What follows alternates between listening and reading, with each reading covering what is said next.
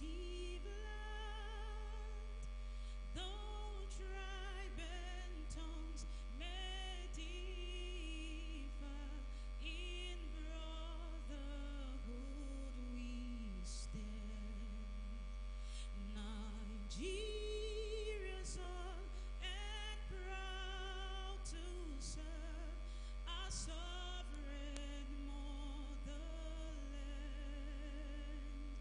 and these our flag shall be a symbol that truth and justice reign in peace of our to honor, and these we count as gain to hand unto our children a banner without stain.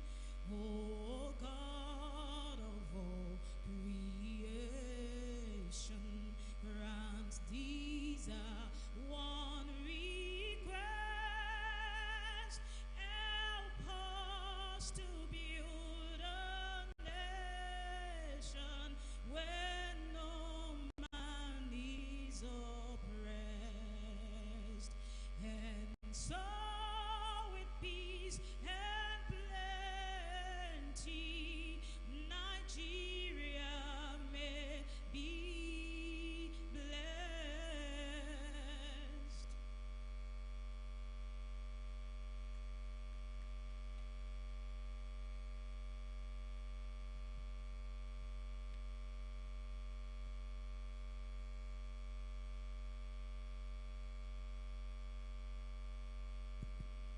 All right, you may be seated. Those of us who just came, we welcome you all to the third edition of the Ogbomoso Digital Economic Summit.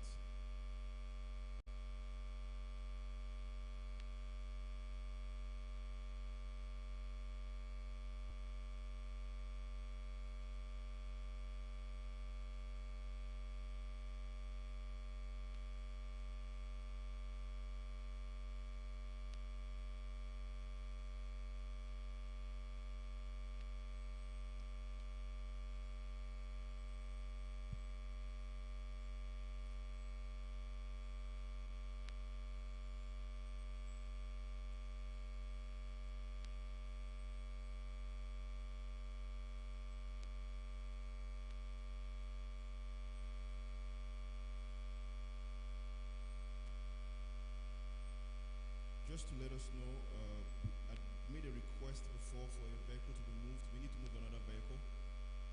If your car has registration number AA739BZ, AA739BZ, please kindly help to park the vehicle.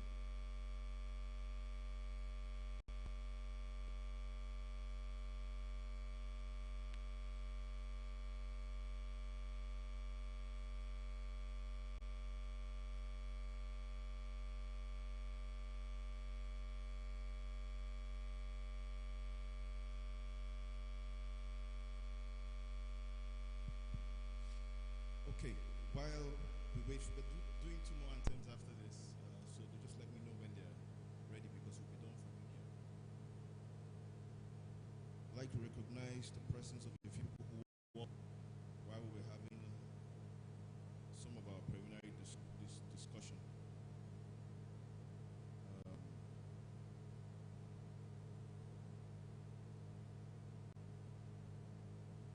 Okay, I noticed he was seated while I was talking.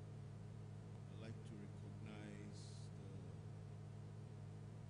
presence of Dr. Oladipo Kolawole, who's here. Okay, you're welcome, sir. You're welcome, sir. Thank you. We'll get to hear more about him. For those of us who are ODS 1 and 2, for those of us who came in now, we're trying to regurgitate which of us was at ODS 1 and which of us was at ODS 2. And so some of us here in the hall actually attended 1 and 2, but majority are here for the first time. If this is your first time at ODS 3, at any of the ODSs, can I see your hand, please? Wow, look at the back, look at the back.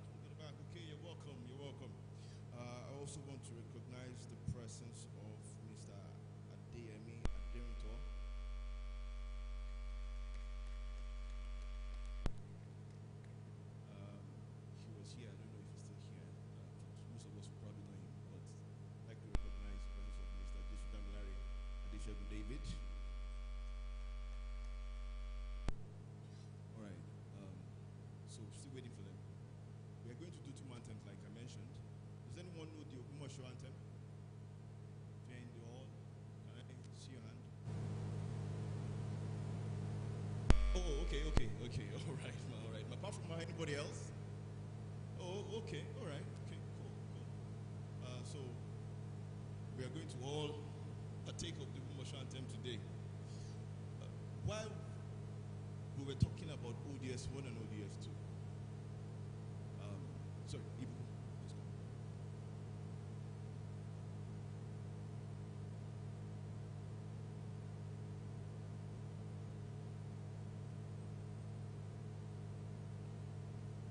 We asked our audience what they could remember, what speaker they could remember from ODS 1, and what insights they took away. The reason for asking that question is very important. One of my favorite books, immediately probably, maybe about decades ago, but every time I read it, there's something new to learn.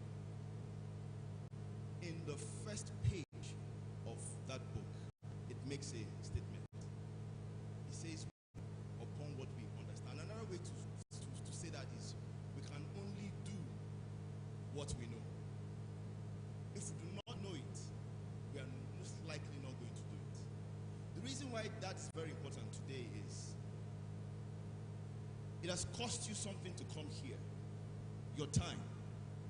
It has cost you resources to make it here today.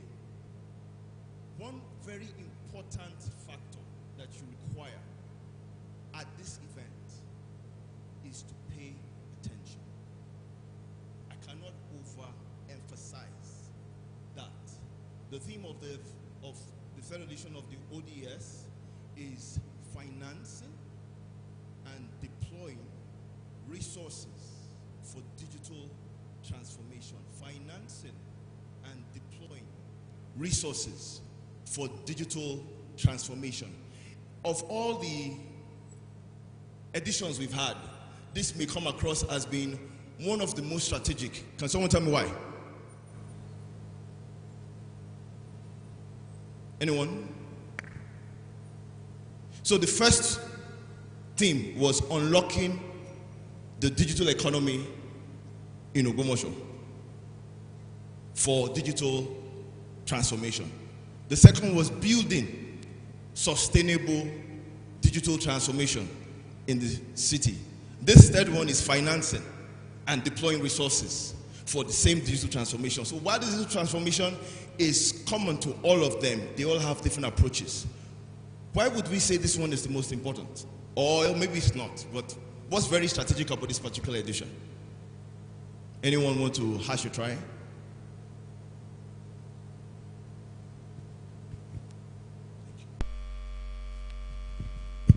Please, let's participate. Anyone wants to talk about? Or let's ask a question this other way. Whether you are at 1 or 2, now you're in this one, what are you looking forward to? Now that you've heard the theme, even if you didn't know it before, the theme is financing and deploying resources for digital transformation. What would you say you are now looking forward to now that you've heard what the theme is? Anyone want to give this a shot? No one? You're good? Okay, all right. So we'll come back to that. Hold on. We are now ready to take the Ogbomoso anthem. Please, can we all rise to our feet again? We are all stakeholders in this great land. So this is something that we should do and continue to practice. Thank you.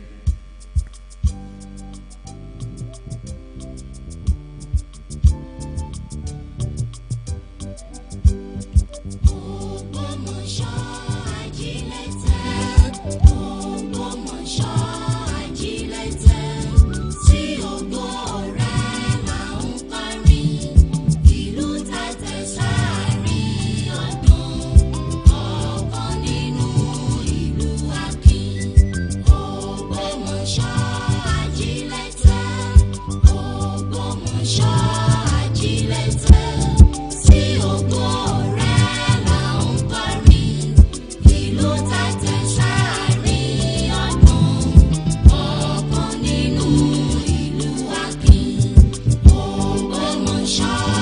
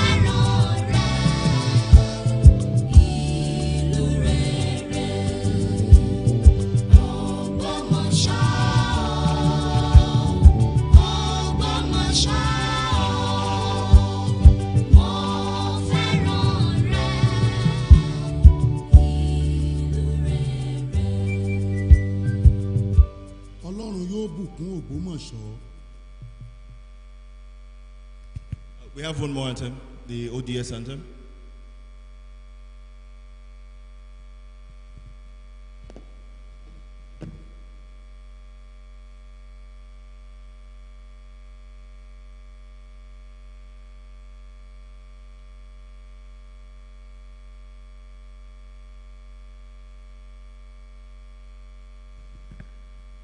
Are we ready for that or not? Okay, please, you may be seated. You may be seated. We'll come to that later. Again, I'd like to just go through some of our, as we were talking, some of our speakers and facilitators came in. I want to quickly recognize them as they're here. I just call names. Some I can recognize from their faces, some I cannot. I would like to welcome the presence of Mr. Bisioni.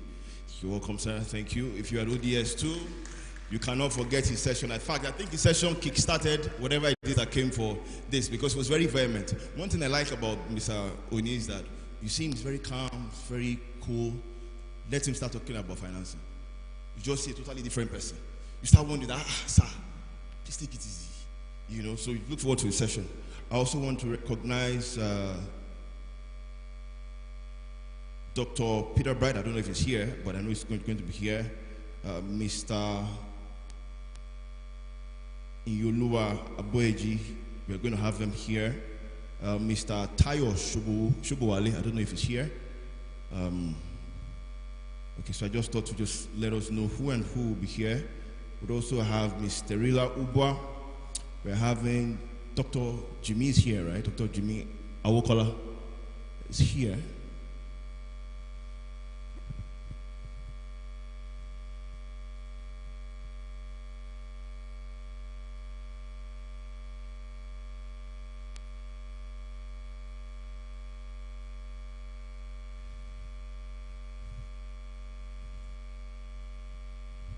We are also going to have Mr. Debo Thomas. He's going to be here. Are you here, sir? Is that you? Oh, okay. Please, round of applause for him. All right. He came in just like some of us, very on time. And when I heard that he was going to be here, I was also excited. We have with us in the Great Hall of Ladoke Akintola University of Technology the person of the Honorable Commissioner of Information, Culture, and Tourism for Oyo State, with us seated in the person of Prince Dotun Oyelade. You're welcome, sir. You're welcome, sir. Thank you. Okay. While we wait to take our ODS anthem, I just run through what our next items would be.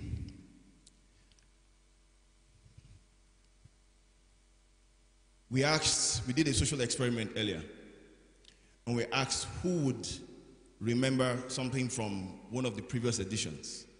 And then you could find out that not only here, but anywhere else, if you say, who can do this, or who can do that, who can remember this, sometimes not everybody participates.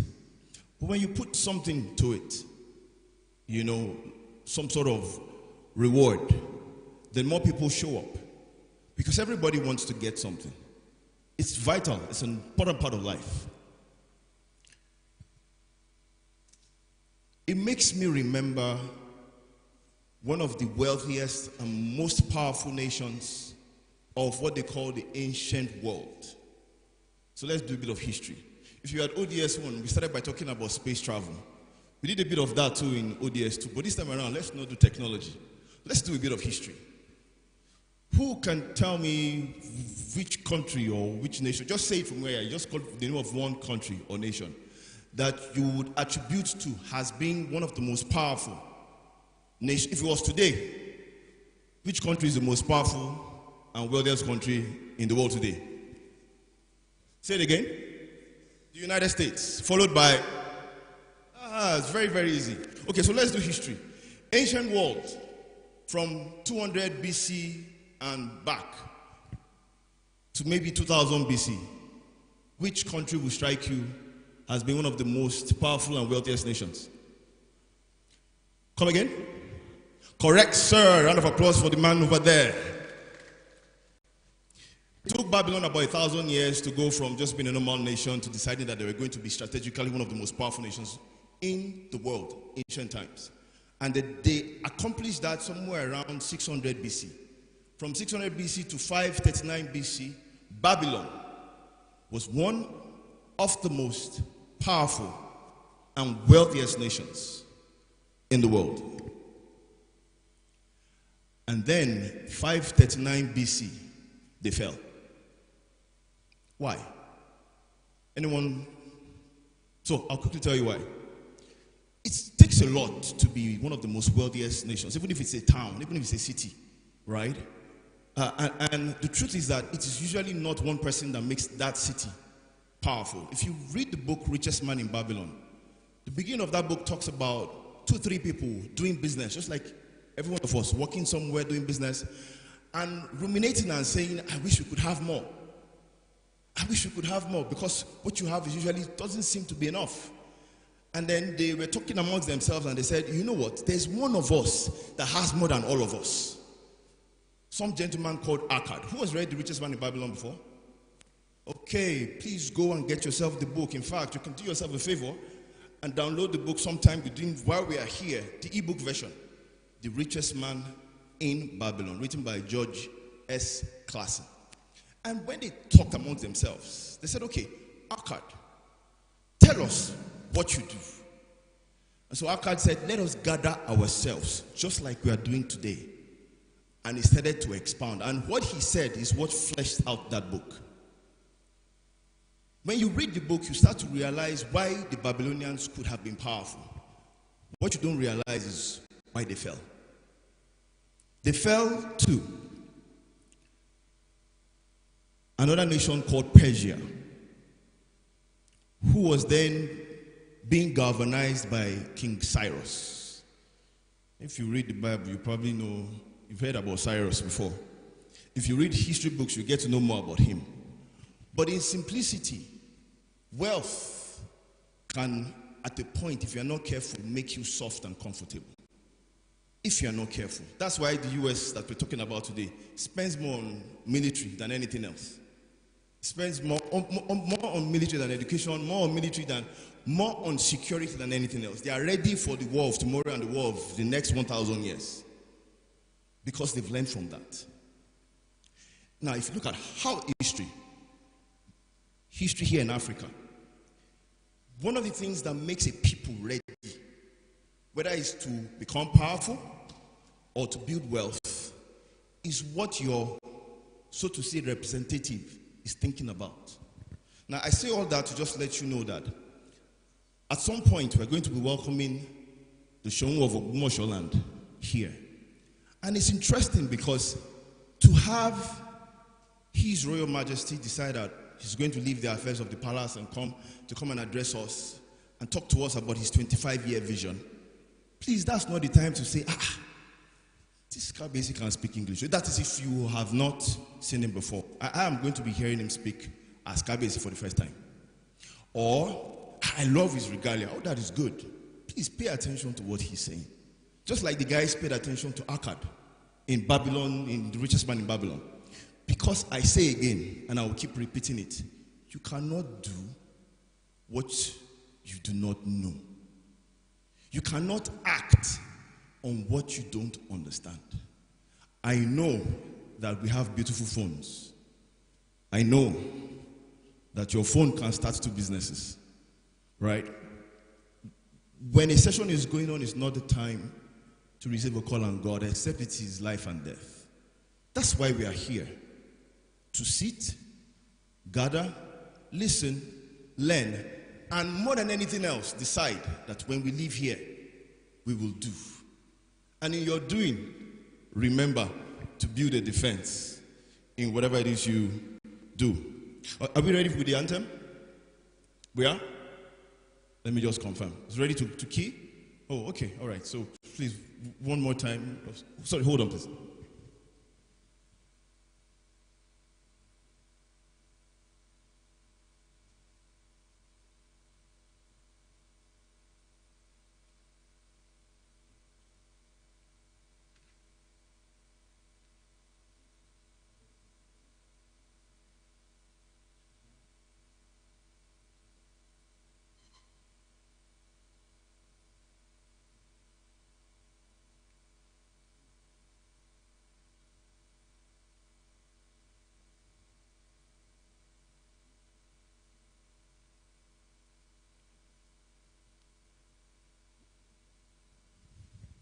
Okay, all right.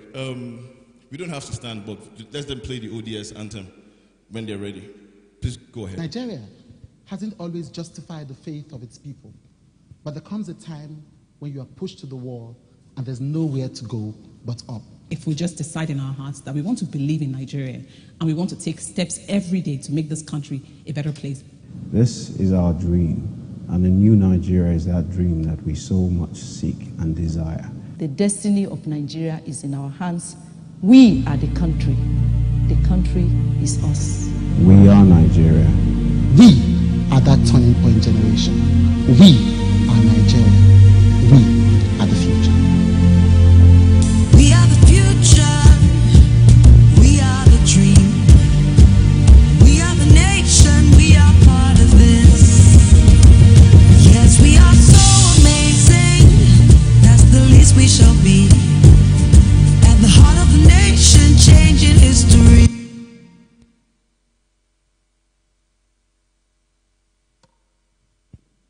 That's it? Okay. All right, thank you. Thank you very much. Okay, so just to make the announcement again, the vehicle that we called, if your vehicle is outside and you have the registration number AA739BZ, I repeat, AA739BZ, your vehicle is still outside. Please help us repark it. All right.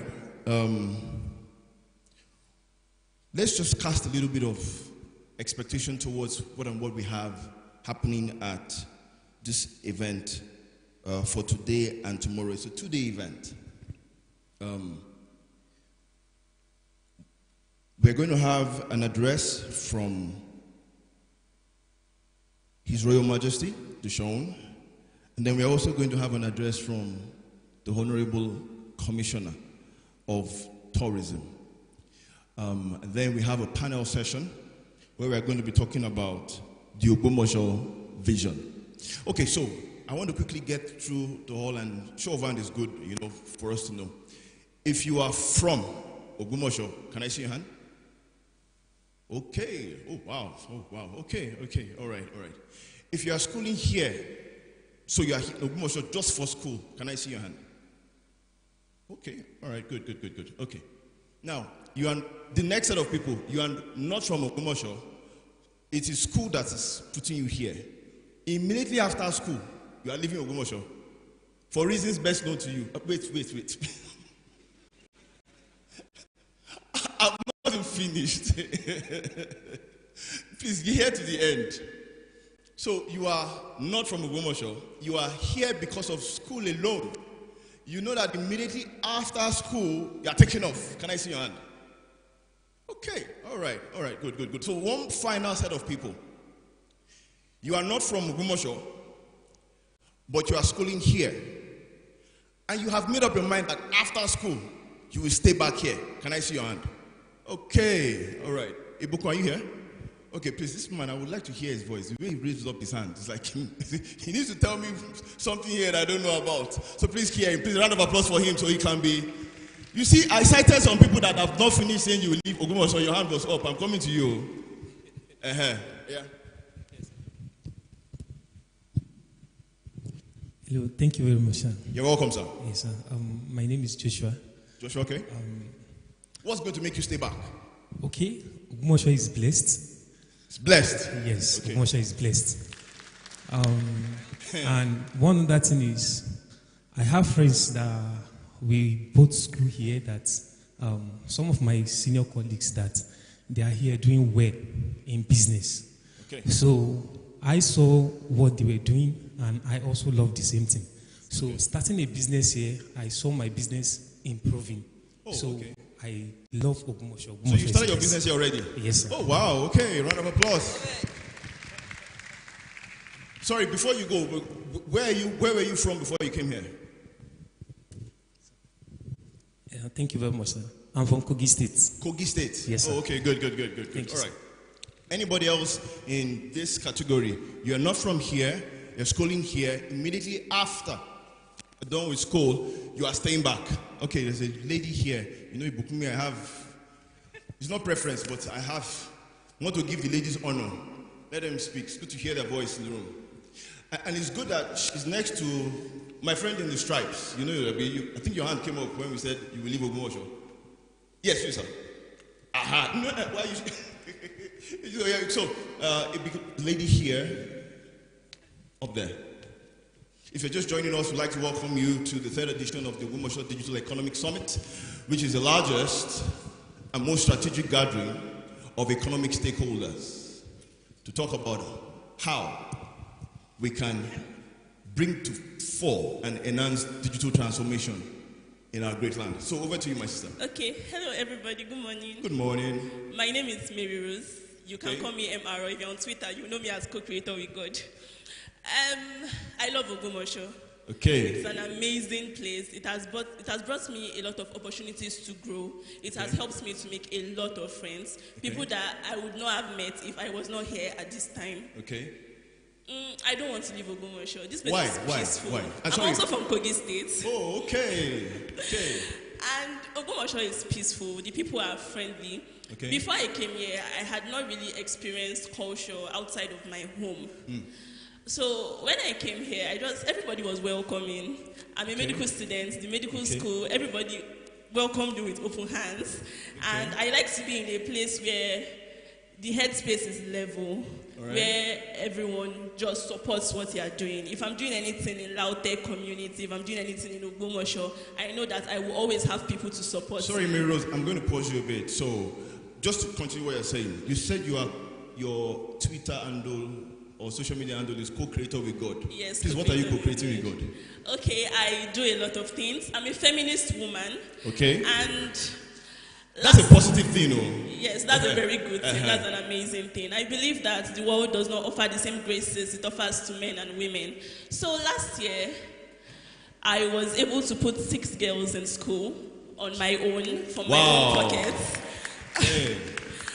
And on the side, I run fundraisers to help university students who are struggling. You are in the non-governmental space? Yes. Okay, great. I have one more question for you. Okay. So, you said Ogbomoso has peaceful people. Yes, it does. It's welcoming. It's welcoming. Headspace is level. Please, I'm not promoting, but me, I stay in Ibadan.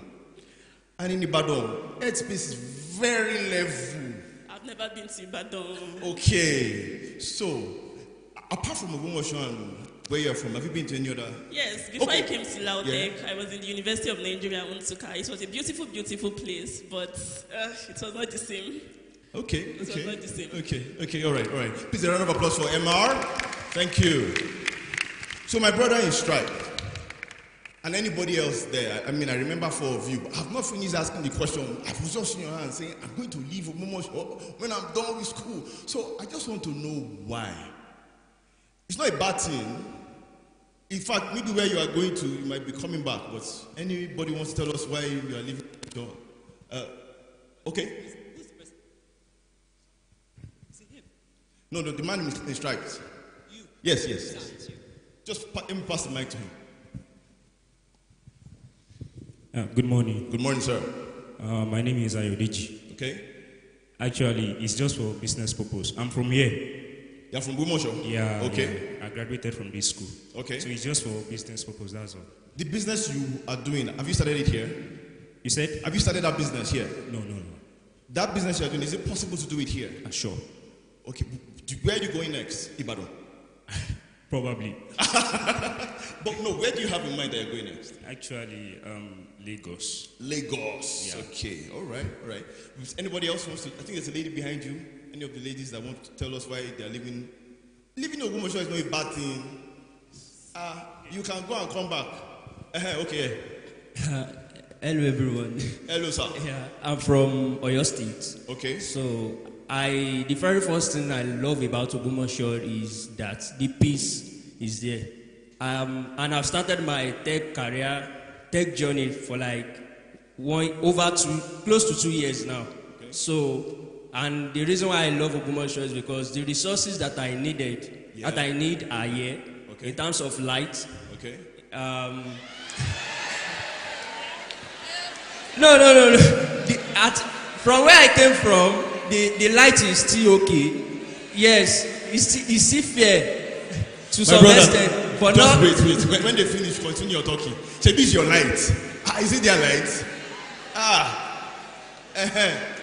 It's okay. Please go on, sir. Go on. It might not be up to your stand, probably, just continue. but to me, it's okay. And we even have a resource center where I can go to get internet connection when I don't have data connection on my own. So, my own tech journey. So, you are part of those who are staying back? Yes, I want to stay. You are not leaving Ogbomoso? Yes. Please, a round of applause for him. Does anybody want to tell us that those who have made up their mind that they are leaving? Okay, all right. Please, we can have the mic back. So I can understand that place, right? And let me pass this important piece of information across before we continue our interaction. I already mentioned that we are going to be receiving our royal father and the Showon of Ogbomoso land here. He will be having his session next. Please, when he's coming in with his entourage, I'd like to implore everyone to please stand, and we remain standing till he's seated with his entourage. Okay. Now, so having said that, can anyone hash a reason or a guess as to why people might say, I have come here, I have schooled, I have conquered, and I'm going? Or I was born here, I schooled here, but now I've made up my mind, I am going. Anybody want to give any reasons why you think people have that kind of mindset? Okay, yes, please. Quickly, 1 minute, please. Yeah, you go after him, please. The man next, okay? I think it's kind of general, because even in the West, yeah. Which West? In the Western world. Western world, okay. Many people want to leave their home country when in their growing up stage, and after they've tasted the whole world, you will see them heading back home. Okay. So exploration. Yes. Go and find out what is new and bring back home. Okay. To the man. I think this is just natural. People believe that they will not be able to walk to their own taste if they are in a place where they grew up, where everybody knows them and the light. But one thing I used to tell people is that everywhere is a fertile land. Never ever despise any land. Because once you despise the land will be banned from doing you favor. Once you say, Ogbomoso dry, Ogbomoso will be dry for you. It's a natural thing. If you believe that, Ogbomoso, I will succeed here. You know, the Bible said, you speak to the land. When you speak to the land, it will hear you. So it's just a matter of mindset. All right, mindset, right? Okay, thank you. Just to pose another question. For those of us that have traveled, some of us have traveled, some of us just can't know. You know how it is when you say, what are you doing after school? You say, man, I'm moving. I'm moving doesn't mean he's going to his next house. It means he's leaving the country. When you now ask them that, how do you know that that place will be better than here? You hear things like, leave. Can't you see? He has not gone there. Just, can't you see? It cannot be the same. Just go there for one year. Everything is set. Will you come back? Let me go first. You hear those kind of statements, right? So I want to draw to what my brother said. He said, you can be in the land and people can say, this land is dry. Somebody else can look around and say, this land is fertile. Abi? Have you heard anybody in the US say, this land is dry before? No, I'm asking. That's why I said, you may have gone or you may have friends. Has anybody said that before? That to your hearing or by chat? That this US, things are not working. I'm coming back or I'm going there. Have you heard it before? No, it's a question. I'm not cracking a joke. I'm just trying to ask. Maybe you know. Nobody. Come again. You've heard before. Someone said that the US is dry. Please let him have the mic again. Seems this man knows what we don't know. I have a friend in the UK. Okay. He called me himself and told me, even before the month runs out, I'm done spending my salary. That is why I even went to start learning photography over there in UK.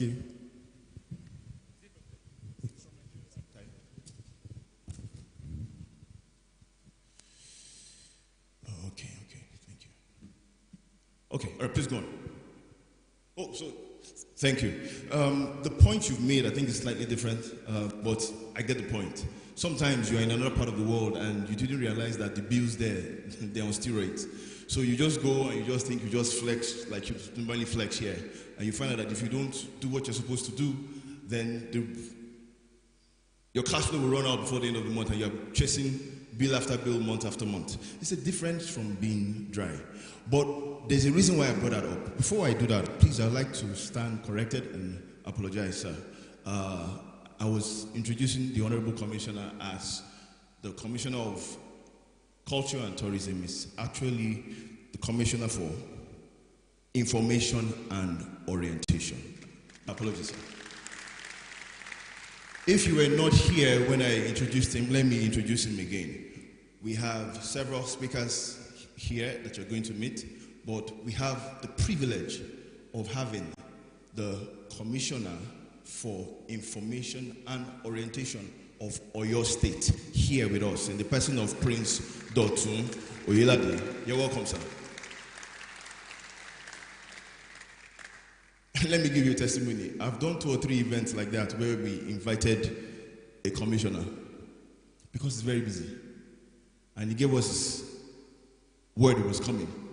And on the morning of the event, he told us, the governor said I should go there. I'm sending a representative. Some other event, we invited him. No word. We were just told the commissioner will not be able to make your event. So it's not, we don't take it easy, sir. We thank you for making our time to be with us. Thank you very much, sir. What makes the land dry or fertile? I'm not speaking. We're just waiting for His Royal Majesty to be here. So you're going to have to hear my voice for another 2 or 3 minutes. All right. So my apologies. If I was going to speak, it would be a different matter. But it's good to address that before we start listening to our speakers. What makes the land dry, and what makes the land fertile? Is it what is around you, or is it what is within you? Is it what you can see, or is it what you can truly see? 1 or 2 people made that statement. They said, I am here, and this land is good, and so I'm here, and I will make the best of the period that I am here for. And someone said that I am here, and there is good light, and they all exploded. Someone said, what part of Ogbomoso? Okay, all right. And so please, can we all stand as we welcome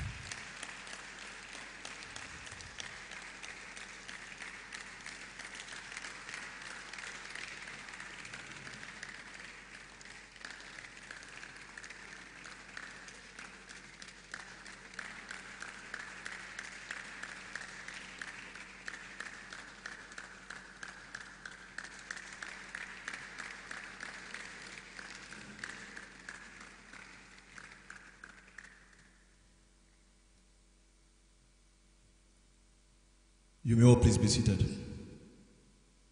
On behalf of the organizers of the Ogbomoso Digital Economic Summit,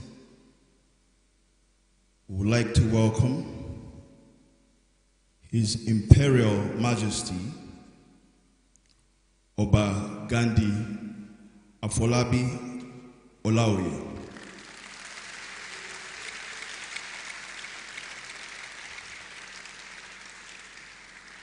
The Orumogege III, the Shom of Ogbomoso land. You are welcome, sir.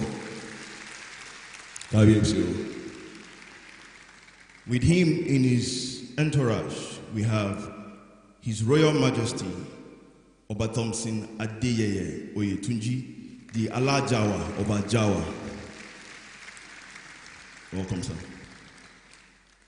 We also have His Royal Majesty Oba Solomon Olagoke Oyeyode, the Oloko of Oko. We also have the High Chief Samuel Shobolaje Otolorin.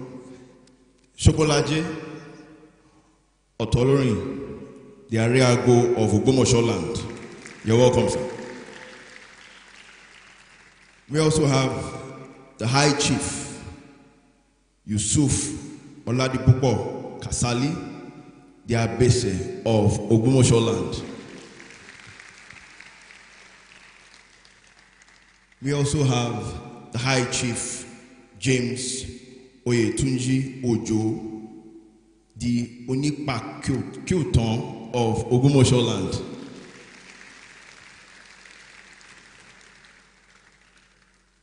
Our royal fathers, forgive me, I will go around for apologies and mercy afterwards.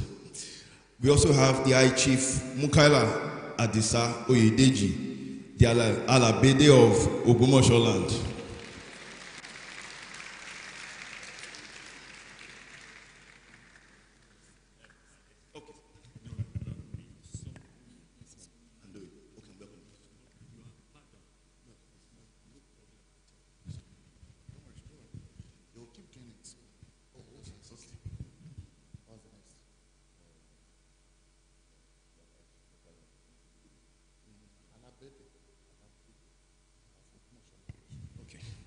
We have the High Chief Mukaila Adisa Oyedeji, the Alabede of Ogbomoso land.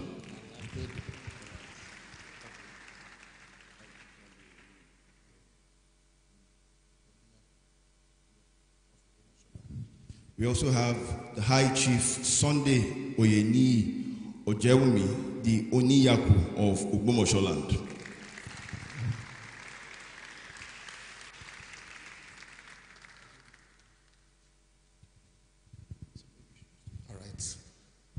We have Iyalode of Ogbomoso land, High Chief Rebecca Ogundare.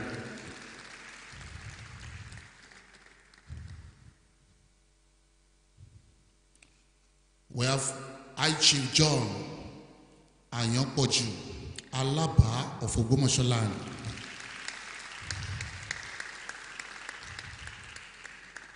High Chief James Ilufoye Alagbe Onikosi of Ogbomoso land.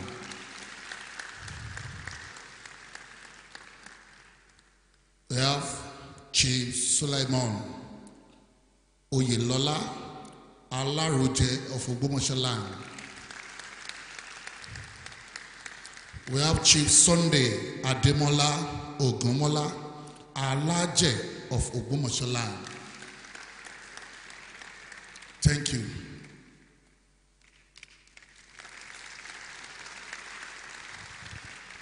Thank you very much, sir. Okay, and so without further taking more time, before we welcome up the show, we would like to take his citation and profile. Thank you.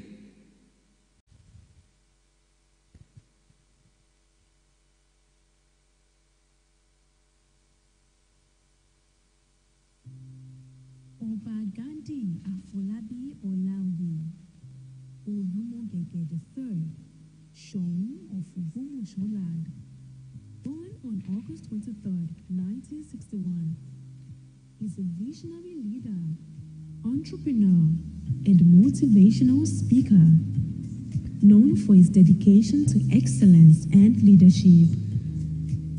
He is the CEO of Peculiar People Management, PPM, and Gion Reef Limited, with operations in Lagos, Nigeria, and Maryland, USA.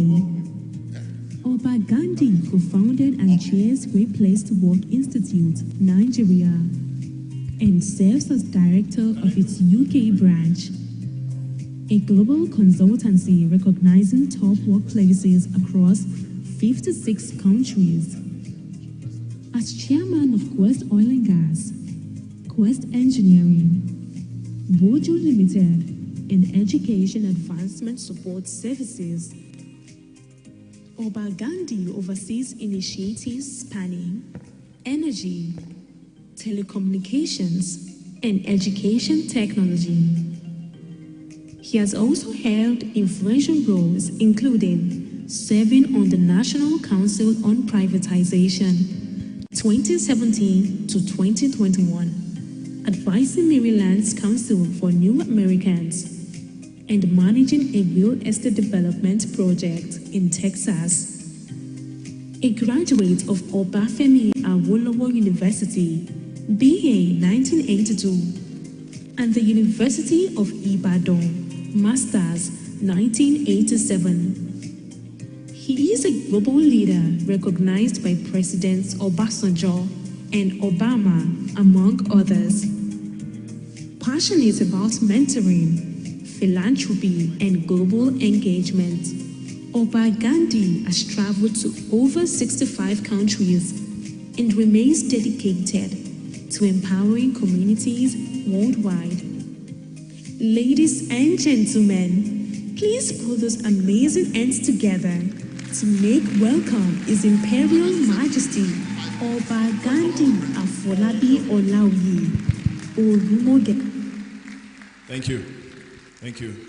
Kabeshi, you're welcome. Welcome. Please, let's be seated. Before... No, sir.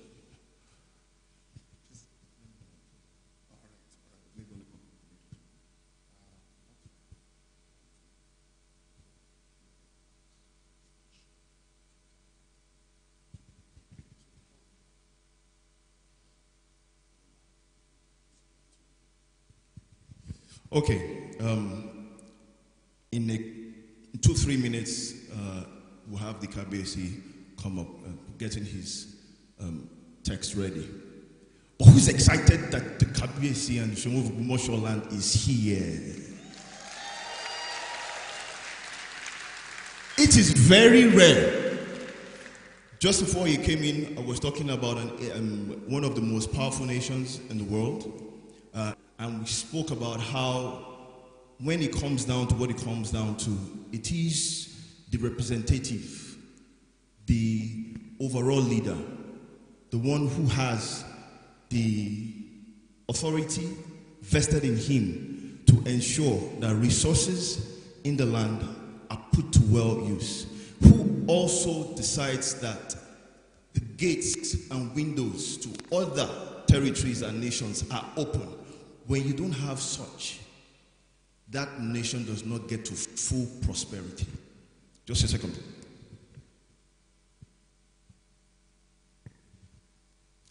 And so, Babylon, as great as it was the most powerful nation in the ancient world for about 70 years, 79 to be exact. And when they were going to fall, they fell because of the leader of another land.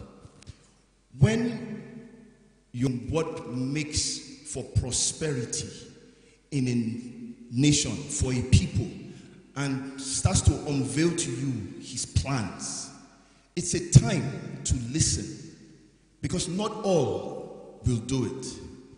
And if you are familiar with how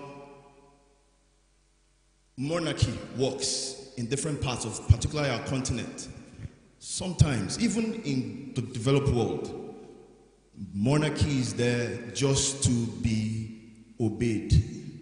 But when they come out to say, I will interact with you and I will tell you this is what we will do, and I will ensure that if you need it, we will make sure it is provided. I think it's a reason to once again appreciate and honor our Shon. His Imperial Majesty, you're welcome, sir. We thank you for this session.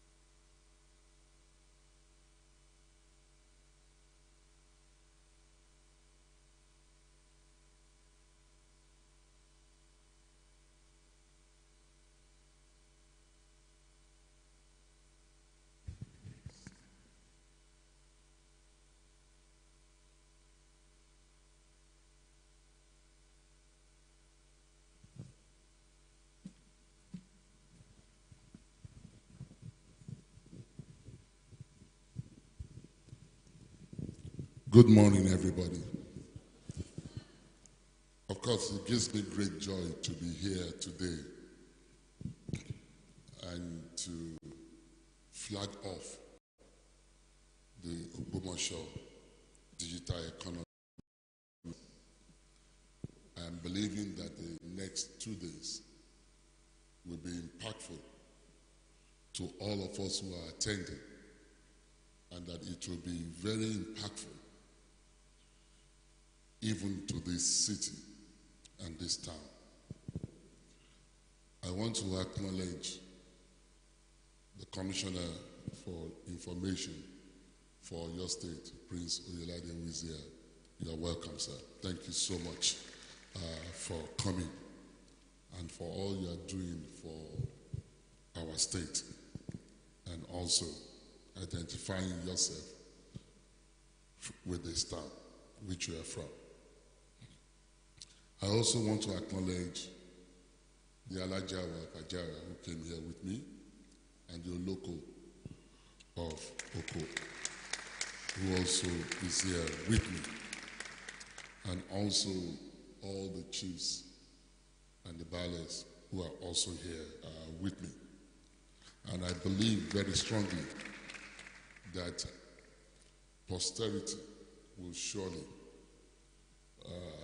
be there for us for what we are doing all for our town. Distinguished guests, esteemed leaders, innovators, and entrepreneurs, it is with immense pride and gratitude that I welcome you to the transformation of our beloved land, Ogbomoso land. This summit signifies just as our aspirations, not just our aspiration, but our collective resolve to reposition our town as the center of innovation industry, and sustainable development. Our focus today aligns with the broader framework of the 25-year development vision for Ogbomoso land, which is a roadmap designed to unlock the potential of our people, our land, and our industries. This vision developed with the input of our community and various committees centered on creating opportunities to make Ogbomoso land a hub of excellence in agriculture, education, healthcare, infrastructure, tourism, and commerce. As the Shonwa of Ogbomoso land, I stand committed to the bold and inspiring vision to make Ogbomoso the Silicon Valley of Africa. And I believe that this is not just a dream, but a deliberate strategy to position our town as a hub for technology, for innovation, entrepreneurship, where young minds and businesses flourish, and translate to progress, with all of us working hand in hand. Ogbomoso is blessed with a rich heritage, resilient people, and untapped opportunities. We are determined to harness them together to transform our land into a model town, one that is well-reliant, forward-thinking, and globally competitive. By enhancing digital economy and technology, by fostering innovation and attracting investment, we set to create an ecosystem that will power industries, generate employment, and improve the quality of life for all who have chosen Ogbomoso to be their home. Today's summit is one of such initiatives, providing a platform for exchanging ideas, developing strategies, and expanding collaboration. Let this event be a reminder that the journey to greatness is collective, requiring the input of everyone and the support of all of us. Looking ahead, I am pleased to announce the upcoming Ogbomoso International Economic Summit, which will take place under the Commerce and Industry Committee set up for the 25-year vision. The summit will gather captains of industries, investors, and stakeholders from around the world to capture the opportunities in Ogbomoso land. We expect that the opportunity they will explore manufacturing, real estate, tourism, agriculture, and that this event will only showcase the resilience and the ingenuity of Ogbomoso land, but also to demonstrate the readiness to welcome the world and to partner with us in our growth story. Let us seize the opportunity to reimagine and redefine what Ogbomoso can be: a beacon of innovation, a hub of commerce, and a source of pride, not only to Nigeria, but Africa as a whole and the world at large. Together we can achieve this, and together we will. Thank you, and I look forward to seeing you in April for the Ogbomoso International Economic Summit.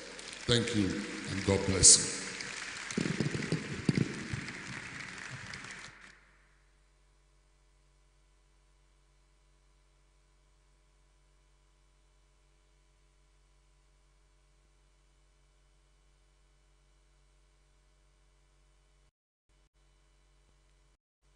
Celebrate Kabiyesi.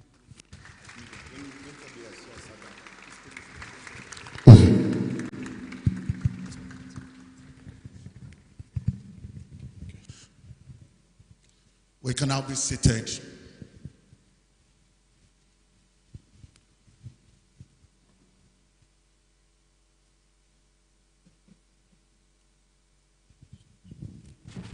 Please, a round of applause for Reverend Peter Olale, who has been supporting me powerfully.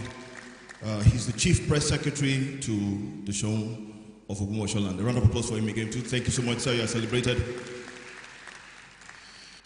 And now, Minda, let me know when you're ready for citation for the Honorable Commissioner. Who's excited about the International Economic Summit? No, if you're excited, I need to hear it a bit more. The excitement is powerful enough. You might just be doing something there. And for those of us who love Ogbomoso so much, you'll be meeting and be ambassadors for our great land. Thank you so much, Kabiyesi. Coming up next would be, ready? Sorry, hold on. Sorry, please apologize.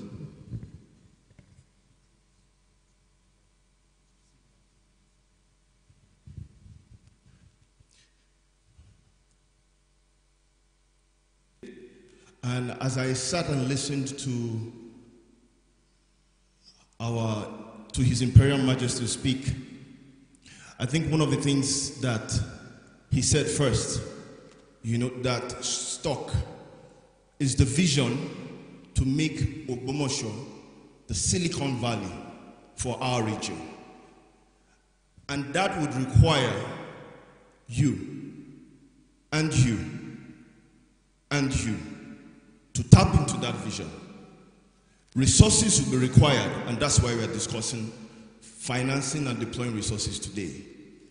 But as I said earlier, when all has been said here and done, you need to act upon that which you hear. And so sitting down, I mean, it's a fantastic start to this, knowing that the entire resources of the land will be put at disposal to make those dreams come true. You and I now need to play our part. Shall we play our part? Will we play our part? Okay, all right. It's very important. Okay. I had also talked about how we had done an event. So I mentioned when we started that my team and I were invested in business development. And at some point we realized that you can do a lot when you're on your own, but you can do much more when you are collaborative. And you can even surpass your expectations when you partner with the public sector. And so when you do an event or have an event or a gathering and you have stakeholders speak, and then you have someone who sits at the cabinet meeting every week for the state to discuss what will be done in that state, in your event, even if he speaks for 3 minutes, please pay attention. Because he's going to tell you, I haven't looked at his speech, but he's going to tell you what has been done, what plans will be done. And then you can then figure out where you are and how you can connect into it. And so when we do invite the Honorable Commissioner, just as you gave Kabiyesi rapt attention, please also give the Commissioner of Information and Orientation, who is also from Ogbomoso, the attention that you've given so far.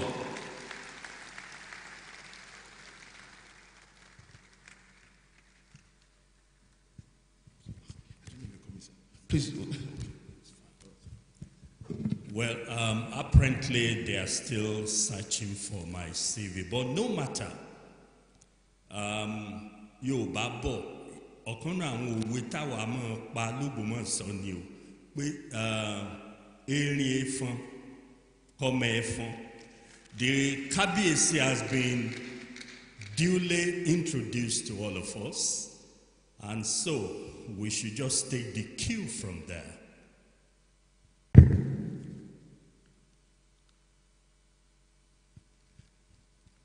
Kábíyèsí, gbogbo àwọn orí adé tó wà ń kalẹ̀, àwọn ìlú, and the very impressive audience that were there, including the conveners, I greet you all. I thank Kábíyèsí for the kind words he said about me, and I'm equally flattered to hear it from the horse's mouth. I am most delighted to attend this laudable project, which, once again, is the brainchild of our own progressive Oba, Afolabi Gandhi Olaoye Orumogege III.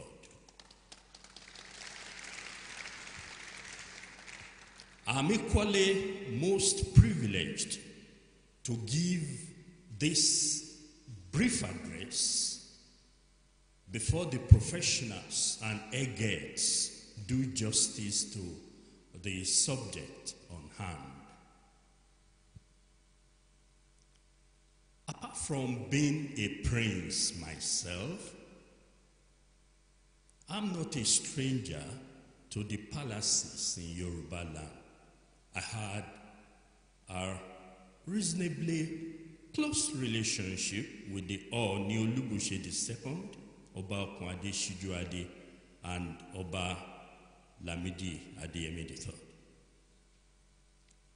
Apart from attending the coronation of Seun Ajagungbade III, Oba Jimoh Oladunu Oyewumi on December 14, 1973, he also invited me to author his biography, which was publicly presented in December 1996 at the Recreation Club, barely a stone throw from here, literally. The relationship between government and traditional institutions had always been a subject of debate and tenuous in certain regards.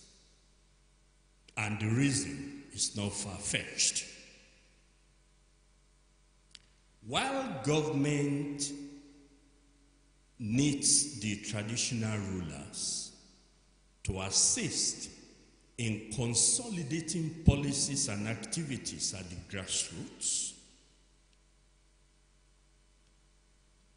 the state law that govern the existence and emergence of the traditional ruler is tilted in favor of the state government. Thus, the symbiotic nature of this relationship weighs more in favor of state government rather than the traditional rulers. The present administration in Oyo State has installed more kings and baales than any other administration, either in the old or the new Oyo.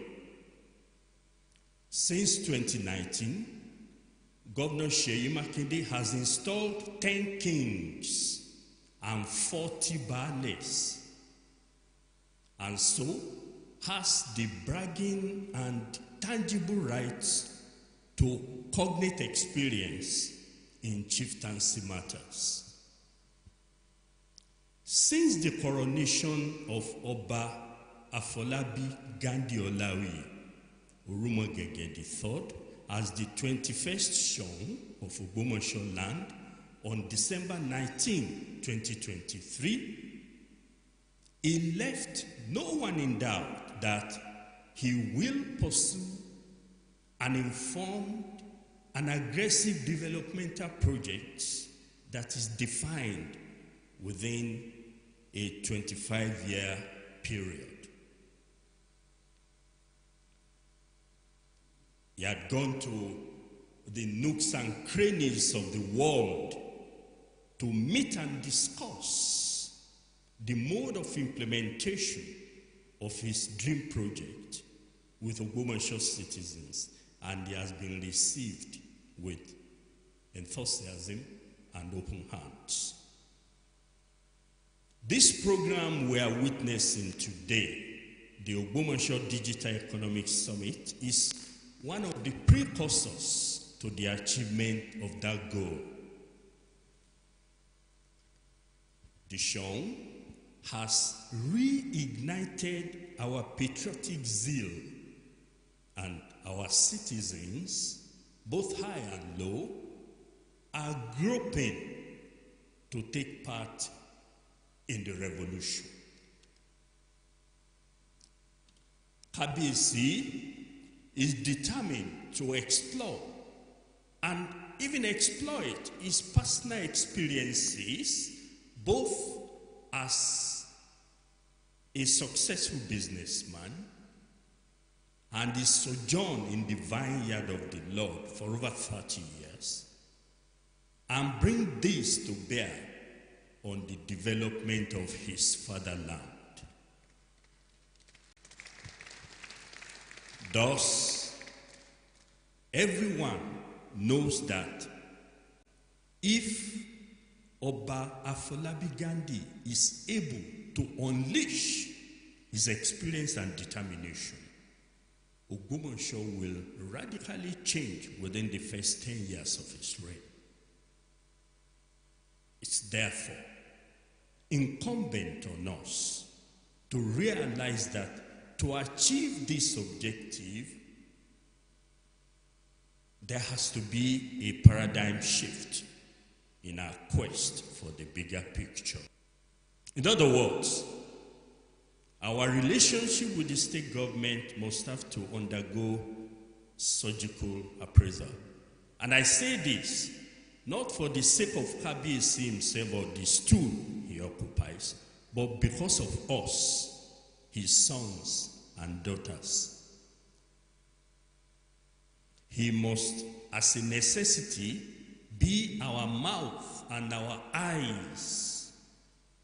He must be the intermediary between us, his citizens, and the outside world, particularly the state government. In the past 1 year, Kabiyesi has proven to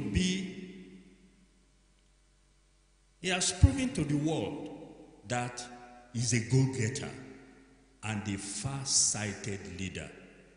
Now, he must prove that he's also a pragmatic ruler for the sake of the rest of us. Thank you very much.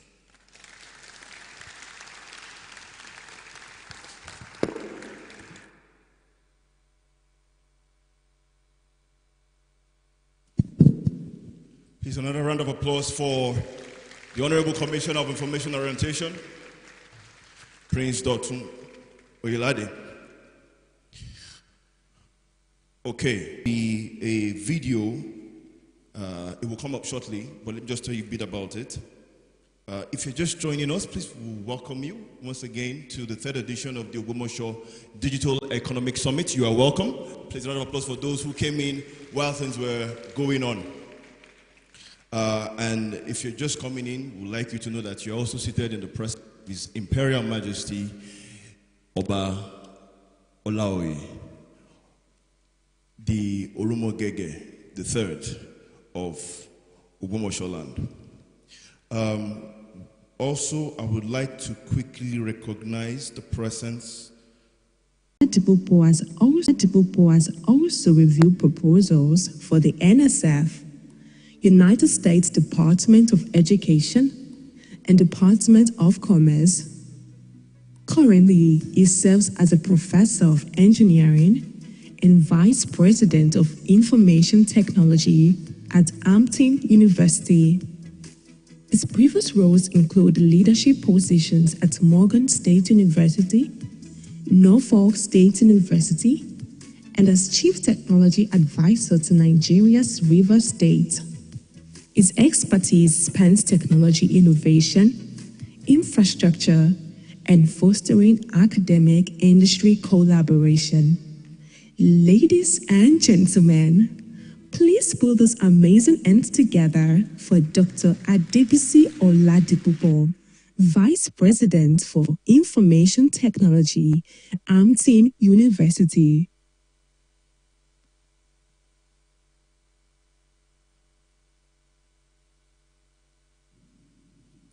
Good morning. Thank you for inviting me to talk on the role of the diaspora in financing community transformation. My name is Bisi Oladipupo, and I'll be framing my presentation around the role, the goals, and the strategies to achieve these goals.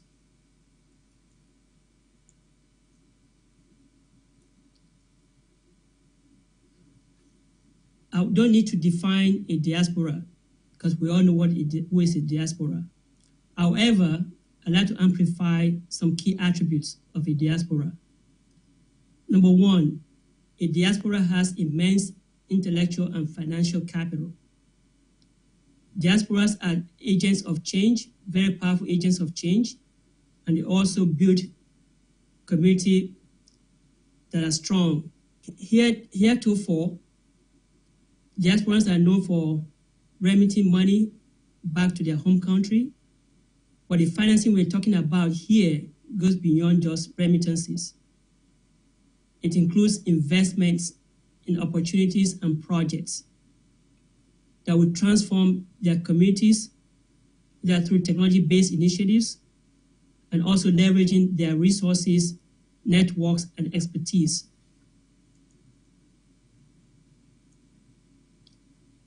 One of the principal roles of the diaspora as it concerns technology development is the alleviation of poverty, inequality, and lack of access to essential services.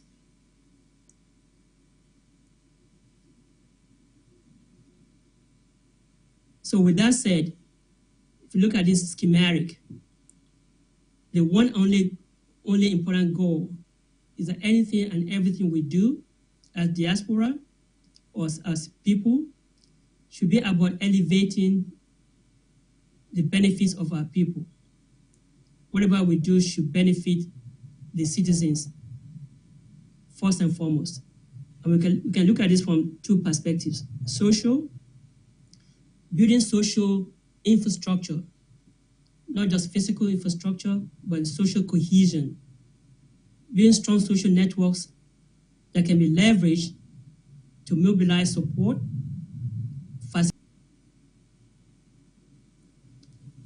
intellectual capital. As we already said, diasporas have a myriad of valuable skills, knowledge, and expertise in various fields that include technology and business. These are transferable skills that are useful for the community transformation we're speaking about today.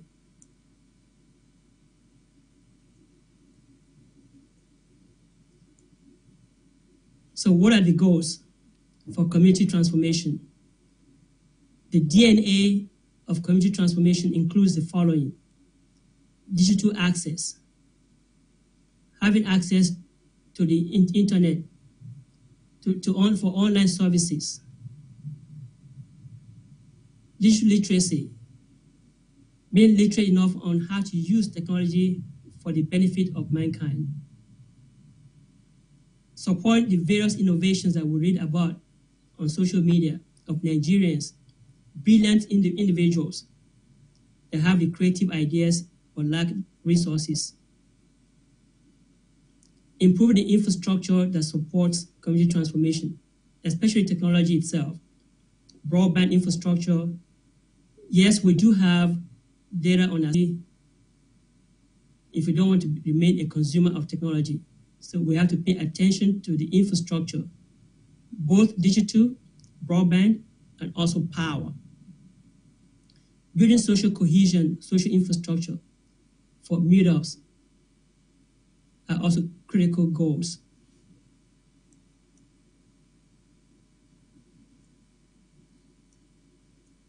So with these goals, what are the strategies that should come into focus as we think about community transformation? For one, technology for community engagement is important. E-governance, online services. How do the citizens really perform day-to-day operations or civil or business? Now, with that said, there are challenges that we must be aware of. We as diaspora, we have to also be prepared to navigate the political landscape, because there'll be a need for receptivity of ideas. There'll be some pushbacks because people think they must have a hidden agenda to be investing or to want to invest in a project. So how we navigate that is a big challenge we must be prepared to handle. We must amplify the voices of the underrepresented, the marginalized communities back home. And we must try to advocate for policies and policy changes that will enable community transformation. In that is the central theme of collaboration and partnership with government, with individuals, and with businesses in Nigeria. Thank you for listening. That is my presentation.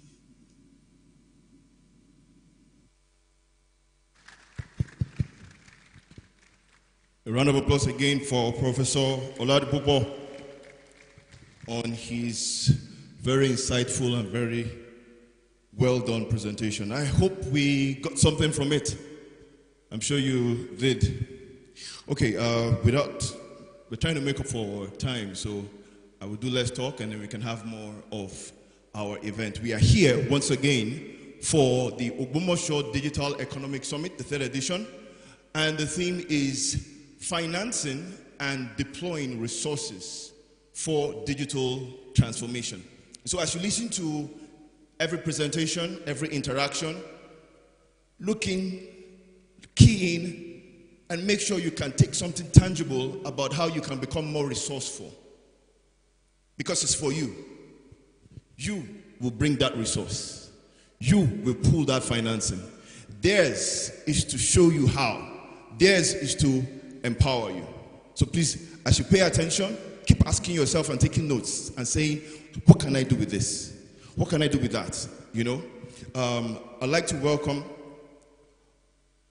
up for the next session, but before that, we're having a fireside chat with one of the co-conveners of the event and a gentleman that some of us look forward to also hearing from. Their session is get to hear the profile of Mr. Aboyeji. Iyoluwa Samuel Aboyeji, OON, born on March 28, 1991, is a renowned Nigerian entrepreneur and co-founder of Andela and Flutterwave, which revolutionized Africa's tech and payment industries. Recognized among New African Magazine's top 100 most influential Africans in 2019, he studied at Loyola Jesu College, Columbia International College, and earned degrees in international and legal studies and international development from the University of Waterloo.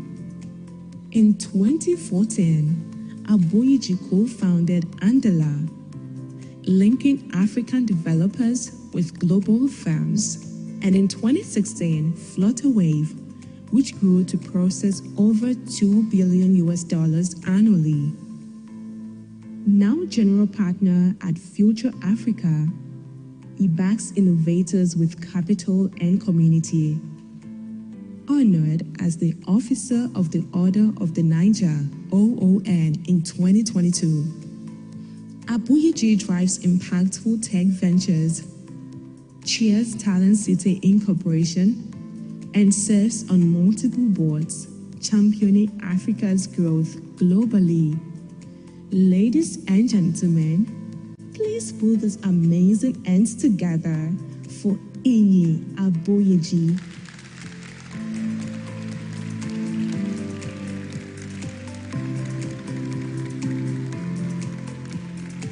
Now, to have the chat with him, we'll be having Mr. Elijah Shokem. Shokemi, is he here? Okay, please, a round of applause for him as he comes. Thank you.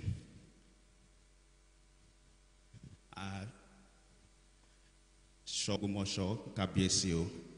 I greet all the royalties on seat and the key stakeholders.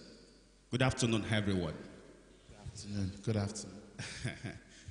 Welcome to this discussing accessing angel investment and venture capital. And it's such an honor to have a very special guest here seated with us who we will be discussing with. I mean, it needs no introduction. This is someone who has built and funded some of the most impactful tech companies in Africa. Current for Iyi Aboyeji. Thank you. Thank you so much for joining.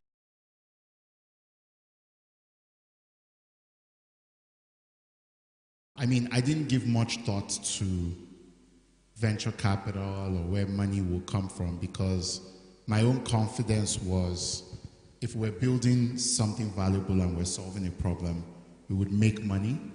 And once we make money, you know, it's, I think I had this, maybe now I'll call it arrogance, but I had this quiet confidence that if we were building a great business, it's the investor's business whether they would invest or not.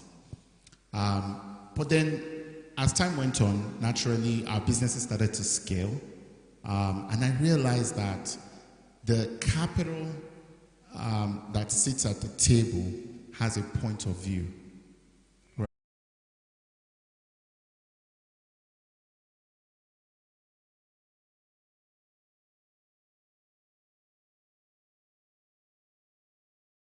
From SoftBank, raise money from, basically, you know, call your big Silicon Valley firms. I've probably raised money from them before.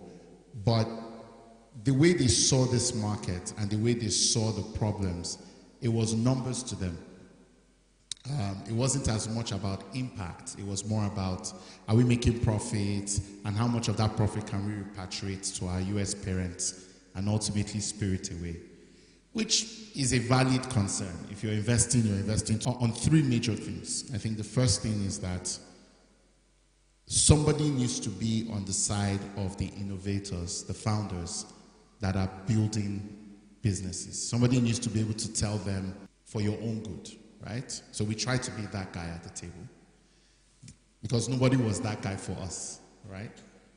The second thing was somebody needs to be at the table to talk about the hard problems and how you turn the biggest challenges into business opportunities. Now, contrary to what most people think, when we started the businesses that became unicorns, people didn't think those businesses were going to be successful.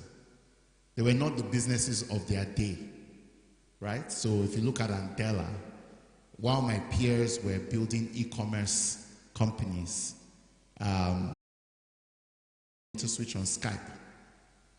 So when you think about where we're coming from and where we are, it's like, no, it does not make sense. Even though this is a big company, acknowledged, we respect them, this is not right. So we are very careful to keep the ratio heavily in favor of diaspora and Nigerians.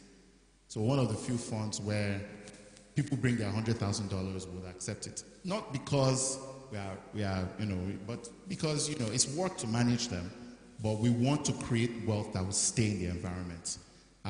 We insist that investors come to Nigeria before they can give us money. So we're very, very particular about what we're building. So I wanted a truly African fund, not a wrapper for foreign interests. I wanted it. Those were the three things that really led us down this path of capital. That's interesting, bold and visionary.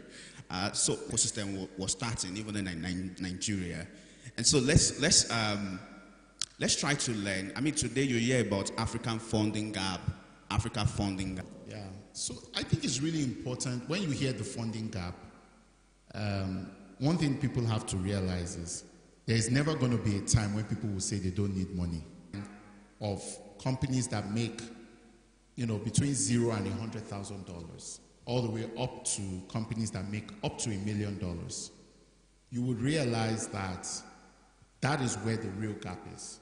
Now, during the pandemic and when there was still a lot of money, you would find that that group was, the reason why the ecosystem was growing so fast was because they were funding, right?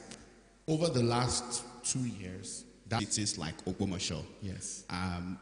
Ogbomoso a city like Ogbomoso is striving to build startup ecosystem. And what do you think is the best or most effective way to unlock angel investment and venture capital, and then merge it with how to even collaborate, how local government and policymakers can collaborate together to make that happen? Yes. So I think the most important thing is let the right people do the right things. So two things that spoil the broth, right? Letting government fund, don't do that. Government should focus on infrastructure and policy. They should not fund. Because the moment they fund, they make it a political affair. Do you understand what I'm saying? So don't let government fund. Just tell them, okay, you have abandoned buildings, you have frequency you are not using, you have, just focus on infrastructure. Just make sure there's infrastructure, things that everybody can use, right of way. For example, can we do metro fiber in partnership with a local, now local governments have autonomy, you should be able to do metro fiber. Those are the critical things. Can we do a captive power plant? The things that individuals cannot do. Let them provide that. Then let them provide policies, right? So, at a state level, you control income tax that go bad, for example, right? Thinking about, okay, how can we encourage investment, but focus on policy. Now, on the investment side, I always say the real work to be done is developing human capital. Well, is in Ogbomoso, there are young people who have great ideas. And there are experienced entrepreneurs who have built impressive businesses from Ogbomoso. There's one of my friends who's a lecturer in Lautech who built something, I don't know whether he's around. Yeah. So you can build things from here. So how do you create a platform for those young people to first be encouraged by Ogbomoso citizens globally? One of the things that we've not done very well is leveraging the US's 501c3 tax deductible. You understand? So if you created something like Ogbomoso Community, made it a 501c3 in the US, your diaspora can donate to that foundation, right? And get a tax receipt, right? Immediately against the rest of their income. And if that foundation is governed and managed properly, that money can be used to invest in startups. And if startups are guided properly and are judicious, all you need is for one of those startups to attain that $1 million valuation, and all of a sudden you have a local success story. And guess what happens? Once you have one local success story... that's insightful. So, I would like to take one question from the audience, but before that, we have startup founders here, building from Ogbomoso. So this is a very practical question now. Yes. Let's say you are currently based in Ogbomoso, and you're building a startup. Yes. In the next 1 year, what would be your top priorities to maximize chances of success? That's a great question. I would focus on problems that confront me in Ogbomoso with the understanding that there are a lot more places like Ogbomoso than there are places like Lagos in the world. So how many people in Ogbomoso? What's the population of Ogbomoso? About a million, 1.2, yeah. It's the same size as Eswatini. It's a whole country. If you go to Barbados is a whole country. Do you understand what I'm saying? So when you stop thinking geographically and you start thinking demographically, it opens your mind to what is possible with how big things can come from a small place. So imagine if you come up with an innovation that tackles a particular problem in agriculture, you understand, in Ogbomoso. Yes, you cannot just build a business on just Ogbomoso. But if you master that solution in Ogbomoso, you can take it all over the world. And, the third company that became a unicorn in our portfolio, I think it will be announced soon, is a company called Move. If you see that company today, you won't believe that we started that company in Lagos. We can drive Uber. And the people who own cars, they are not the same people. The people that own cars don't have time to drive Uber. And the people that drive Uber don't have money to own cars. So what do we start doing? We start with 50 cars during COVID. Today, I think they have close to the driverless car. They're scaling all over the world. But they started in Lagos. So imagine the solutions that you can come up with when you don't look at the problems in Ogbomoso as, how much money do they have? Do you understand? And you say, well, let me solve this problem here, because if I can solve this problem here, I can take it everywhere. I would leave you with one thought, for example. In Ogbomoso, people cannot afford to buy 25 million naira houses. But, if you actually came up with a design for a 15 to 20 million naira house that was decent, independently powered, there's a lot of diaspora who will buy that house. And I'm sure you can work something out in terms of land. Ogbomoso is not lacking in land to build houses. And that's a problem. Do you understand? Because if you want to increase your tourism sector, even if in this place now, for example, I'm sure there are many students, people are looking for accommodation, etc., etc.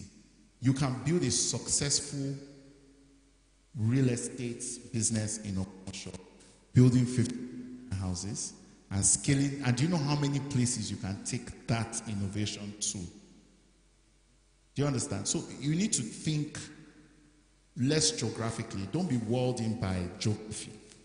Think demographically. How many places are like this place in the world? And I can tell you, as somebody who's been to a lot of places in the world, most of the world is like Ogbomoso. Wow. Thank you so much for that. Start local, think global. I don't know if you still have time for one question. Okay, so I'll just take one question. One question from the audience. If you have a question, please, can you raise up your hand? Okay, so I'm seeing a hand there.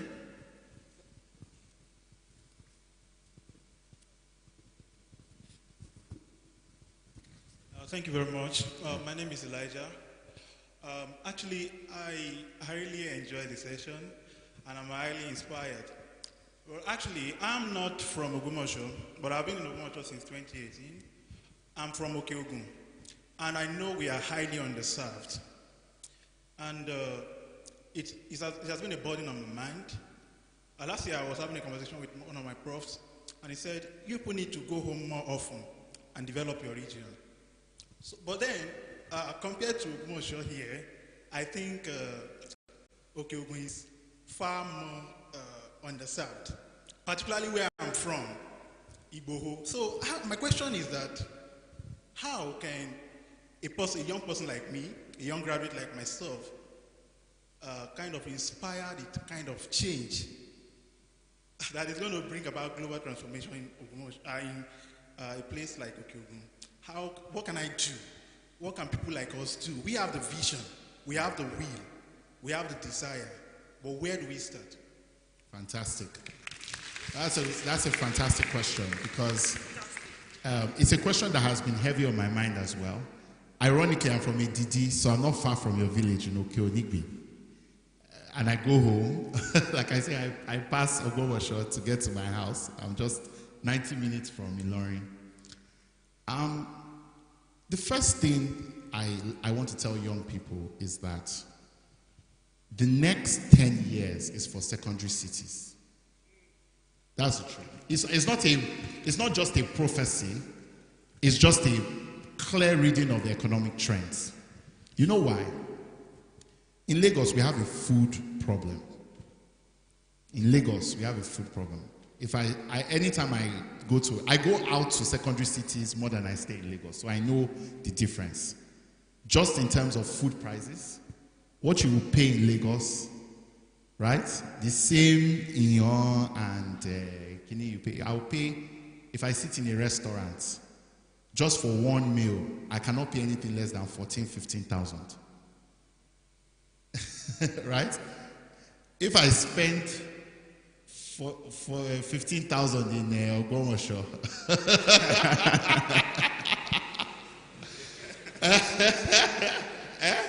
that's a lot.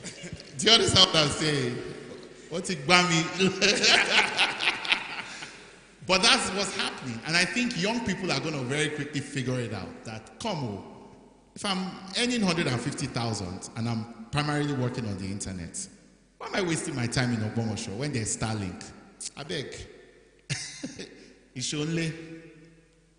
You understand? And I have a lot of friends who right now, even me in Ilorin, I've renovated my father's house. I'm putting people there. Where in Ilorin? To work. In GRA. And it's still cheaper than me putting staff in Lagos. And they are working. They're going to work on things for me. And I'm earning dollars, and they are earning 200,000. Very, very, very, very grateful. They are living like, you understand what I'm saying? That is what's happening now. I had a friend yesterday that came to meet me. He's in Ibadan. He's been a CFO for a very long time. Was CFO at one of my companies. Said he's going to set up an outsourced accounting firm in his father's house in Ibadan. So people are going to be doing this a lot. So first of all, get ready, right? Because there are going to be opportunities. The second thing is, you see, at the end of the day, though, you need to go to see the problems and to understand how to solve them. In my own village, right, we have a thriving cashew industry. But, you know, a lot of people are planting cashew. There's a lot of land. But because we've not farmed it, you know, Fulani have taken over this one, that one, that one. But there's ample opportunity for you to find 50, 100 hectares of land and do mechanized farming. And maybe all in all, you spend $400,000 to $600,000, and you have a mechanized farm that can deliver, you know, at least 20 to 30 hectares of maize, you understand, of soy, of rice, right? You use irrigation. So you need to go there and understand, what can I do here? You understand what I'm saying? And how can I build here? It's only by doing that you can convince people that it's possible. It's not by preaching to them. If you don't show them, Jesus started his ministry from Nazareth. You understand? I'm sure if it was somebody else that was did not obey the call of God, he would start it from Jerusalem. There are so many great things that are hidden in those places that because people believe their destiny is in Lagos, they are missing out on it. Let me end. There is a story, Yaba. Yaba was, if you came to Lagos in 2013, 2014, Yaba was not the first place you would locate a tech hub. It was not. It really wasn't, right? I mean, I lived in Yaba most of my life. You understand? I go to Foursquare. My father is Geo of Foursquare. His office is opposite me. I went to Shomolu. So I grew up in that area. I know it very well. Between cult fights in Unilag and violence in Paco, you understand, every now and then the boys will come out of Barika, be fighting, Folagoro, all those areas. You weren't going to put anything useful in Yaba. But it took leadership, ecosystem leadership. I call it leadership without authority, for somebody to say, you know what, I choose Yaba. This is where God has called me to do work. Bosun Tijani, who is now a minister, Dr. Bosun Tijani, set up in Yaba. All of us were able to flourish because we were there. Right? And today, if you come to Yaba, I mean, from that 6th floor of CC Hub, Mark Zuckerberg has come to Yaba. Jack Dorsey has come to Yaba. CEOs have come to Yaba. And today, if you go back to that Yaba, you won't recognize it. I live in Yaba, and rent is like 7 million. How many bedroom? Unfurnished. I mean 3 bedroom. Okay. In Yaba. For joining us. Please, a round of applause again for him. Thank you. Country, a better place. This is our dream, and a new Nigeria is. Pictures, yes. We are the future. They're taking pictures, please come forward so you can quickly take them. Who's taking pictures? Please come forward. We are the nation, we are part of this. Oh, they could take it afterwards. Okay. Yes, we are A round of applause again for them. Okay. That's the least we shall be. At the heart of the nation, Let me pause. changing history. How can they say that we are finished? We have just begun. Let's count the music go down. else to run to, we have nowhere else to go. So get out of the way of the land of our dreams. All right, round of applause again for them. Thank you, Elijah. Well done. Thank you, Ian, for telling us and taking us through the journey. Please, can we kill the music? Thank you. Thank you very much. As Ian sits down, I'd like to pass the microphone back to him and specifically come back to the question that Elijah asked up there. Who enjoyed the session? Who? Come on. It's sometimes when you hear someone tell you, you know this, you just suddenly realize that, wait, I also can. Can you not can? Is your can weak? Is your can slowing down? Is your can alive? Can you can your can? Okay. Because it's good to know that you can have some people together. You're talking about them earning 200,000, 150,000 somewhere, and you can then pay rent of 7 million for 1 year. 1 year. You know, if you told me that in some cases, if you said you're going to pay rent of 7 million in Ogbomoso, they'd be like, how many streets? Or when he said you can eat pounded yam or 15,000 in Lagos and you come here and you say, please 15,000, then they will ask you, in your menu, how many people are we paying for? But I think 2-3 key things to take away. One very important one, he said, think more demographically, less geographically. I don't know if you caught it. I'm happy he said it. I know African countries. I study countries a lot and their demographics. You guys have heard of this country called Namibia before? Okay. Nigeria's total land space is 900,000 square kilometers. It's a lot of land. 900,000 square kilometers. How many are we in Nigeria? Depending, 200 million to 230 million, right? Don't you travel and you just see land, they're not using it. Does it happen? In Namibia, they are on 800,000 square kilometers. 800,000. 800. That's just 100,000 short of Nigeria, right? The population in Namibia is 2.6 million. It's not up to Ibadan. Yes, the population of the entire country, 2.6 million. Somebody said something about it on LinkedIn. I typed my response. I deleted it. Who knows, tomorrow I may need visa to go to Namibia. And then someone will read something and say that they should not give that man visa. No. Let me bring it home. The kind of competition and collaboration that can happen here.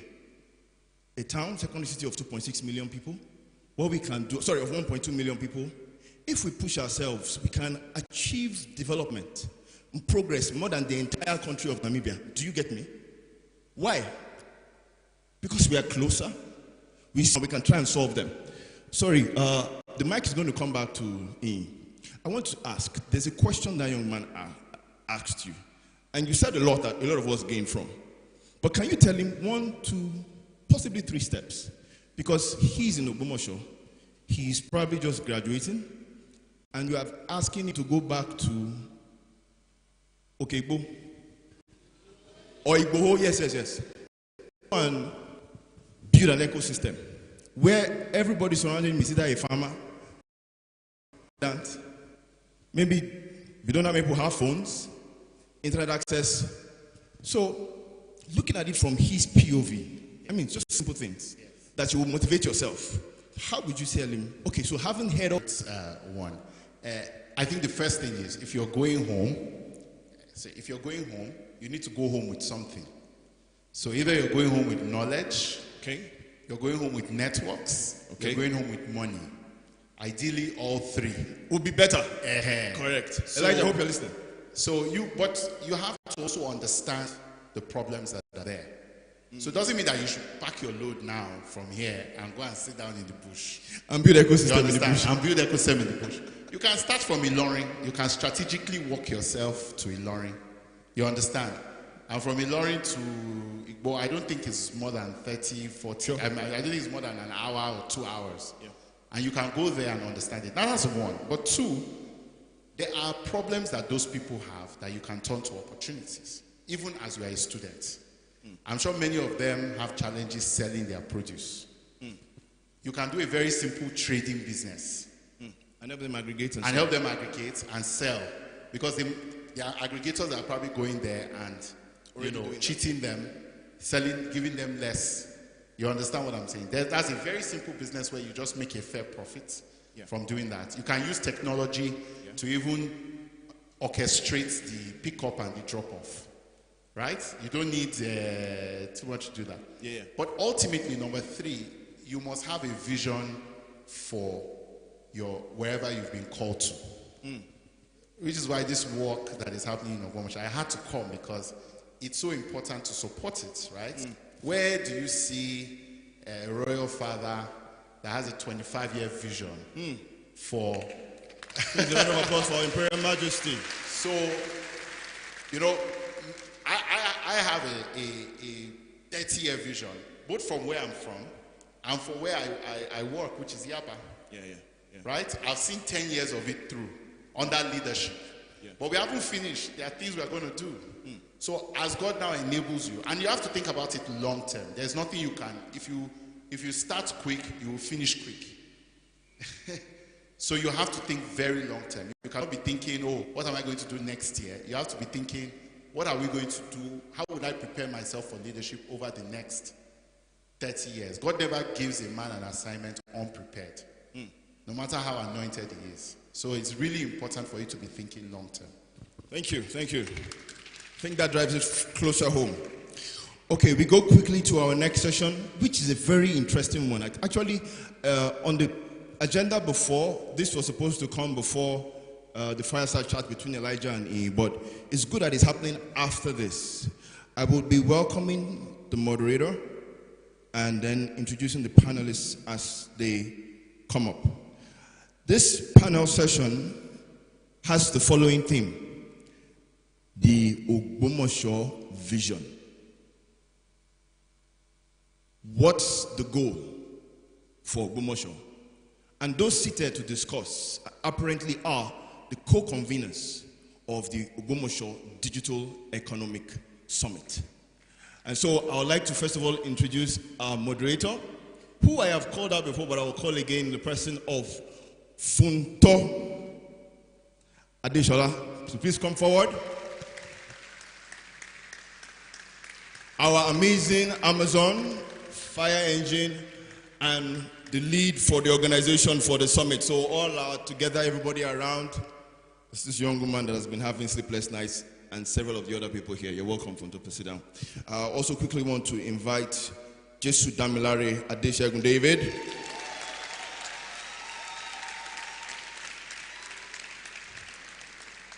And then I'll follow up with Dr. Adeyemi Aderinto.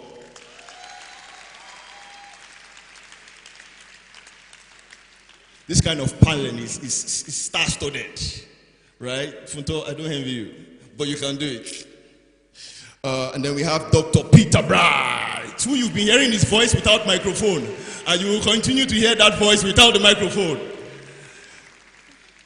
And finally, we have Tayo Shobowale. No, yeah? Oh, sorry. Yes, I thought I actually invited him already because I've called his name before. Our very own expert in the world of microbiology and technology-inspired biotechnology and medics in the person of Dr. Oladipo Kolawole.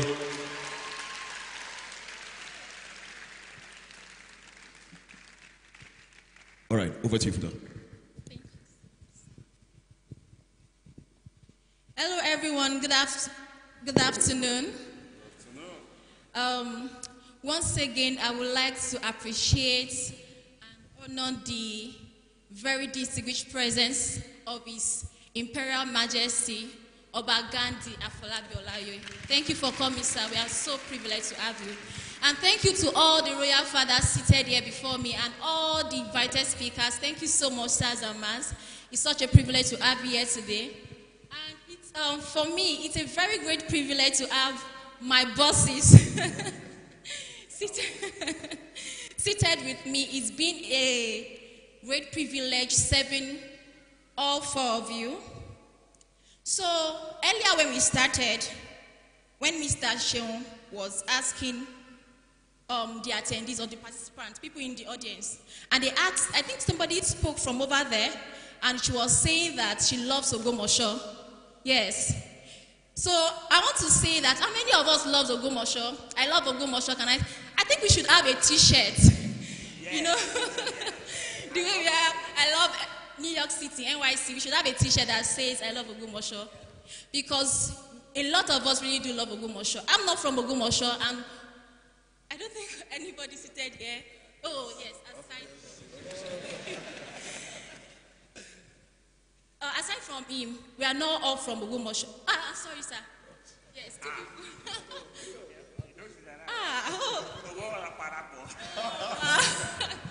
Forgive me, sirs. Okay, so but you've been here before. I mean, you are from Ogbomoso. I've seen a couple of Ogbomoso indigenes that they said they don't want to come to Ogbomoso. I mean, they are Lautech, so I finished from Lautech as well. They don't want to be in Ogbomoso because there's really not Ogbomoso can offer to them.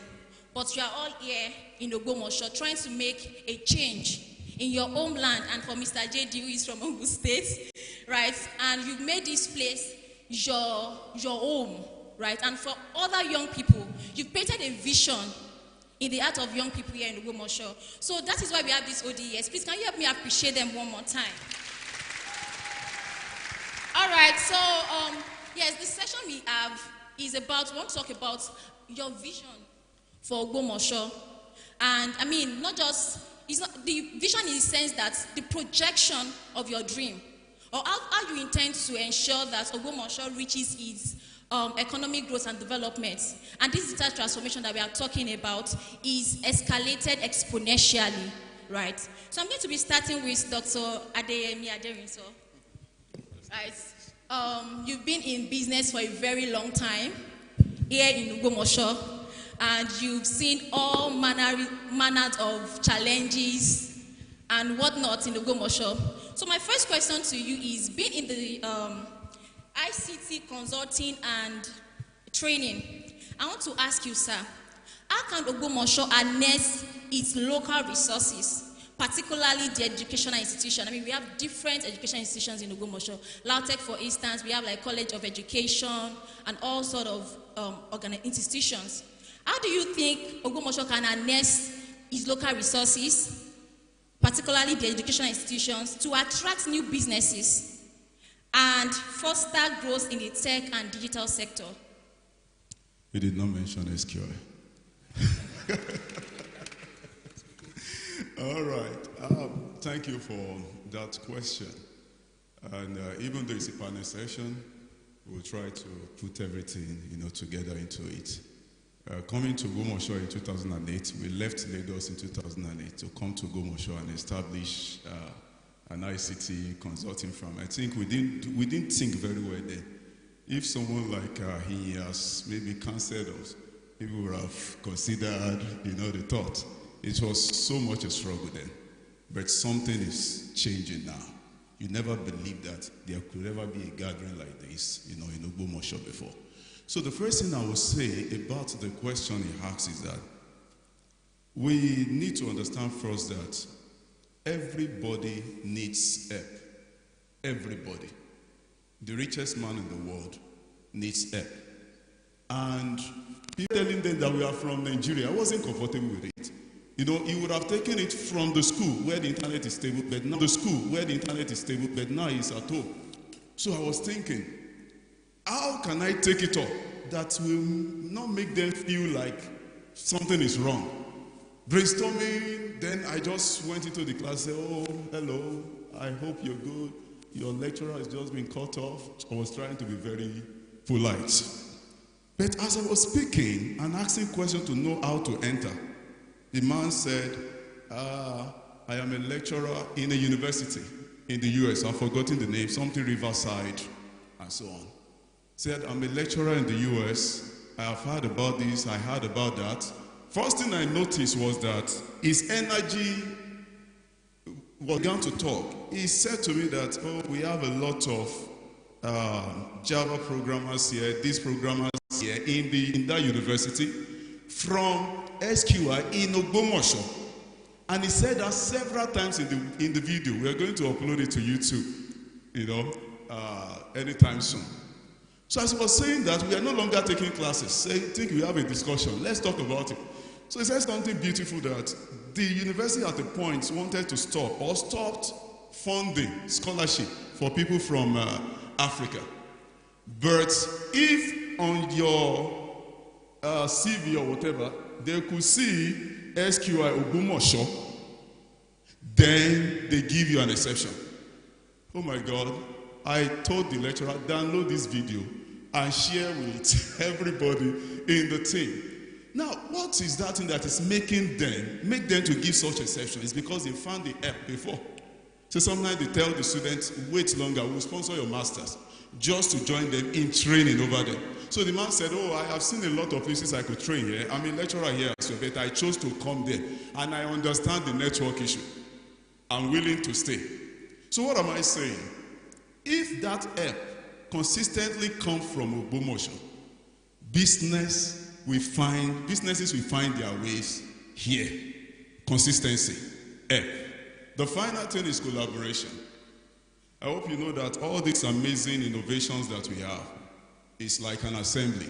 Battery for somewhere, screen from another place, right? Now look at this program. This is like an assembly. Those that conceive the idea of this program are different, all right? And we have our different establishments in Ogbomoso. But where did we assemble?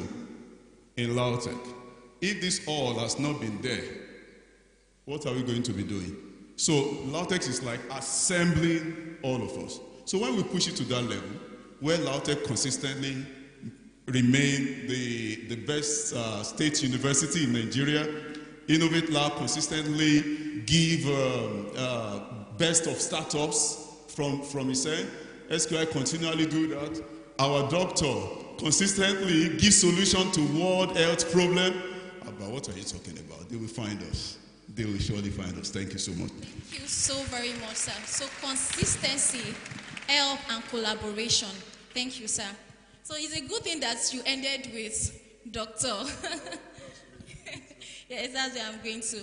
So, sir, you built different solutions in the genomics and biotechnology space. I mean, science, really. And you've won awards as well. You've traveled nations just to, pitch your ideas, your solutions, represent your university and your organization.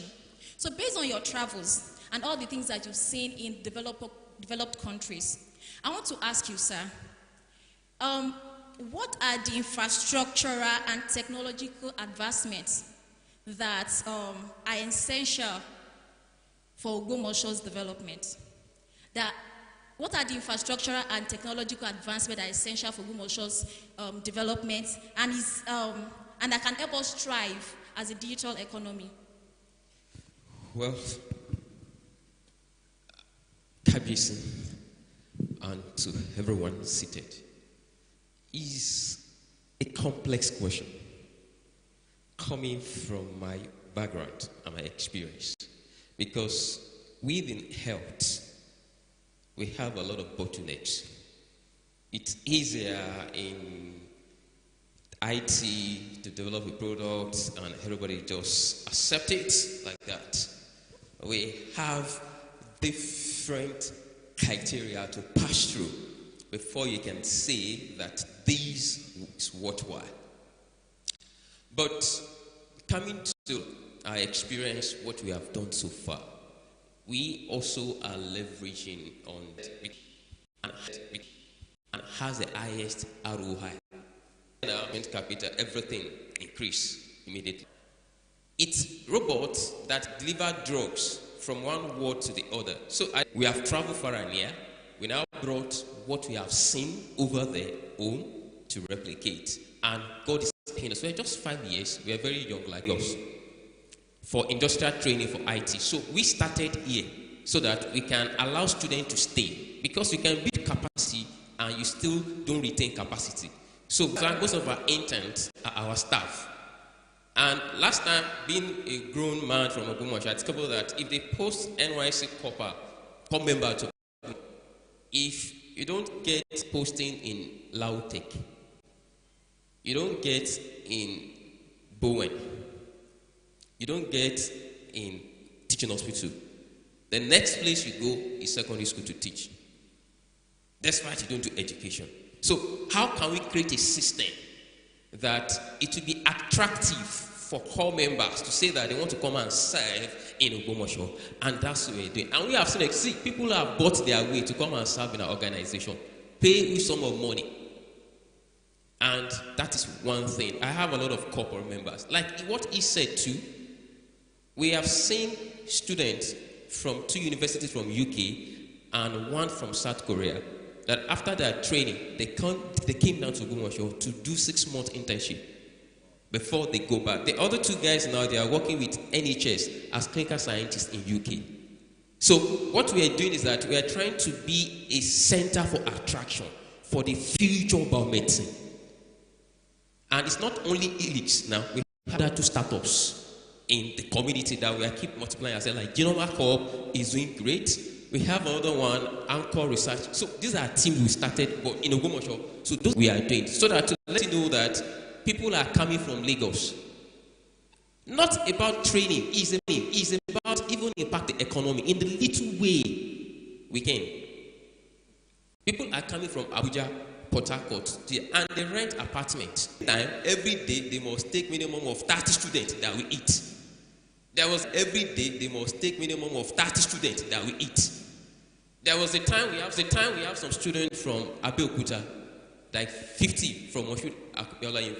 We have 2 koropes that we got. That every morning I have to go there to pack them from their hostel and bring them here. So the way we are doing is not about bioscience. We are trying to have an establishment that can affect all economy of the community, so that all of us can be blessed. Thank you so very much. Thank you, sir. So I will move to Mr. JD. You are the very first person to sell the Ogbomoso dream to me. And I can say for that I'm grateful. And I believe that you start dreams to a lot of young people that I know of. You've constantly also mentioned about the potentials that exist in Ogbomoso, right? How a secondary city can become the center of innovation in Nigeria and Africa. So I want to ask you, sir, that what are the strategies that you think can be deployed to attract more entrepreneurs and businesses in the city to ensure that we have a constantly growing startup ecosystem in Ogbomoso? Sir. I would say that I am the happiest person in this room right now. Yeah. And that's because of our KBC. Thank you so much, sir. Since you came on the throne, like, things have become easier. It's one thing to keep shouting about the potentials of a place. But when an authority comes in and declares the same thing, it changes the game. Right? So, the first is, just as Inyi was saying earlier, the trajectory of the world is leading to the spotlight coming on secondary cities. We did a research in 2023, and we're trying to look at how many places in Africa share similarities with Ogbomoso. Places that have universities and that had a population between 100,000 to about 600,000, because metropolitan Ogbomoso is about 600,000, right? So, and we found that there are about 305 locations like that across Africa. In essence, these 305 locations are looking for a model that can show them possibilities, that can let them see that it is possible to be small, but to carry great weight and have great impact. So I think the very first thing that I've thought about in attracting entrepreneurs and businesses is to paint a very vivid vision. You see, without a compelling vision, people will not respond to you. So you need to paint a very compelling vision, and you don't share a vision once and keep at it and say it's enough. I remember as far back as 2016, I was sharing about Ogbomoso with people, and some of my mentors said, I mean, the way you are describing Ogbomoso, I need to come and buy land here, because if I don't buy land, I will miss out on what is to come, right? So the vision is very, very important. That's number one. Number two is, I would say, leadership that is anchored to place over a long period of time. And that is why when KBC mentioned his 25-year vision, that was a game changer as well. Because you can't expect to do like radically revolutionary things in short periods of time.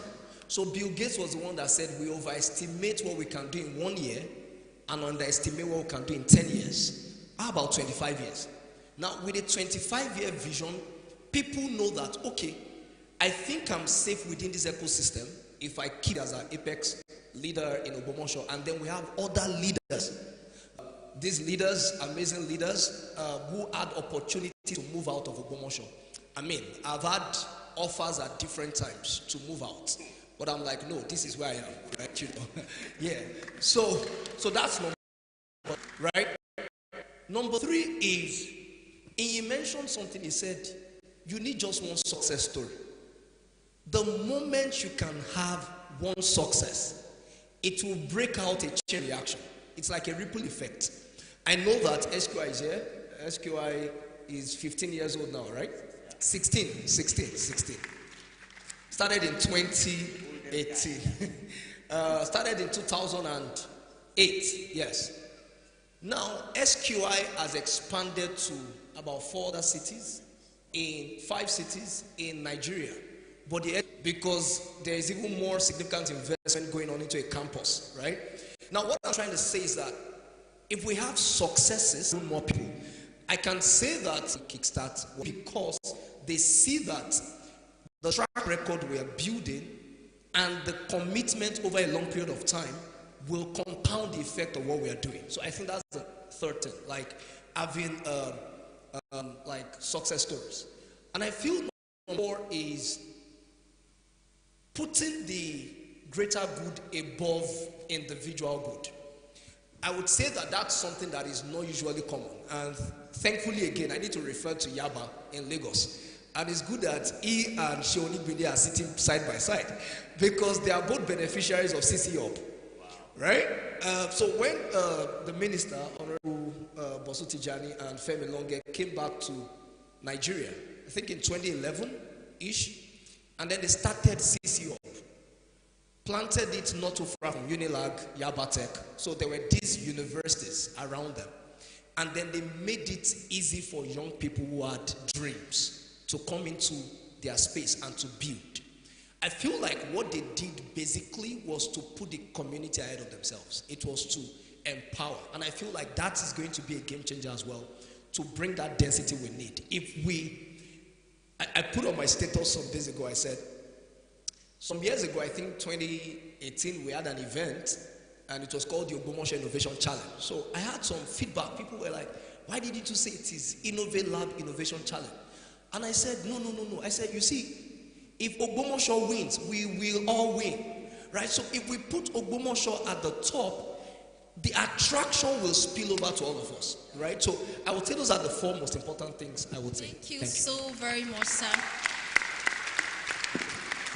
So to reiterate what you said, you mentioned vision, like constantly share the vision. Then number 2 is leadership anchored to place, to Ogbomoso, which is the context of our conversation. The third thing is success stories. We need to share our story. There are so many things happening in Ogbomoso. I feel like those of us in Ogbomoso are very conservative. We don't like to be in the media space. So we need to tell our stories. There are so many things happening here. And then the last one you mentioned is community, yes, placing the greater good. Yeah, community over individuality. Okay, community over individuality. And I would like to, again, I don't know, but he is also a community person. So there's a statement he made. He said, ecosystems are greater than empires. Right? So if you have an ecosystem, you can do more than if you're pursuing your empire. Thank you, sir. There's this quote we usually see at work: I sacrifice, we win. So I think that is like something that everybody needs to embrace in Ogbomoso. It's not just about you, it is about all of us. Thank you so much, sir. So I move powerfully to the very always energetic Dr. Peter Bright. And I like your vibe always. Like you have the energy, you have the passion, you have you are very different, but you have the energy. Yes. So and you're very more involved with the youth. You are also into leadership training and ensuring that the younger people get the right understanding about leadership. So I want to ask you, sir, what are the specific skills, right, that the young people need to focus on? The specific skills that the young people in the Ogbomoso need to focus on to contribute meaningfully to the digital economy. Wow. Somebody say wow. Kalbisi, I'm very privileged to, first of all, to have a Kabiyesi that is the 21st Kabiyesi in the 21st century. You know,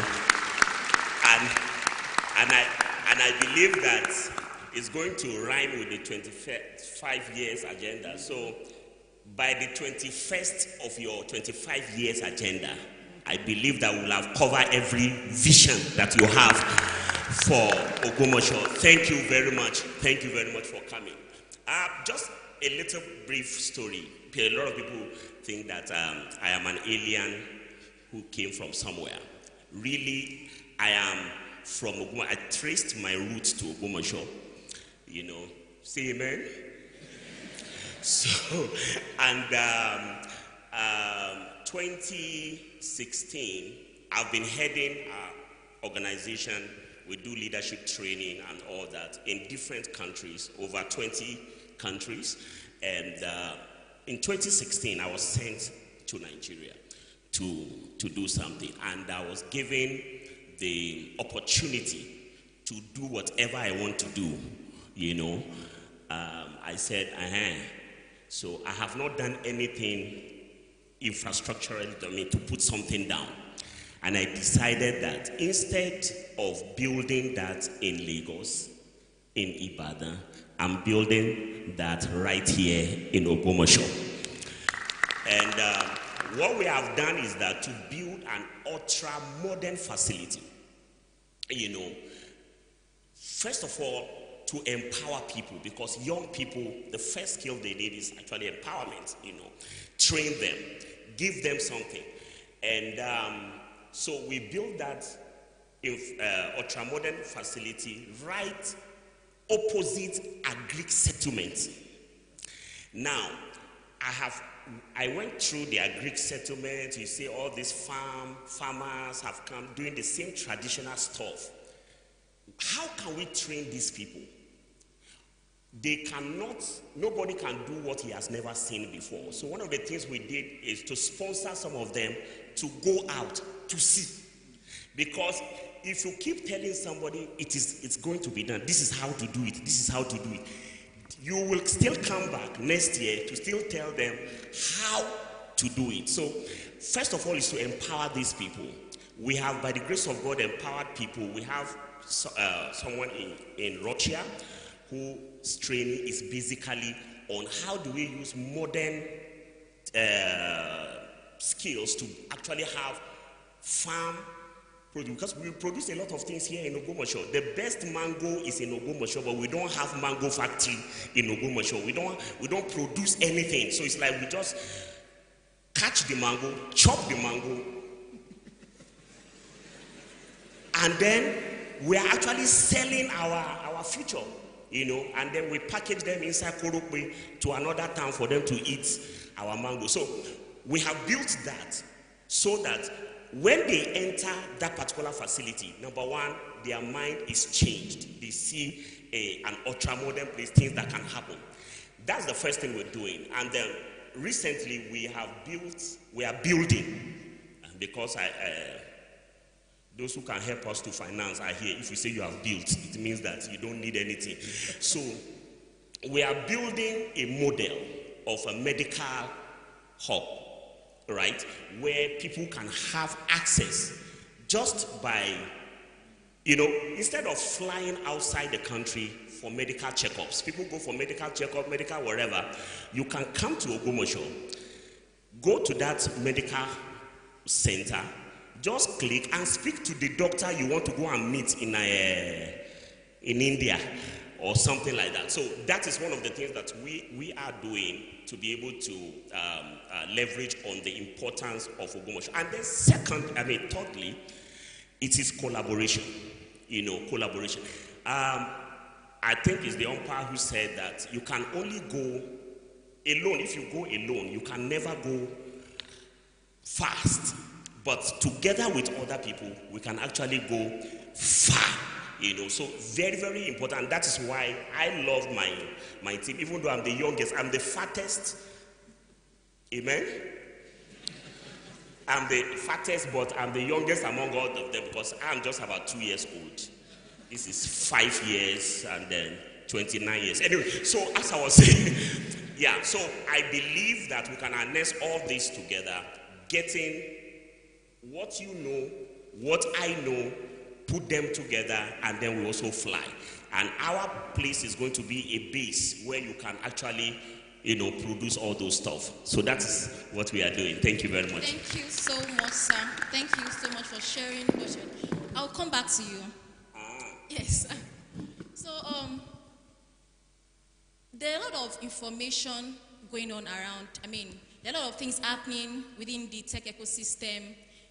So many things where they get to tell, oh, this is the next happening thing. This is what you need to do. So I'm going back to that initial question, sir, to say, okay, these young people in Ogbomoso, I'm talking about those of us that are seated here. Can you help us can you tell us 3 specific skills focused on that? It will not make it look like we are all over the place, right? That will help us then contribute, because we also want to contribute. We don't just want to, we also want to contribute to the digital economy. So what are the 3 specific skills that young people like myself and most people seated here need to focus on? I would say 1, then they can also say the rest because they are very tech. One of the things I discovered here in Ogbomoso is that, most especially in Lautech has produced a lot of people who have come to read, is it agriculture? Agric. What are some of the courses here? Agric. Agronomy, agric, or whatever. So I decided to employ 3 of them. Since you have read agric, come on, agric. I discovered that, number 1, probably they do not even have the interest for that particular course. Maybe it was given to them. A lot of us are in university. The course we are doing is not what we wanted to do. We want to read medicine, then they give you photonomy or physiology. Anyway, so as I was saying, those people need to be empowered that, look, that course, there is something inside. And we can use that what you have learned here in Lautech, and then we make you to stay here so that how we can produce, we have cocoa, Abi? No, we have cashew. We have cashew. A lot of our cashew are just moving. They are just moving. People will just come and carry our cashew. We now have a processing factory. Yeah, so all of us, all the young people who have those parts, who have learned that, they can also come and say, why must we stop the rain? Because you are drying your cashew. Why can't we provide a machinery that would dry that cashew instead of now commanding rain not to fall? So that is one of the things that we have to focus on so that we can leave all that, So I think over to you. Okay. Thank you so much. I think one thing I would like to mention that will be applicable to everyone. I won't do tech now. You want me to do tech? Something that will be applicable to everyone will be something that maybe helped us, And I will just mention resilience, okay? Especially for those of us that are still scared about starting something in Ogbomoso today. When we started, it was, like I said, like an error, all right? I remember then, we came to Ogbomoso and we were so arrogant. Then we had banners, information technology, we were speaking big grammars, and we were seeing nobody. For months, we were just sleeping in the office. And we were exhausting all the funds we have, personal funds we have, that we brought from Lagos. My co-partner then was from Delta State. He got vexed and he left. And then I continued with it. Now, at that time, when we go to university, something I've mentioned before, and you try to tell people about, do you know anything about IT? And they look at you and say, oh, I'm not in 400 level. It's those who are in 400 level that goes to IT. So those feedbacks were depressing. Like, what are we doing here? We are drying up, all right? Now, we continue then. If you notice, we didn't go out of Ogbomoso until after 12 years. The first branch outside of Ogbomoso was in 2020. That's 12 years here. Now, something that happened when we stepped out of Ogbomoso was that we were thinking, how are we going to start getting people's attention in those cities again? But unaware, people were already waiting. The effort here, the complaint we have been making that even those we are training here, all of them are just leaving Ogbomoso and going. So the moment we just planted the first campus in Dubai, they showed up. Before we started publicity, it's filled up. Oh, where are people coming from? Mostly in Ibadan, because it's becoming an embarrassment. Oh, they said they are coming so much from Iworo. Give another one to Iworo. Before we started publicity again, Iworo filled up. Give another one to Challenge. That's how we began to. So the effort for all of those years was never a waste. Now, this person I mentioned the last time, the student he has been meeting that are now lecturers there, they were people from 7 years ago, 8 years ago, that are now so great. So imagine all this effort. If I show up in that university, that I've never been to that university before, how do you think it will look like? I won't be a stranger there. So many people already waiting. So if we could survive that, you now have the king that says, I am here for this. We didn't have that support. Now you remember what happened? When we first had the meeting with the king at the palace about this, I went to hug JD and I said, finally. Because sometimes authority, leadership can be a blocker, even when you do something. But now, we are not just having a blocker being removed, we are now having leadership pushing. You have too much. So please don't be scared. Don't be scared. The support is too much. Thank you so much. Thank you so much. Okay. Yes. Yes, sir. You don't want to talk?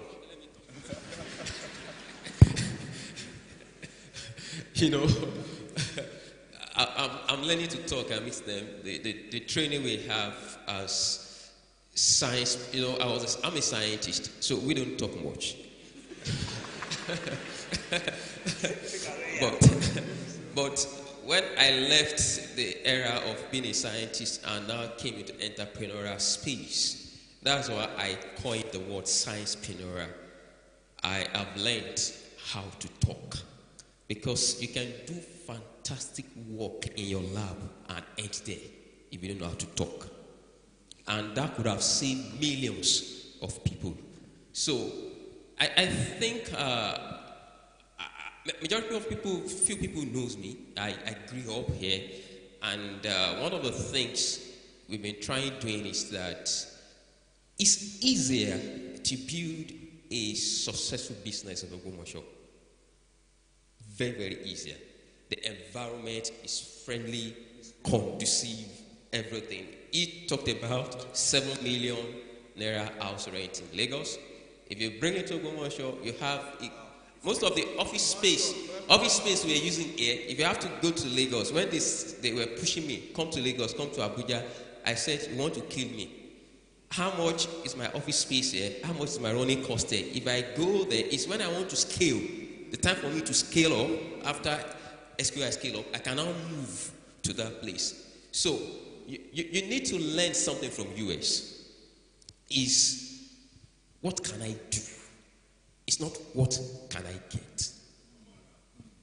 Yeah. So if you are in the community and think that what can I do? What can I offer this community?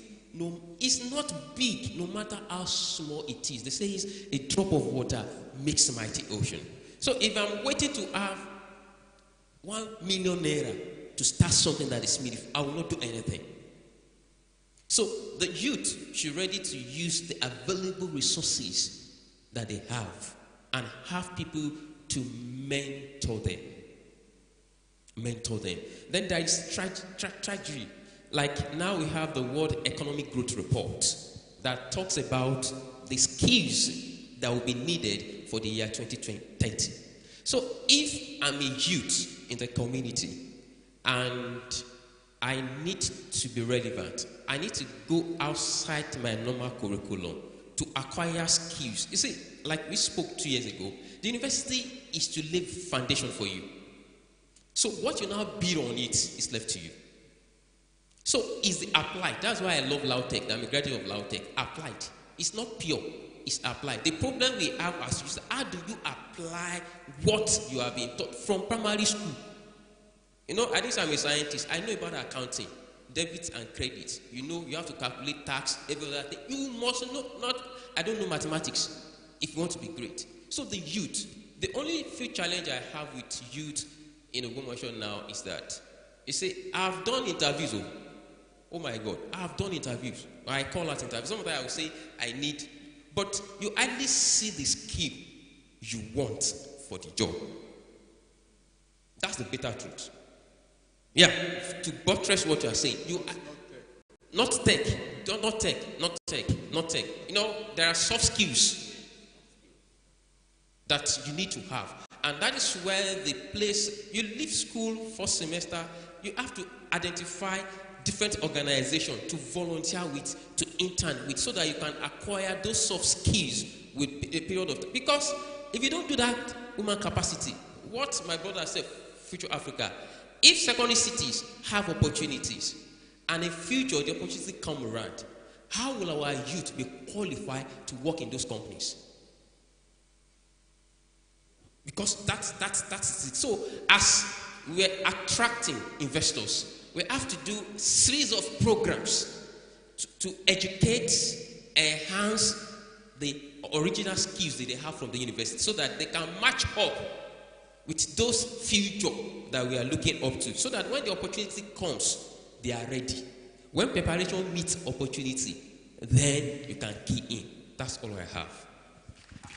Just before you, I also think that the 25 years vision of KBC should be made available to everybody to see, because if you are a young person, the next thing you should be thinking about is around that.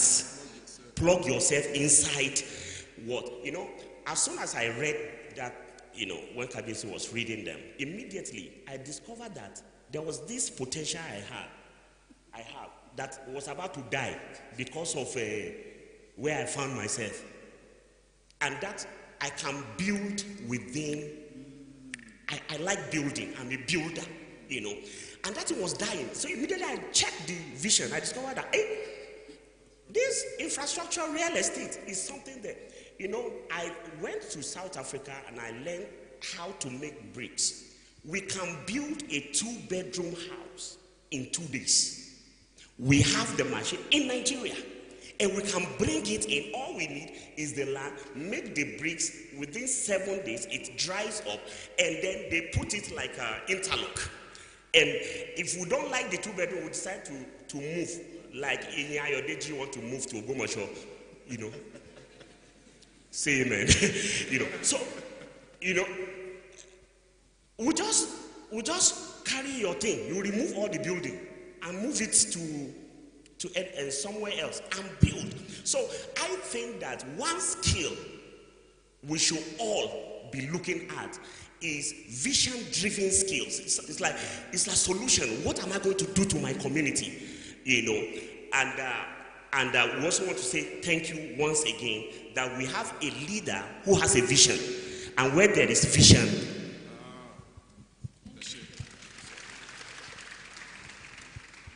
So I would just like to say something to that. I feel like the base of every skill that young people can need is thinking skills. Yeah. The capacity of your thinking will determine what you can do, right? And I feel like critical thinking is something that is non-negotiable. We have to learn how to think critically. I was in a car in the US with my mentor, and we're talking, and then the next thing he said was, I've been to Nigeria, I've talked a lot, and I feel like your education system has robbed a lot of the youths. Like, for those who practice critical thinking, you didn't learn it in school. It was not school that taught you. You had to learn it by yourself. So I feel like that's a very significant investment point for every one of us young people. Like, let's learn how to think. Let's go beyond the shallow levels of thinking. You will get the dividends. It's very sure. You'll get the dividends of thinking deeply and thinking critically. And I think I was reading the WF report on the skills for 2025, like the most important skills. Analytical thinking and creative thinking were like top 5 of the skills that are needed for this year for us to be part of a global, the global digital economy. So I would just say that that's a very important one for us to embrace. Yeah, Thank you so much, sir. Thank you. So to all the young people here, I'm certain that you already picked certain skills or things that you need to do to improve yourself and plug yourself into the digital economy. Like Dr. Peter Bryce said, look for the 25-year plan of the KBAC and look for how you can plug yourself into that thing. Because in the next 25 years, we are going to be as old as this, my amazing process. Thank you so much for your time. Thank you for the opportunity to serve. Thank you all.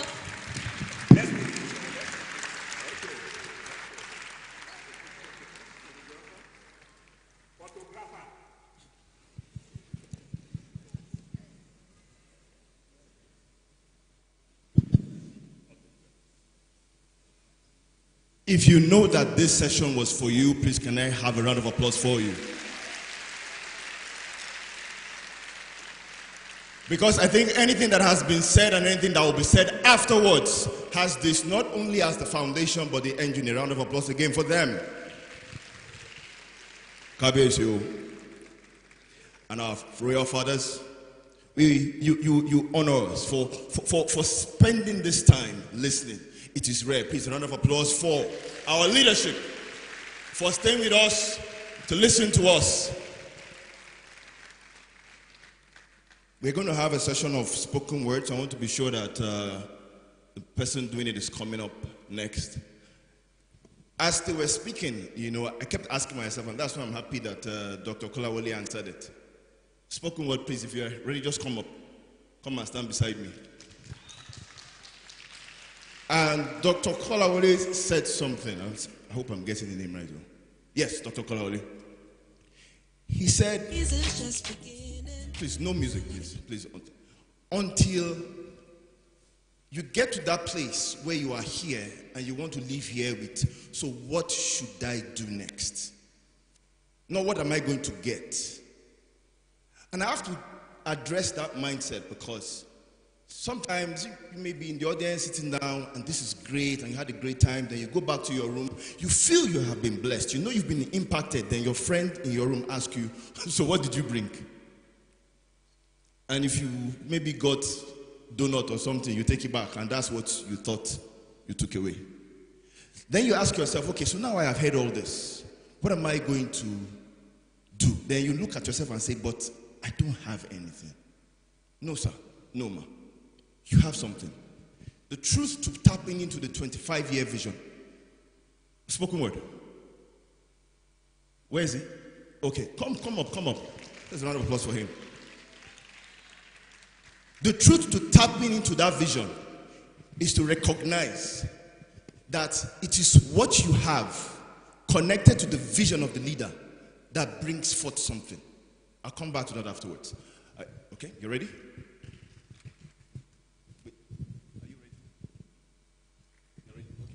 So, please, may we all stand as...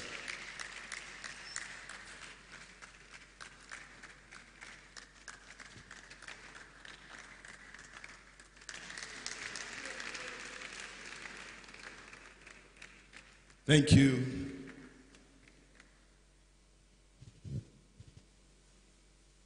You may be seated.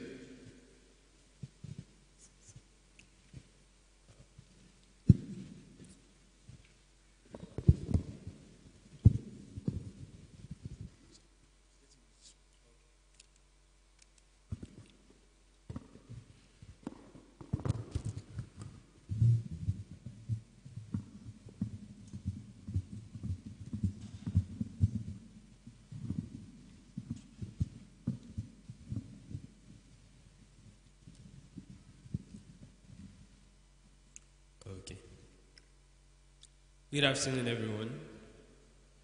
I'm greatly honored to be able to present my poem in the presence of the awesome guests and the audience at large.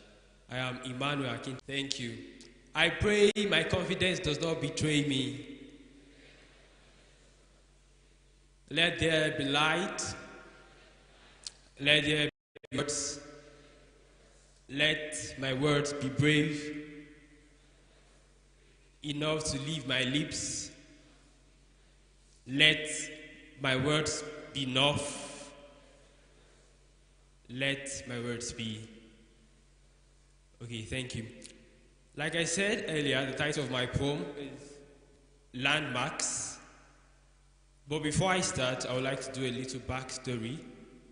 There is this saying, I believe that for actual transformation to happen, we have to be conscious of where we are coming from, where we are and where we are going, and the things we need to do to actually get there.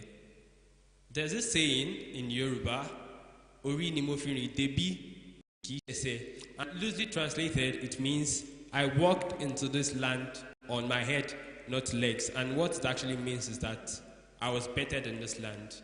And while we can pride ourselves in the truth that we were better than this land, our ancestors do not have the luxury. They walked into Ogbomoso land in their many exploits and in their many explorations. So I'll get to the poem.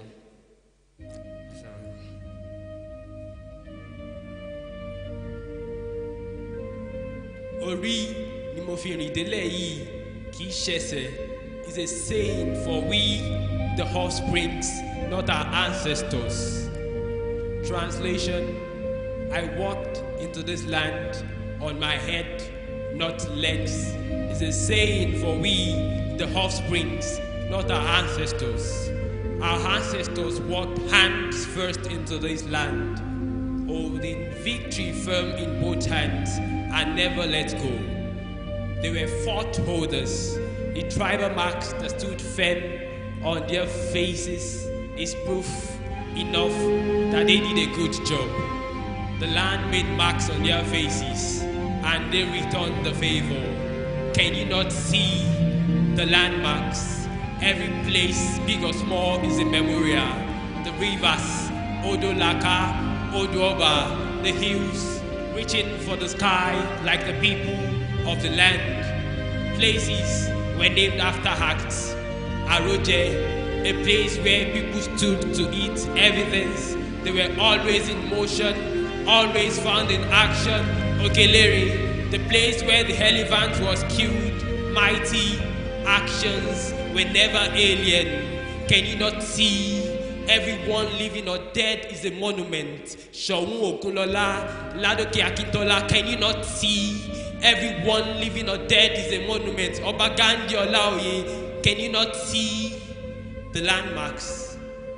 But the present is the present, and glory should not fade with time.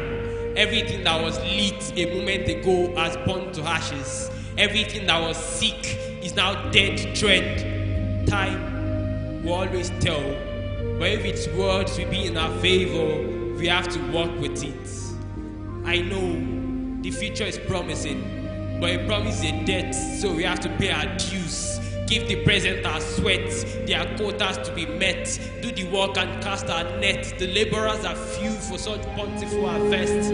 All hands must be on deck. In a country where insecurity knocks by most means, good pilot projects are needed for safe landing. But flight starts with groundwork and learning. Learning curves mean sharp bends. Sharp bends mean you get thrown off the road if you do not pause to reflect. So yeah, again and now, we have to reflect, make new landmarks.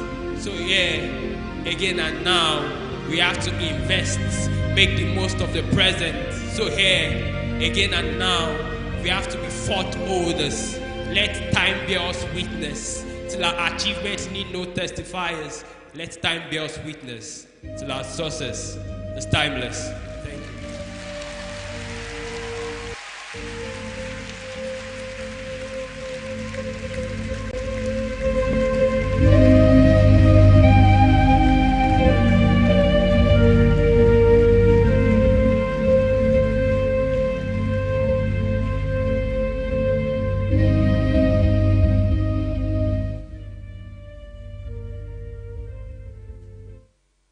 I don't have that gift. So remove the music. And please, a round of applause again for the young man, for a wonderful spoken word that took us on the journey of what we have and are experiencing today. Who's having a great time? Who is having a great time? Okay, all right. We are going to have a quick session with Valor. Is this ready? The presentation? Okay, good. We're trying to make up for time, so we promised to close this around 4:30 so that we can have you go back, do a few things, and then be back for tomorrow. So some interludes will be very brief, like this one. I would like to welcome up Mr. Debo Thomas for a presentation on Valor City. Please, a round of applause for him as he comes up.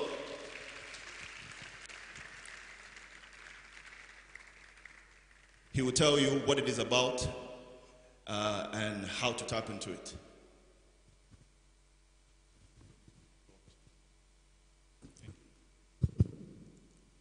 Good afternoon, everyone. My name is Debo Thomas, and I'm excited to be here. And before I go into the story of Valor City, I'd like to appreciate the organizer of this event. They've done a wonderful job, and I believe strongly in what they are doing, and I know that this is just the beginning of great things that will be happening in Ogbomoso.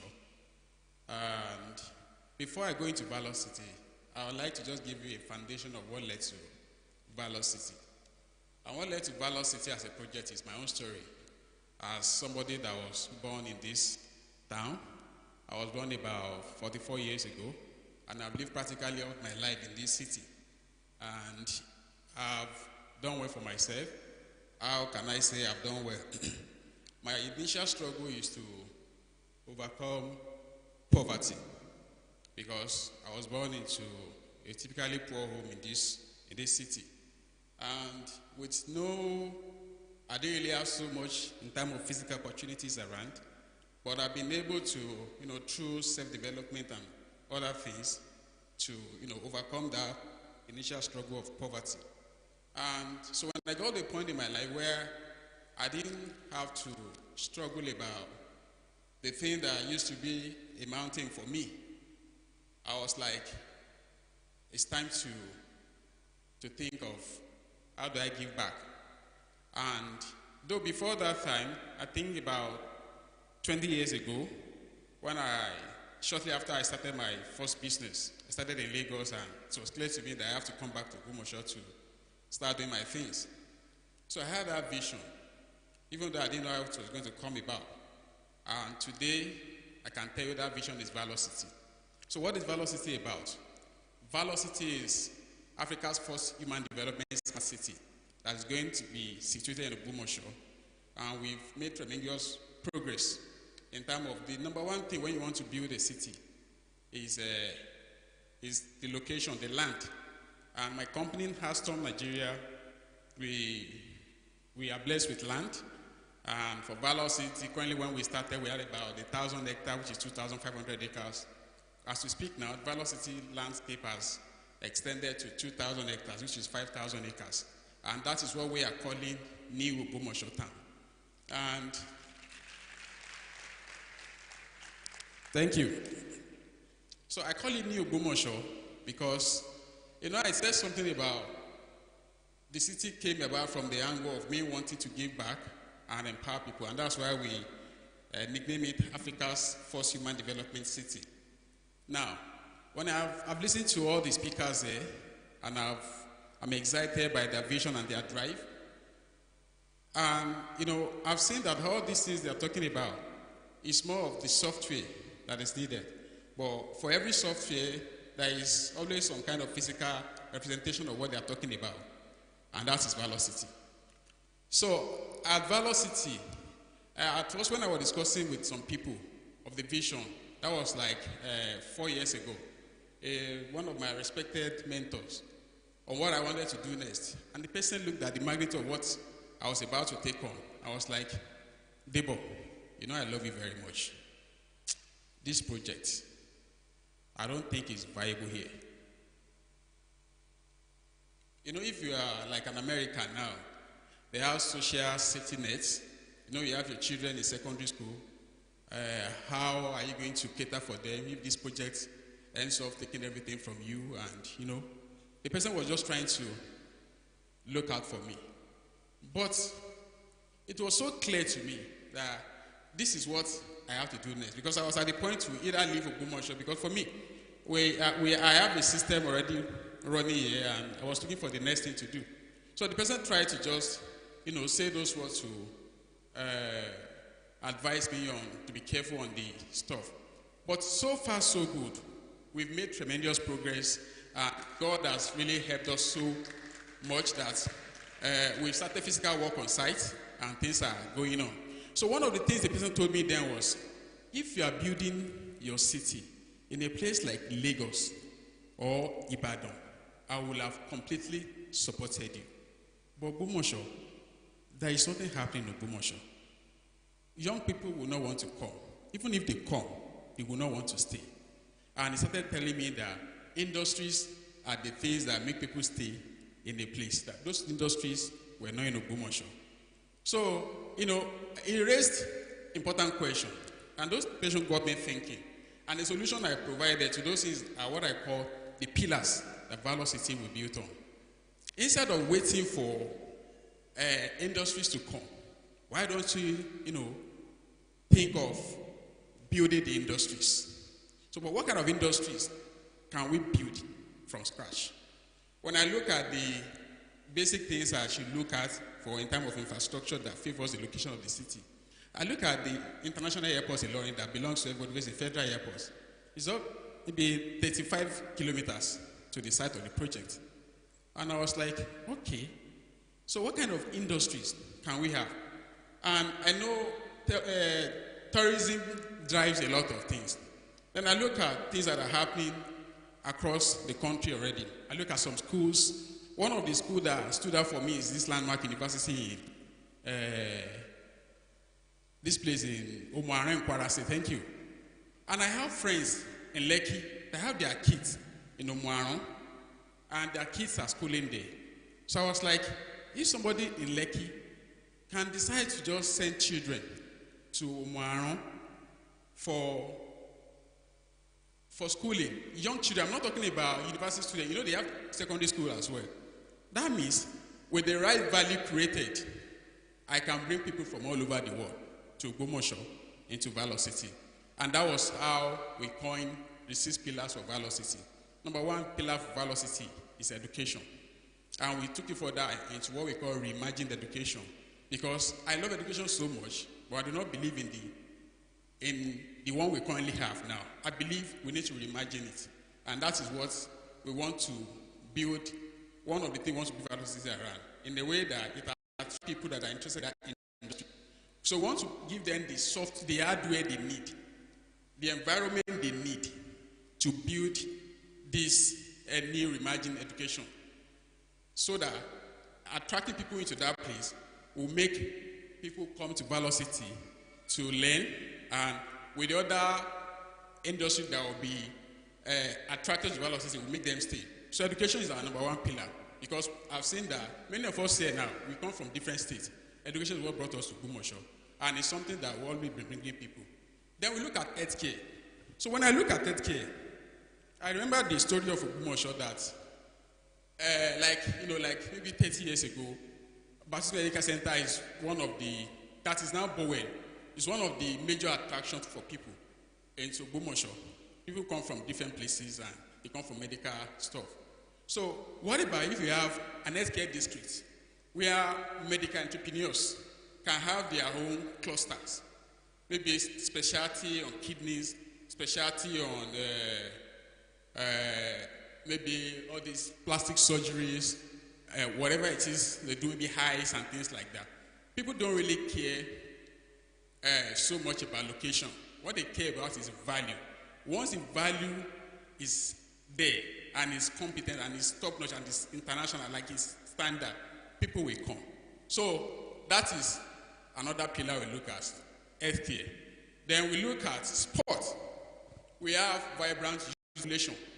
So we are building Valor City around sport. We'll be having sport infrastructure that will make people that are investing in training, academies for footballs and all these other things to come and build their stuff there. So what we basically want to do is we want to create an ecosystem where different industries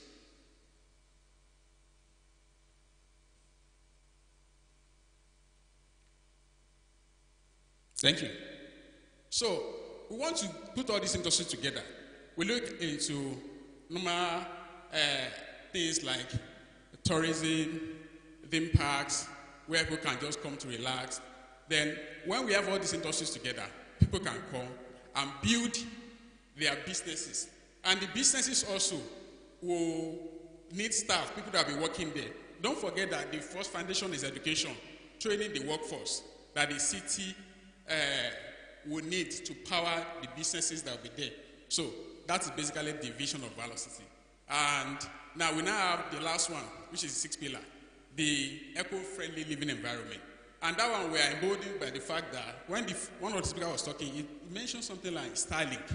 And this Starlink of a thing, when I was thinking about it, like I think 3 years ago, before it becomes something popular now, I was like, when we have Starlink everywhere in Nigeria, the people that are into tech, they will choose to live in places where standard of living is lower. Then, because everything they need to survive, to thrive, is readily available. So that is one of the things we are looking at. And now, with the Starlink now, we talk about the second city and all that. So with the vision and everything that is currently happening now, we know that Lagos is already saturated, but we are at the point now that excellence needs to be decentralized. It's not going to be only Lagos alone that things are happening. If you look at Enugu, they are building new capital. If you look at Cairo, they have new Cairo. If you look at all around the world, things are happening. So that's basically what we are positioning Valor City to represent. And we started the work already. People are already investing and partnering with us already. So if you want to know more about Valor City, you can just go to our website, thevalorcity.com. thevalorcity.com. Thank you.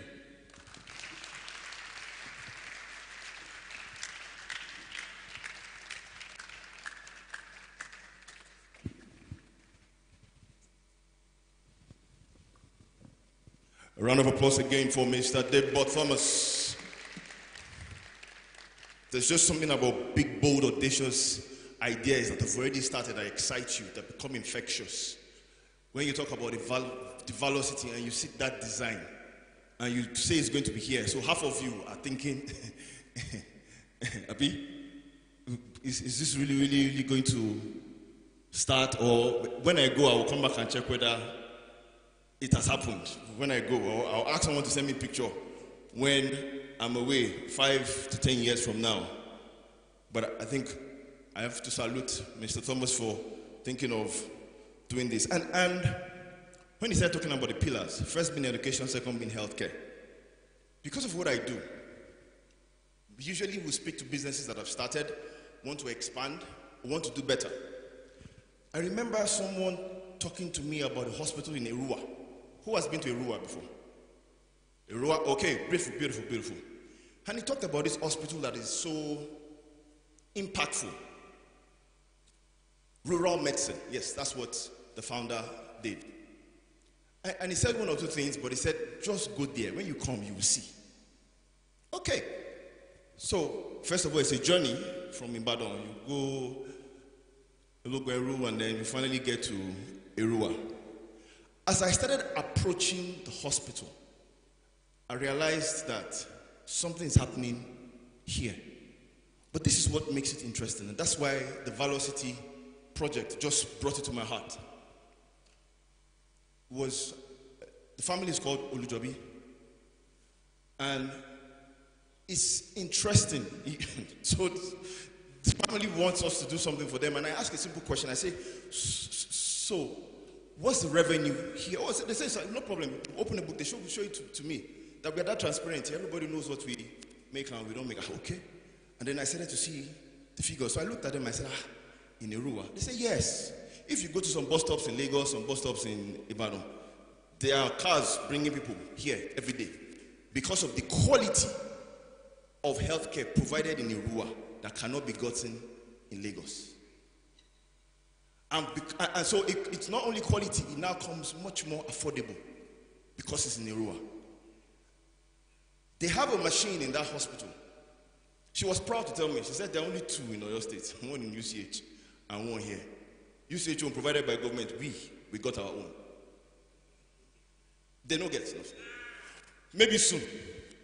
So, it is not that it's not possible because you have not seen it. It is that it will happen because somebody has envisioned it. And most likely, you'll probably be able to support it and also be part of that story. I just said, let me tell you a real life example, because it's always good when you hear real life examples. It just lets you know that it has happened. So it can continue to happen. We have our next session, which is a panel session, speaking on a topic that is dear to many people's heart: accessing grants. This one is called Cracking the Grant Code. And I'll quickly introduce our moderator. And as they come up, let me just tell them, they all have a question, that they should just quickly answer us as they start. So our moderator is Dr. Kolawole Oladipo. Please, a round of applause for him. Also coming up is Mr. Edward Esene. A round of applause for him too. Good to have you. And then it's a privilege to share the same name with you. I'd like to welcome Mr. Shonwunik Binde of Budget. In introducing them and as they take their seats, you're welcome, sir. I'd like to ask a question. What did you do for the first 2-3 years of your working career? The reason for that question is there's somebody sitting down here listening to you, finding out that you've done stuff now, you've traveled about countries. For some of us, we don't even live in Nigeria. Half of the time we're in another country. We don't even know we're going to go to Nigeria next. And they say, but you guys are so far off. How did you start? So maybe if your starting is something that I can see that is possible, then I can realize that I probably can end up doing more than you have done. We'll start with Dr. Palawale. But I think I'm part of the moderator. I'm not the panel, sir, but this question, yeah. But to me, I think on the space we have different kind of grants. But there is one that I'm used to, because as I'm moderating this panel, I want to learn from the two of you because I really dig deep about the two of you personality. Yes, I did that for more than 6 hours on the internet. Yes, so that can help me to ask proper questions. Yeah.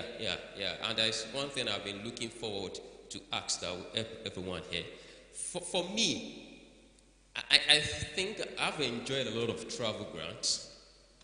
Yeah, I've enjoyed a lot of travel grants. And there are two things I do tell my students when they come to my lab, that you have to belong to the environment where things happen. There are environments where things happen, so you have to belong there. Because if you don't belong there, you can't see, you can't have access to the information, to the opportunity. Some of the time, they have to review your application for you and see what you can put into it. So that is one. Then, two, again, I remember during my clinical posting at UCH, I met one of my professors that told me then that it's a taboo for any scientist to use their personal money to travel. I wonder that entire his life, he has worked with a lot of international agencies, that he has never used his penny to travel for courses, for programs, that a lot of grants. I said, wow, this is eye-opener. And that was why I key into it. And when I got to that environment, I was very sure that, yes, it's going to be my turn. And that's what we do. I do tell people about more of the time, I've never seen Bill Gates, but I've enjoyed Bill Gates 7 times. I've not seen him physically, but I've enjoyed him. And some of the time, everything sponsored, everything fully funded. Who bought my papa? Where I got your money? My papa don't know the way to the airport. Not to talk about when we're growing, it's only when we see it flying, but on the sky, that we run out of the house to come and look at it, that it is going, and maybe by chance somebody is coming to Ogbomoso and now landed in a helicopter in seminary. That time they've not done the bricks, it's barbed wire that is there. All of us we stay by the barbed wire and be looking at the helicopter. But we have the mindset that definitely things will get out. So 2 things: be in the right environment, be with the right people that are not oppressed by your success. That's why I said right people that are not, your success is not a threat to them. So if you don't get those 2 people, assessing grants will be very, very difficult. And the one I know, I think Mr. Edward, let me just, because of our time, I will marry everything. So, yeah, they said cracking the grant code. Grant has different types, and they didn't specify. But let's believe that majority of students here are startup or want to go into fire. How do they, what should they have to do? Because from your perspective, what are the common misconceptions that applicants has about grant application processes, and how can we address to improve the success rate? For our organization now, we have been trying to assess grant. We do interview, but it has not been successful. But we've been able to attract, don't call something social impact loan. Yeah, we've been able to attract that one. For as a grant now, what can you say about this, sir? Okay, thank you so much, Doctor. And good afternoon, everyone. Good afternoon, Mr. Sheon. My name is Edward Esene, and I currently lead the team at Plus Incubation Hub. We are a tech and innovation hub out of Lagos and Abuja, about 7 years old. I have another business which is called Kinetic Associates. That business is 15 years old. Yeah, prior to that, I have 3 years work experience. My first degree is FUTA, geology. I worked in, I didn't get a chance to practice in oil and gas. The best I did at the time was to be drilling water, not oil. It was a big mistake of my life. I finished with a 2-2. most of my peers in geology, geophysics with 2-1. In 2006, when we left FUTA, they ended up in an oil company and going to offshore and onshore. But it's okay, we're here now. So as the story gets shorter, I worked in a venture capital firm for 3 years. And that exposed me hugely to funding, to finance, to investment. Sadly, the company has gone under now. And I left Big Plus Group at that time after 3 years of, from sciences, the attraction for me was numbers, calculation. Okay, if I see an Excel sheet, call it valuation, depreciation, cash flow, P&L, as far as numbers, and I did further maths, I did Laplace, I did the YDX, I will track it on that Excel. Nobody will explain it to me, so it just feed into my analytical nature. To cut the short story shorter, that gave birth to Kinetic Associate 15 years down the line. Then in 2018, we started up the Plus Incubation Hub. Now, since 2016, aside from year 20, COVID year, my company averaged 2 grants, minimum, average 2 grants a year. Yeah, we've gotten grant from as low as $5,000 to as high as $500,000. Yes, almost every year, yes. So, in terms of, he was saying that finance has a point of view. If you are looking for equity, there's where to turn to. There are providers of those instruments. If you are looking for a debt instrument loan, typically, there are providers, so you point in a particular direction. If you are also looking for grants, I tell people there's grants every day, everywhere for everybody. If you are anywhere in Ogbomoso or Lagos, anywhere, you have a venture, especially business, startup, social impact, social enterprise. I take the social enterprise course at EDC, PAU. I teach social innovators how to do proposals, how to apply for grants for several years now. So there is grants. As long as you can get money from a VC firm, from an angel, you can also get from development partners, from impact investor. So let me narrow that down to, we're still in January, I want to say in January, one of the biggest grants tickets I've seen. For a long time, it used to be, I know Sean will speak to, they also get a lot of grants at budgets because I've also followed them for some time. Up until this January, the biggest grant ticket we have seen and done for a client was $1 million. Would you believe that somebody wants to dole out as much as $1 million as grant for somebody? Yeah, that was up until January. Today, this January now, we're applying for a grant for a client for $15 million. And it is grant. That is USAID DIV. The grant is still on. They have 3 levels, 500K, 1.5, and $15 million.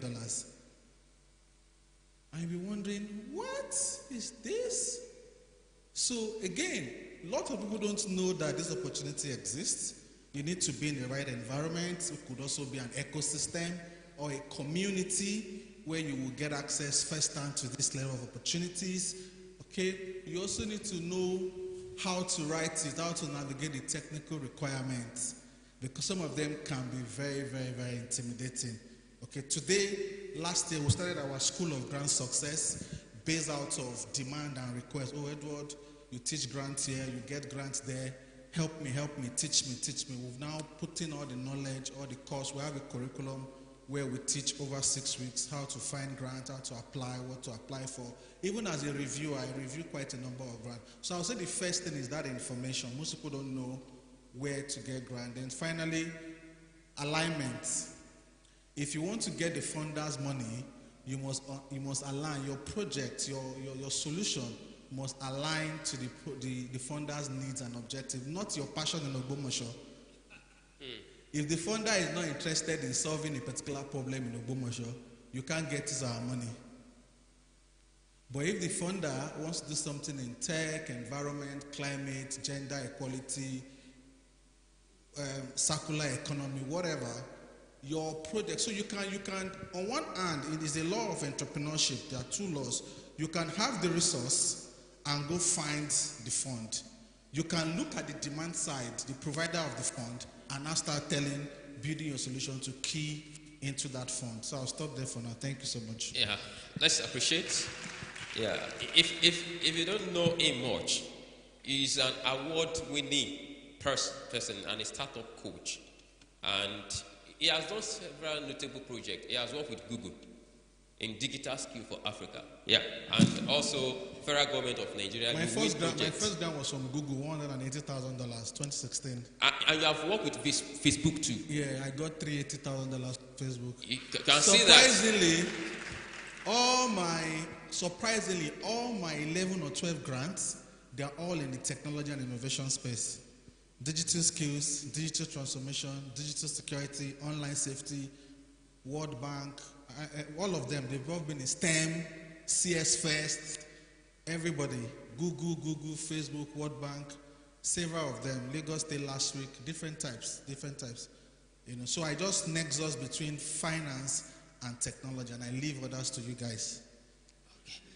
Okay. Thank you. Yeah, thank you so much. I think if I'm speaking our mind, on behalf of the convener, we will soon be having a grant writing school that is going to put startups in Ogbomoso through, so that the dream that we have can visualize. I hope you're able to do that for us. JD, he said no problem. The startup founders, am I speaking your mind? Am I speaking your mind?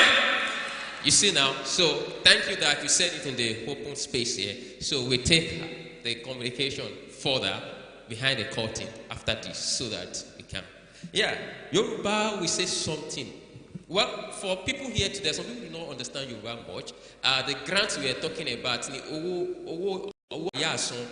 yeah, the money that they give you and you don't pay back, but it must be judiciously used for that purpose. So that is it. How can you get that kind of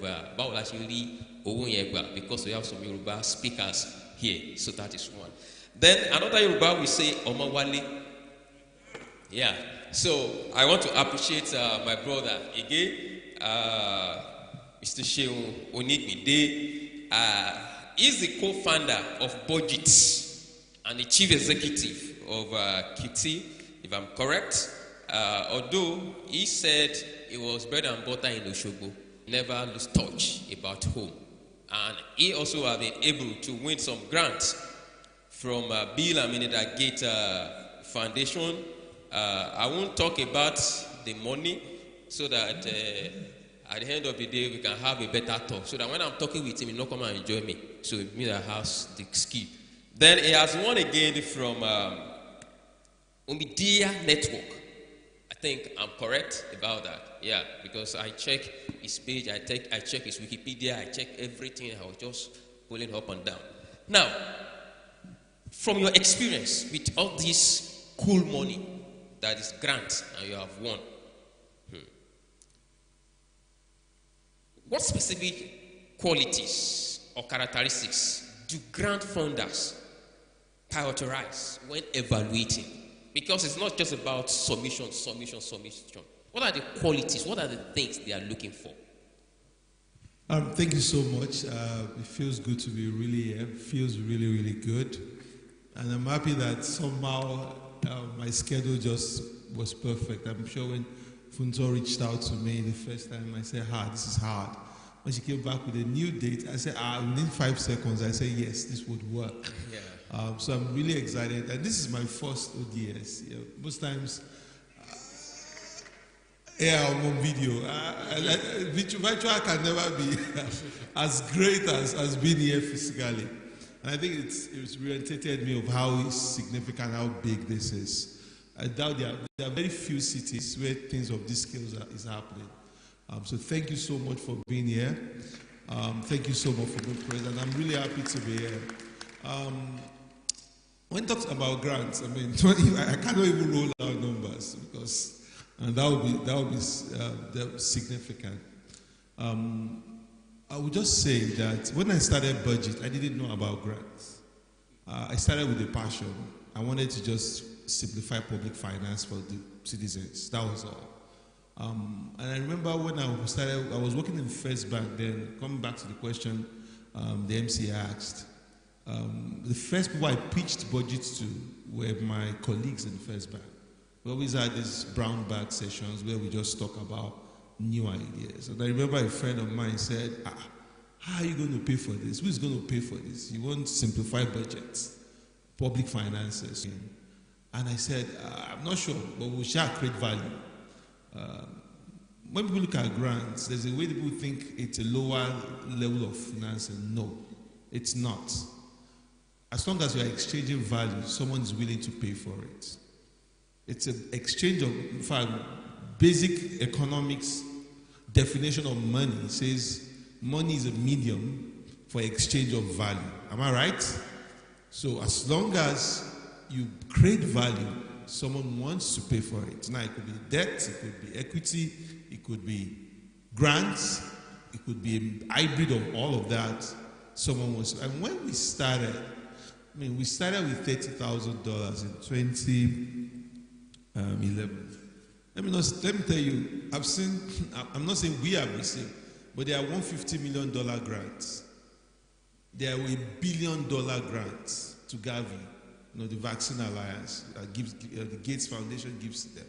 So this, and there are 100,000, there's 3 million, there's 5 million. So there is a huge industry. Budget 94% of the funds we've received so far has all been grants. And I won't say I'm a master of it, but let me say to some extent, I have mastery of it. And I will tell you just 5 things you should take note. And it comes back from this last point. What I tell people is that grants is a function of alignment with the funders' objectives. We will not apply for every grant in budget. So we must be sure that the funders, this is what the funder wants. So the first thing I tell people, you want the grant research. What does this funder, what do they fund? What is their new strategy?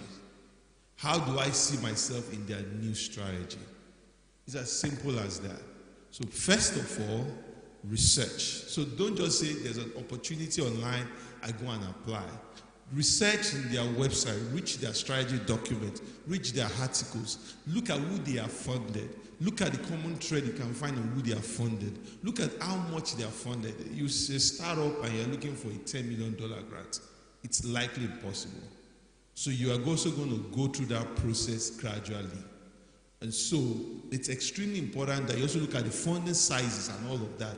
It's helpful because you need to, so you don't get too disappointed, because a lot of times misalignment starts from us not finding the right fit. The second thing is a compelling idea. There are going to be over 1,000 applications. So your idea has to be extremely compelling. If I ask to start, your first paragraph has to be so compelling. Because whoever is reading 1,000 grants is going to get bored at some point. And it's going to start weeding. Because I also do grant reviews too. In fact, 35% of budget spending is sub-granting. So we collect a lot of grants from funders to give to other people. SPPG, Invictus, different Thoughts and Maze, a different organization that we also give, even more than, I think it's up to over $2 million every year that we give to people. So it's also important. So in that review, it's extremely important you understand what is unique. If you go and sell another budget, then there will be a problem. I'm not saying you can't sell simplifying public finance as a principle, but you can't just sell another example or idea that sounds like budget. So you need to create a unique case for yourself. The thought I also talk to people about is that finding grants sometimes is like you are dating a lady. So it's a relationship cultivation process. There are the open call grants, but there are also, most of the grants that you get to happen, they are close calls. I would lie to you, 80% of grants that budget has gotten are close calls grants. I don't know how many grants we have gotten that people said apply openly and we got it. Because I won't lie, the small secret is that most of the grants you see openly applied for are already to some extent decided. Most times we are just trying to box tick. So you must understand that it's a massive relationship process. When I mean massive relationship process, as much as the birthdays, the spouse birthdays, meeting their friends, their football club. I won't give. If I give you stories of what I have done, because it's a relationship business. People in that space, people don't usually give money to ideas. People give people money. So you must understand the process of that cultivation.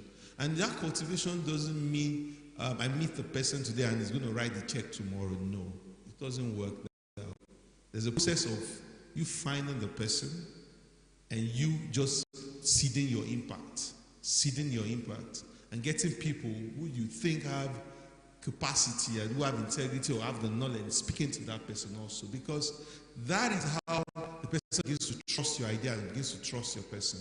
I don't want to give you $1 million and tomorrow morning I heard that you're in Canada. You understand? Yeah, you have the fantastic idea, but you are taking my money to Canada. So definitely there's a trust dynamics in the whole process that people don't properly define. So there's a relationship building. The first thing is also I do a lot of peer analysis. So when you say, well, I can't find grants, so who is doing what you are doing? Who is your peer in the industry? And who funds them? So if whoever is able to fund them is able to fund you. So it's also very important that you begin to peer and understand. There's some people who want to get funds from. These guys are giving a whole lot of money. But for us, we have not even found the perfect story to sell to them. So we don't even go there. We might even be meeting them in meetings and here and there, but we know there is no perfect story. So we wait to maybe where the strategy changes and now we fit into that perfect story. And there are times that we are fed in that part and we are out of cycle of that story. And we are happy to say, okay, we don't want to be as if we want to just feel like we need this money badly. We are out of your story, we will always come back. So very important to think that way.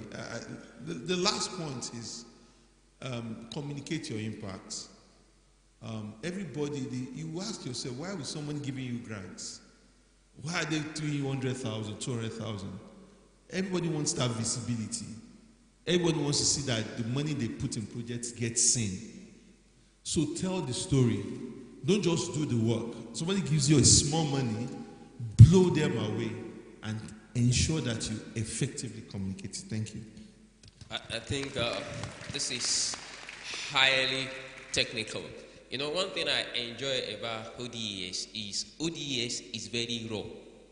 There's programs you go for that is refined. When they were talking, they were not hiding the facts and the truth. They were. So I love, we're in Ogbomoso. Yoruba, we say that people, not all snake are eatable. So that it means not all grants are meant for you. You have to identify the one that is meant for you at that stage. Even the question I want to ask you, you've answered about storytelling. That you have to tell the story. I can share a little bit of experience that the last time we applied for something and we went through an incubation before they can get, so that it can show that you have the technical expertise to make use of the funding very well. So when we're invited to come to Abidjan before even they can, because you have to see the person you want to give the money. They told us that since the time we make the application, they've been following our social media handles to ensure that what we apply for is part of the story that we are telling. Alignment. So that's leading to the question now that how can this for the two of you that how crucial is storytelling in grant application? Because what they taught us when we were growing is that keep your mouth shut. Anything you do, don't tell people. There are people there. But now you are telling us that there is a place of storytelling in grant application. How do we marry this, sir? Thank you, Doc. So again, just at the back of what Sean has said, you see, to win grants is an exchange. So most people don't know that grant is not a free money. If you think that grant is a free money, there's a problem. Grant is an impact fund. When you speak to the equity guy, you want to receive his money, he or she is looking at 10x upon evaluation, upon an exit. You give the person shares to gain dividends. So the outcome for equity is dividends. The outcome for debt financing is typically interest. Okay? What's the outcome for grants? Impact. And how do you show impact? Storytelling. Storytelling plus social proofs. Because, like he said, it's a competition. It's demand and supply. Tony Elumelu is giving out $5,000. It starts January 1st. It's closing sometimes in March. He wants to give maybe 5,000 people across Africa, not just Ogbomoso, across Africa, or maybe 10K. But let's step at 5,000, the couple of ones they've done. Over 500,000 people will apply. What is 5,000 winners out of 500,000? That's top 1%. So you need to know how to mature your point. First of all, like I said, distinctly be innovative. Then number two, know how to communicate your value. Star syndrome. Every win is a win. Put it out there. Share it. Build it up. Put it out there. Share it. Build it up. Talk about it. Talk about it. Talk about it. After a while, it crystallizes into something major, into something significant. All of that is your storytelling. You know, so it is very, very important. In the School of Grand Success, we teach something we call, and this thing is not Google, it's not ChatGPT, it's pure street sense from hustling in this country for over 15 years and winning grants. There's what we call the calling framework. If you're looking for grant opportunity, it's like a quadrant, 4 quadrants, right? There's the open call, which is like an ERP, AOI, everybody come, or call for proposals or what have you. Like Tony Elumelu is an open call. Like Sheon also said, there's a close call. They no call you, you cannot apply. They no send you the bid or you can't apply. By relationship and networking over a longer period of time. But there's also warm calls, and there are cold calls. So we have open, close, cold, and warm. My Google grant in 2006 was a cold call. I attended Digify Bytes by a company. I met Bumi Banjo then, the head of Google Africa, and I sent her a message, a thank you message, and tell her what I can further do for the program. There was not a call for Google Digital Skills Partner in 2006 in this country. We were the first and the only one, you know, and we got the first ticket before they now opened it up. It was a closed call. I still have the mail. I shot her a mail. It was a cold call. So there are opportunities you can get from warm calls. What are warm calls? Somebody can give you a leg in, an introduction into a grant making, a grant donor, and just tell you, oh, JD is doing this amazing. Please take a look. Oh, TD, you know TD in the ecosystem. You know Sean is doing sub granting. You know, those are warm calls. So don't just get fixated on only open calls. You will be losing a whopping 75% of the metrics. Thank you. Yeah, I think my brother will also. I mean, storytelling extremely important, and like he said, share every win, communicate every impact. It's because it's you know, it's not the best hard worker that would win. Most times, it's the person that is the best storyteller. So most times when we do great stuff and we cannot explain it and we cannot tell it. In fact, I'm not saying if there's any place, I sat down with my team 2 days ago in Abuja. We're having a management retreat, and I told them that, see, I don't think we're even capturing our impact as we should. I don't think we follow the numbers. I don't think we even infer the outcome as much as we should, because it's extremely important that you are able to tell your story. Without it, it becomes extremely challenging. So, and another thing you should do is don't wait for the funder. I always tell people, don't wait for the funder. Lead the funder on. Because most of the time, where the funder says digital skills, for example, and you're waiting till when they now make an open call for digital skills, you don't have a chance. Sometimes your chances are reduced by that opportunity. Start with, even if it's costing you 200,000 naira, even if it's at a loss, start doing some digital skills work. so that they can see that something is being created that can be expanded. A lot of work we've done in budget, we just try something like State of States, which was a major funding project from Gates Foundation. And nobody asked us to do State of State. We just saw a gap in the environment. I was okay, we'll do a comprehensive fiscal check on states in Nigeria. And the next thing, they had a new program officer who I met was a good friend of mine. And, and we met in Kaduna, we met in Abuja. And the next thing, he writes us, I think, a $3 million grant. Yeah. So, and we've been doing State of State since 2016. We're going to be 10 years this year. And I've seen governors crying on the phone, that why am I low? Because I'm already sent my document to a credit institution, and they said your IGR, numbers are not hard enough.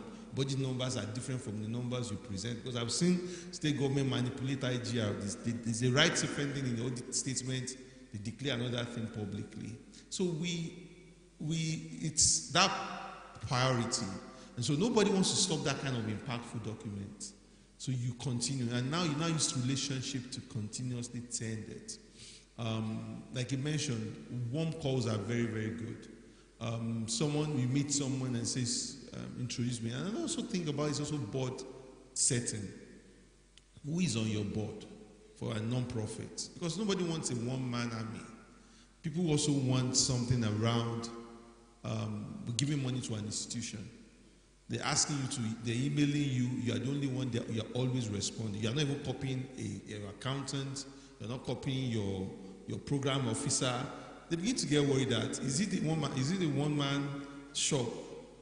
Is it a sole proprietorship you are running? People also want to see the institution in you. They want to see the institution progress along the line. And there are grants that they call unrestricted grants.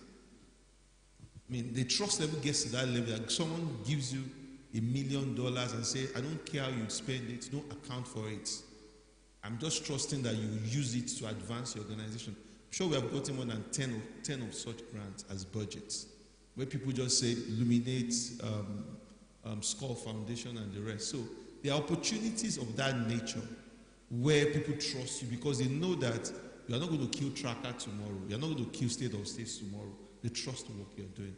But you need to quietly build in that frame. People must see the institution also in you. Thank you. Yeah, let's appreciate them.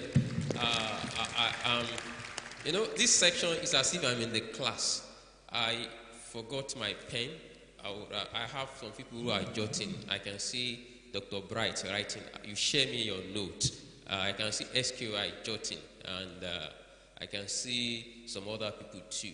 You see, something used to pain me. I felt that when I was in school as undergrad, I could have this pool of information. Yeah, there's some information we are getting access to now. You felt that had it been you have had this kind of opportunity to have this kind of information, you won't be where you are presently. So it's information that brings transformation. Information is better than money. Because when you have the correct information, you can have more money than what will be given to you. And it can allow you to stand on your own. Now, to really wrap it up, because our audience, I want to give one or two people time to ask a question.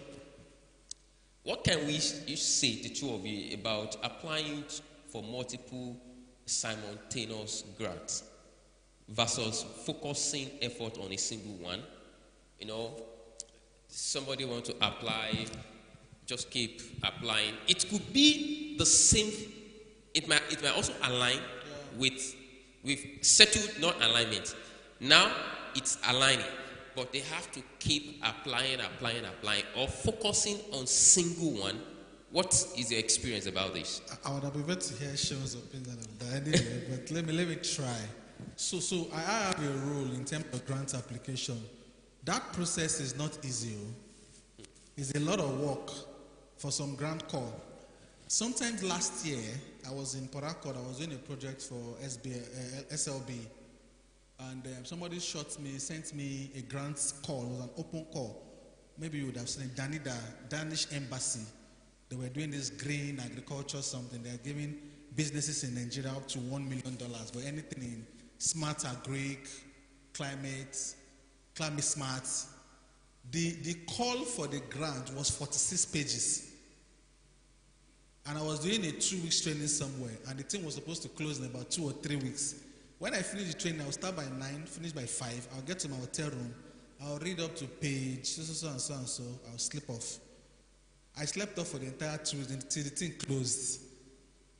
So some grant call that can be that tedious, because before you apply, one of the simple things we teach is clarity trumps clever. You cannot be smart to apply. You need to be clear. You need to be clear first. You need to align second. Then thirdly, you need to be eligible. Once you look at the eligibility criteria, additional document to add on, anyone where you know gets there, even if you have a solid application, it will discount you. CAC, policy document, auditor report, tax clearance. Not all grants go that far, but some people ask for not just your application, but upload a pitch deck, put your financials. If you don't have those eligibility, then there's no point. So to answer your question, Doc, I would say I prefer quality over quantity. How much grants do you or your business, your company want to win in 2025? You must know that figure. Every year for us has been $1 million. We're just listening to Sean now, and they're doing 2 million, 3 million for one funder alone. Maybe I need to increase that $1 million. Last year we did about 700K in grants from 2 funds. $1 million. So I'm thinking, how many applications will I need to write to deliver $1 million? Do you know I can get 20? Can I write 20 to get $1 million? Yes. Can I write 2 to get the same $1 million? Yes. So I want to go for quality over quantity. So I have a goal, I have an objective, I have a plan, and I'm looking for grants that fit those core, that my company is eligible. I've done quite a number of things in digital skills, digital literacy, cyber security, online safety, digital my last grant for last year was on GIZ, digital transformation, 50K euros. You know, small, but we're happy, we'll take it. But it's still digital transformation, right? So if I see anything in that area or more, but if it is agri or climate or environment or gender, it's not my thing. So do I want to do that? No. So quality over quantity for me. Thank you.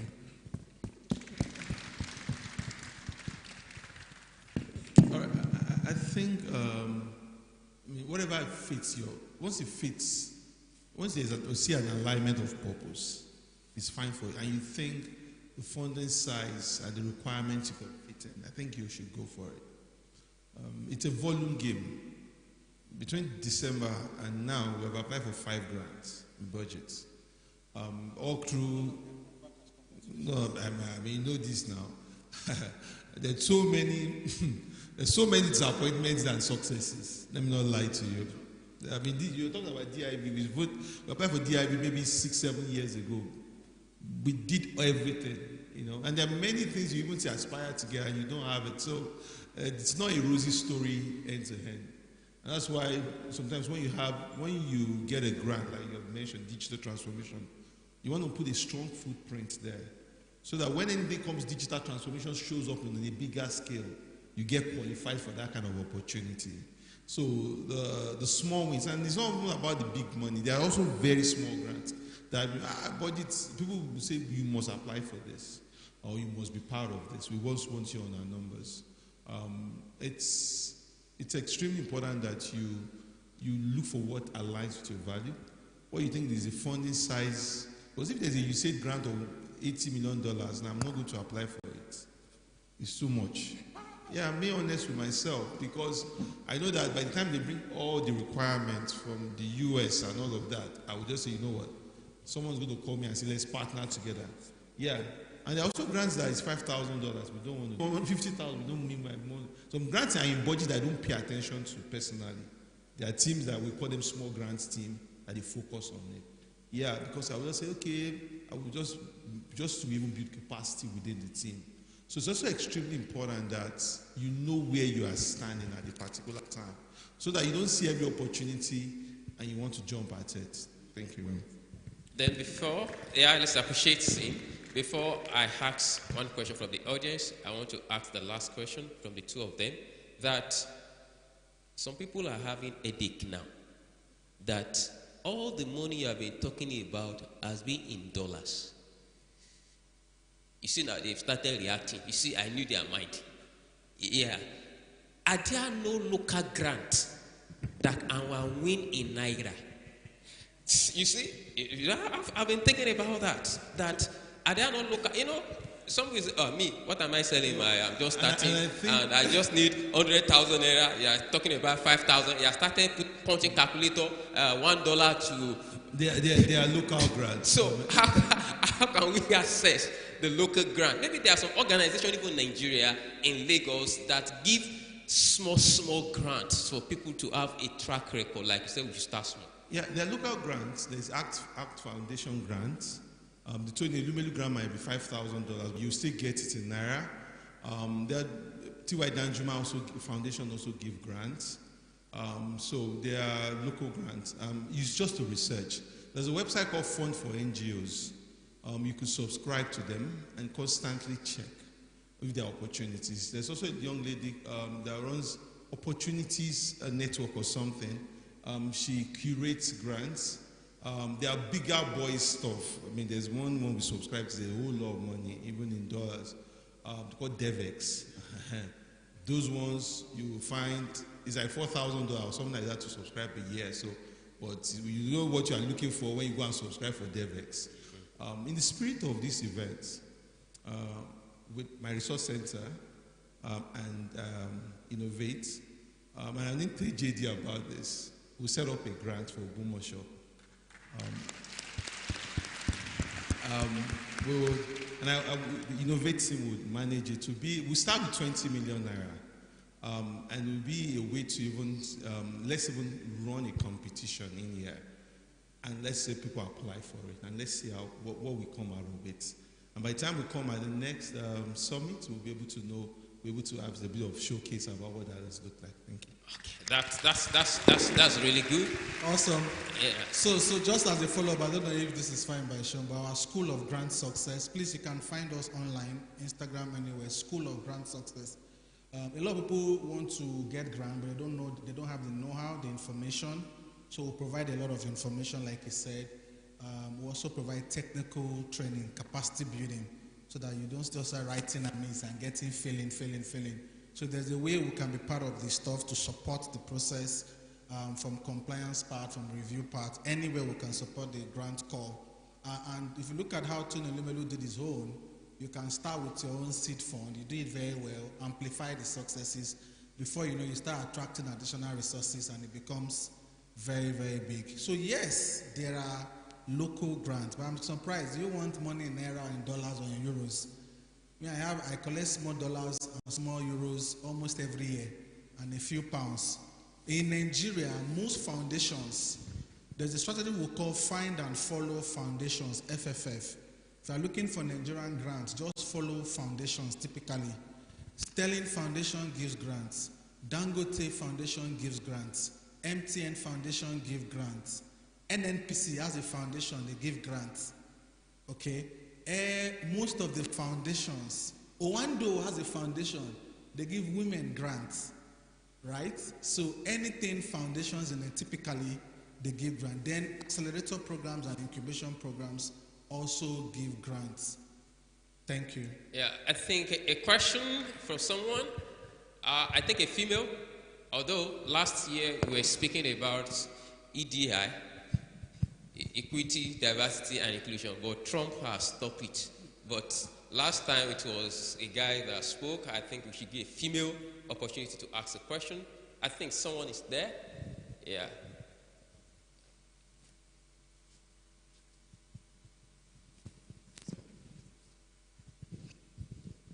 Thank you very much, Sam. So my question is to you. To me? Yes, sir. I'm not part of it. Okay. You talked about travel grants. Okay. So please, can you elaborate more on that and how to apply? Thank you.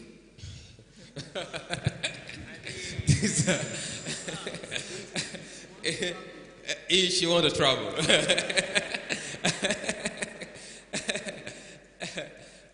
Well, you know, for you to travel, you have a purpose of traveling.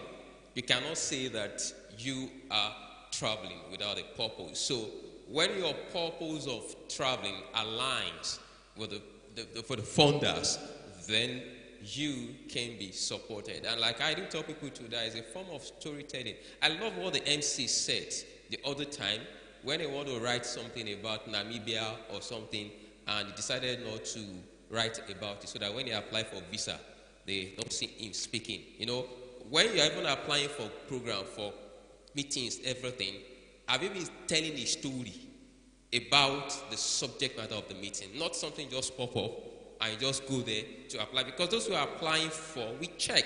Let me tell you one thing. In our organization last year, we pulled out undergraduate research grant. Some people might say saw it rather. So undergraduate research grant, we felt that it's only those in academia at postgraduate level that see money for their research.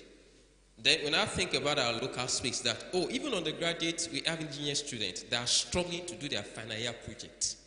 So how can we pull out a call? So our organization puts something out as part of our CSR. It's this year that, based on our experience now, that we are doing in 2 tiers. The last one was open call, that's for everybody, but this year we are open to do 2 calls, one for Ogbomoso undergraduate students and one for undergraduate students. Though the money we dealt out was very small money, but at least it helped. But to shocking, the story, the bad side of the story was that we have more of the Northerners that applied. And if you look at the program that this Minister for Innovation is doing, 3MTT, that SQI is partaking, at the opening ceremony, we have the statistics of those who apply. Most of the Northerners apply than the Southwest people. So it means that there are some things that we need to take very serious so that we can explore much of those opportunities. But like they said, we applied for 10 grants last year in our organization, but we are very lucky that we did not win anything. Yeah, because part of not winning is part of the training. That's the way we see. Yes, we are coming to meet you, don't worry. We are coming to meet you, don't worry. So, we come through Innovate Lab, all of us. SQI also need grants. You don't need grants? They need. You see, the guys I haven't said they need. Yeah. Direct needs grants. So, we have it like that. So, just align with what you are doing and you're going to get it. But for us who are here, please just watch out. Shortly, we're going to pull out a call for another undergraduate research grant because we have students here and they need to pull out their research too.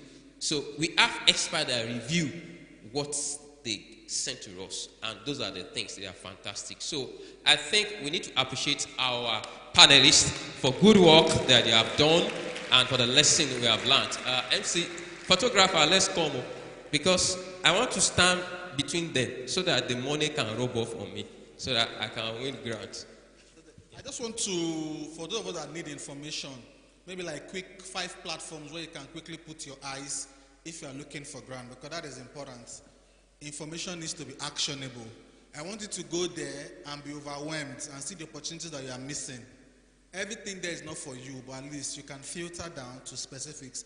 I think what Sean also said, one of the biggest platforms for grants globally is devex.com. Devex. DEVEX.com. There's a free part for 14 days, but they are very premiumly priced, like by $5,000 per month. Photographer, please. But they do a lot of grants, including proposals, tenders, bids.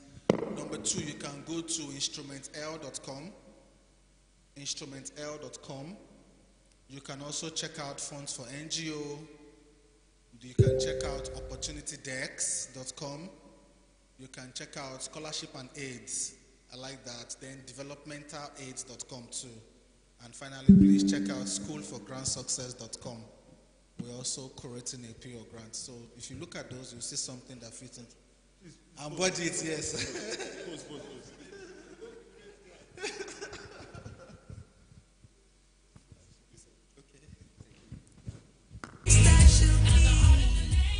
A round of applause for them as the panelists leave. I've been hearing about accessing grants for a while now. You know, I'm not in that space. But I've heard people be very passionate about it, and I have to give kudos to this panel. I mean, they did a great job of breaking it down to the point that everyone can understand this is where I am and this is where I can go, all the way to the $20 million grant and starting from the $50,000 or $20,000 grant. So please, a round of applause for them again. All right, so we come to our next agenda. We're going to be having a video from Great Plus Africa. Media, please, over to you.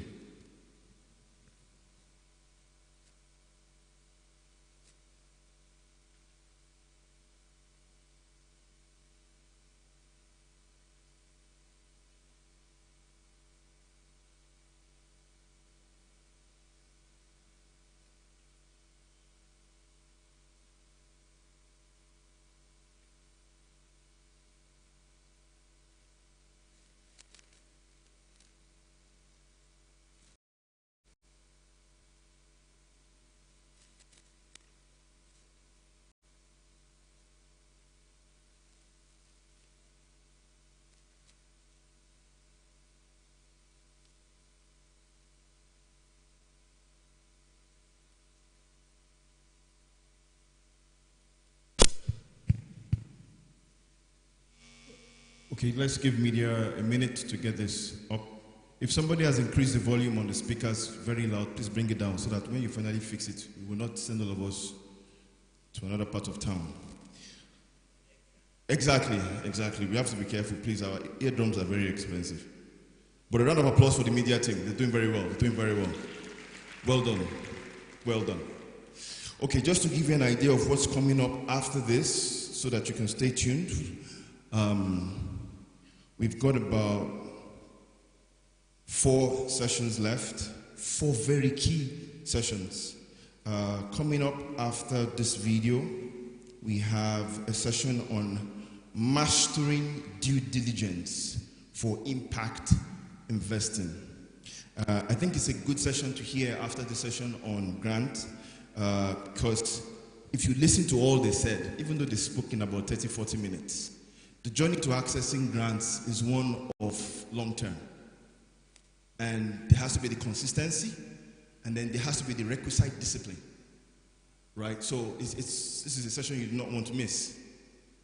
Also for those who are here and are probably maybe still in school, you know, and you already have stuff that you're doing, this will be helpful, because you can start to incorporate whatever discipline you get from this and even start accessing some grants, because you also have a long-term vision. Coming after that, we have a session on mastering sales and marketing for business success.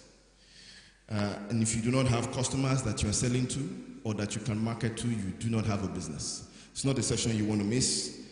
And then we have a session on accessing funding for infrastructure development. This one, I will share one short testimony before it comes up, because it's not a session you also want to miss. And then by that time, we can then connect afterwards and get ready for tomorrow. Are you ready? Okay, please go ahead.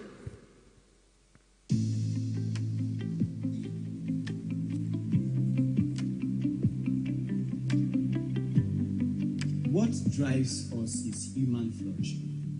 Africa's human capital index right now is at 0.4. That means only 40% of Africa's potential is earnest, and that is far beyond. There are many factors that contribute to this, but major of them all is career dissatisfaction and poor cognitive ability. And Great is positioned to help plug this gap by connecting students and professionals in Africa with career paths that best fit their personality, help them improve their cognitive and professional skills to be the right person for that career path.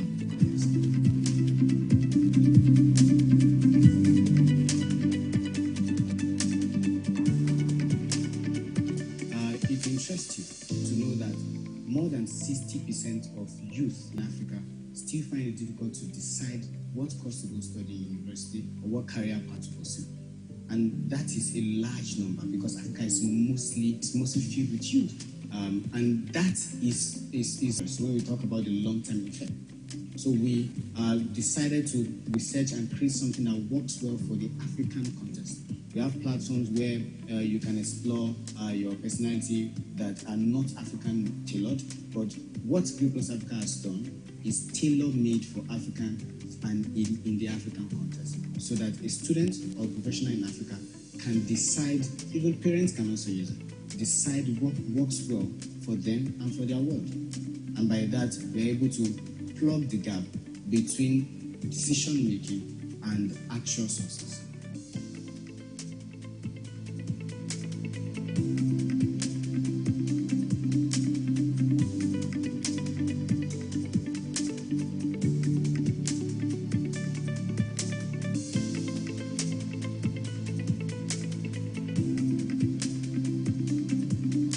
We see a flourishing continent in a few years' time.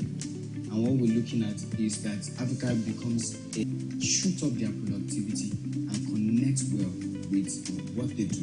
And we see students who are highly efficient in their academics and performing well in their studies, and eventually becomes something that wells up into a beautiful nation, beautiful continent, as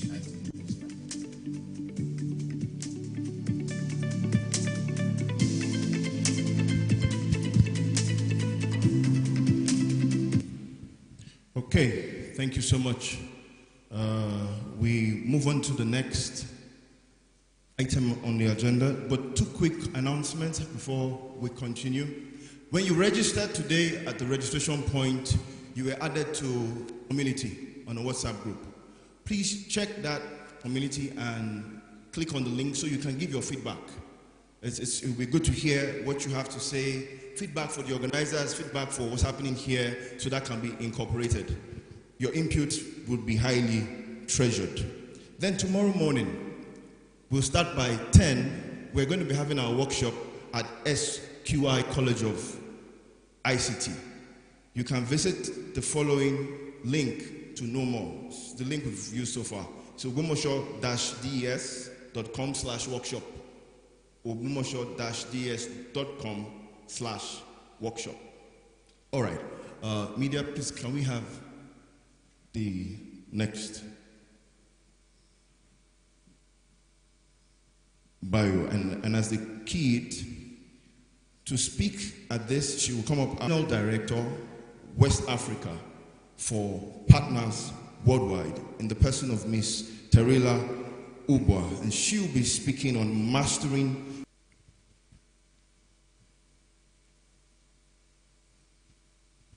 Terila Ubwa is a seasoned development finance and business professional with over a decade of experience managing multi-million-dollar portfolios and driving social impact. She holds a BSc in Business Administration from Geneva College, USA, and an MSc in Innovation Management and Entrepreneurship from the University of Manchester, UK. As Regional Director for West Africa at Partners Worldwide, she oversees strategy and operations in Nigeria, Liberia, Ghana, and Cote d'Ivoire, spearheading innovative initiatives for entrepreneurs. Terila also serves on the board of MicroBiz Microfinance Bank, leading its risk management and audit committee. Passionate about equitable opportunities and resilient communities, her strategic vision and leadership continue to inspire transformation and sustainable growth globally. Ladies and gentlemen, please put those hands.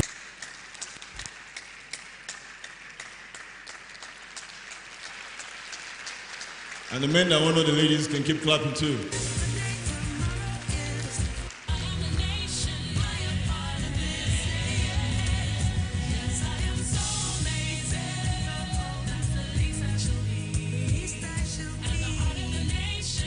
Good day, everyone. Happy to be here. All right, so I'll be doing a very quick session today on mastering due diligence for impact investing.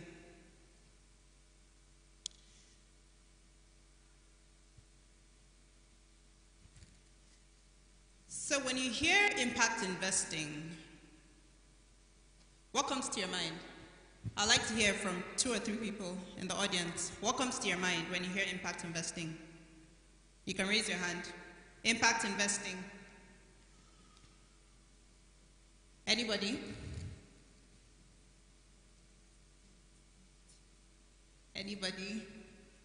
Yeah. Is there another mic? Okay, there's a lady there. Can she go first? I already pointed at her.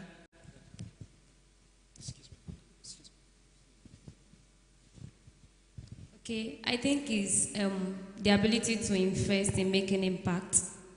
Okay, thank you.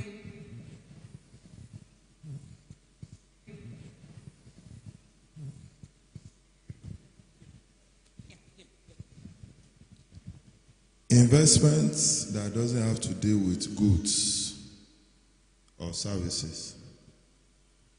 Okay, let's hear somebody else. Investment that is profitable for everybody. Sorry, a bit louder. Investment that is profitable for everybody. Profitable for everybody. Okay, thank you. All right. Next slide, please. Next slide, please. All right, so impact investing can be defined in different ways, right? I have a very simple definition for what impact investing is. And impact investing is really investing for multiple bottom lines with greater flexibility and focus on impact. Somebody said doesn't necessarily have to do with products and services. It actually does. Impact investing can be done in any sector, really, across energy, agriculture, different sectors, right? But what really makes, when you think about investing, what is investing? Investing is money you put into something where you expect a return, right? Social and environmental, right? And when we talk about greater flexibility, with impact investing, we're saying, when you think about interest rates, obviously, if it's debt, for example, you plan to get a return, right, on the investment. But then what differentiates impact investing from other investments is that usually the interest rates are a lot cheaper. So instead of getting a return of maybe 20%, usually with impact investing, you find interest being like single-digit interest rates. So you have that flexibility. Also, the repayment longer for impact investing. We call it patient capital. So impact investors are willing to lock in funds for longer periods of time, right? And so that creates more flexibility. Now, common impact investing areas. This is not an exhaustive list by any means. This is just to get you thinking about some of the areas that impact investors look at. So we have financial inclusion, poverty alleviation, women empowerment, social equity, climate change, sustainable agriculture, food security. There's technology, so many different areas, right?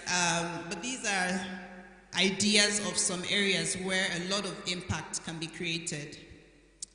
Next slide. All right, so what are some major forms of impact investments?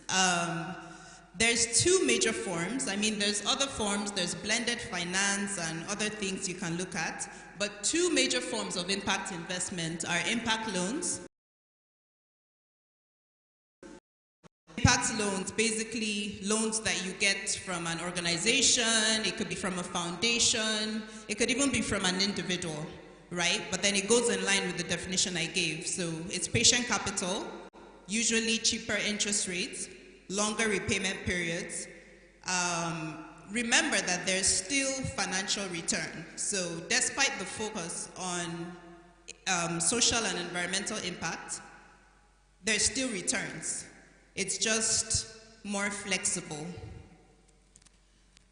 And then, so when you think about impact investing and being an entrepreneur or a business person, and you're wondering, you know, I want to get to a point where I can assess these impact funds or impact investments out there.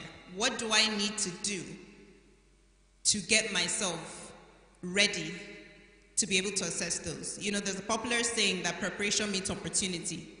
So as an entrepreneur doing your business, or, you know, a small SME or even a larger scale business looking to expand, how do you prepare yourself for some of the opportunities that come with impact investment? One is you need to be able to explain your business model. You need to be ready at every point in time with some kind of business pitch, right? So you need to be very clear on what your business model is, what you do, what your demand is, what kind of impact it is that you're creating. The second thing is you have to be able to articulate what you need and how it fits into your business model. There's people that tell you about this really great business idea that they have, but then when you think through the idea, there's no clarity on what the need is or whether there's even a large market for that need. And that's something that investors are very curious about. So you need to be sure that you can articulate what your need is. What demand is going to be created? What is your target market, right? And then you have to be able to explain how the investment catalyzes your business going forward. What is the ROI? Remember that despite the fact that there's a focus on impact, they still want to see a return.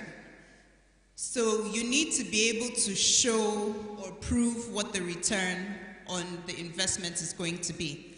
When an investor is giving you money, they need to know how they're getting that money back, including returns. So there has to be a return on investment that is very clear. And then you have to articulate the impact. It is impact investment. So the impact part of it is very, very key. If you're in the healthcare industry, what is the impact that or if you've developed some kind of technology for the healthcare industry, for example, what kind of impact is going to be created from this investment that you get? How many lives, how many women are going to be impacted? How many people get to send their children to school because of whatever product or service it is that you're offering? Now, some simple steps basically to take in readiness for impact investing. This is something you can start doing from now. So you don't wait until you see some kind of, you know, it's like the big corporation. It's normally a it's like the big corporation. It's normally a certificate that is giving impact. So there's a lot of frameworks out there, and you can do your research and look at the different frameworks and see which works for you. There's also the double and triple bottom line framework for impact.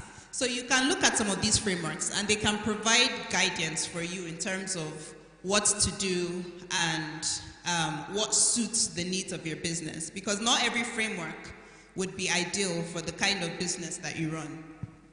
And then you want to rely on long trusted relationships and tap into a relational network. When we had the panel on grants, they spoke about that as well. I can't overemphasize this. You need to network with people in this space. It's very important to network. Don't say, oh, I'm an introvert. You know, I don't know how to do these things. I don't know how to talk to people. I'll leave it for those that are extroverts. You need to be out there. You need to network. You need to find out who are giving out. You need to find out those that are playing in this space and try to make connections. You may know somebody that knows somebody. Also make use of LinkedIn. LinkedIn is a great resource for connecting with people in the business world, right? And sometimes we have resources and we just don't make enough use of it. You know, with LinkedIn, you have the first, second, third connections, and through somebody else that you know, they may know somebody that connects you to something that just opens doors of opportunities for you. So learn to network, build relationships, and sustain relationships as well, because you never know when opportunities will present themselves. And then have specialized teams. I would say 3 major areas where you should have teams would be operations, finance, and then strategy and impact. In impact investing, those 3 areas are very key because not everybody has the specialty to do everything. So you want to be sure that you have specialized teams in certain areas so that when you're working through the operations section, for example, the operations team handles that. When you get to the financial section where you're working on the cash flows, your return on investment, and all of that, then the finance team is able to work on that. And then when you need to clarify your impact, then you have the strategy/impact team that works on making that clear, along with storytelling. Storytelling is so key when it comes to impact, and with impact investing, you need to be able to tell a very, very good story. Next slide. So, what are some impact investing pitfalls what are some mistakes, basically, that entrepreneurs or business people make when it comes to impact investing? One would just be lack of clear and measurable impact metrics. You need to, in getting ready for impact investing, you need to be sure that your books are in order, right? And that should just be a norm. So you don't wait until you get opportunities to start trying to put your books in order. You should already, if you do trainings, for example, every month, if somebody came and said, oh, how many people have you trained? You should be able to pull out the records and say, we've trained X number of women, X number of men, or we've vaccinated X number of children, X number of animals.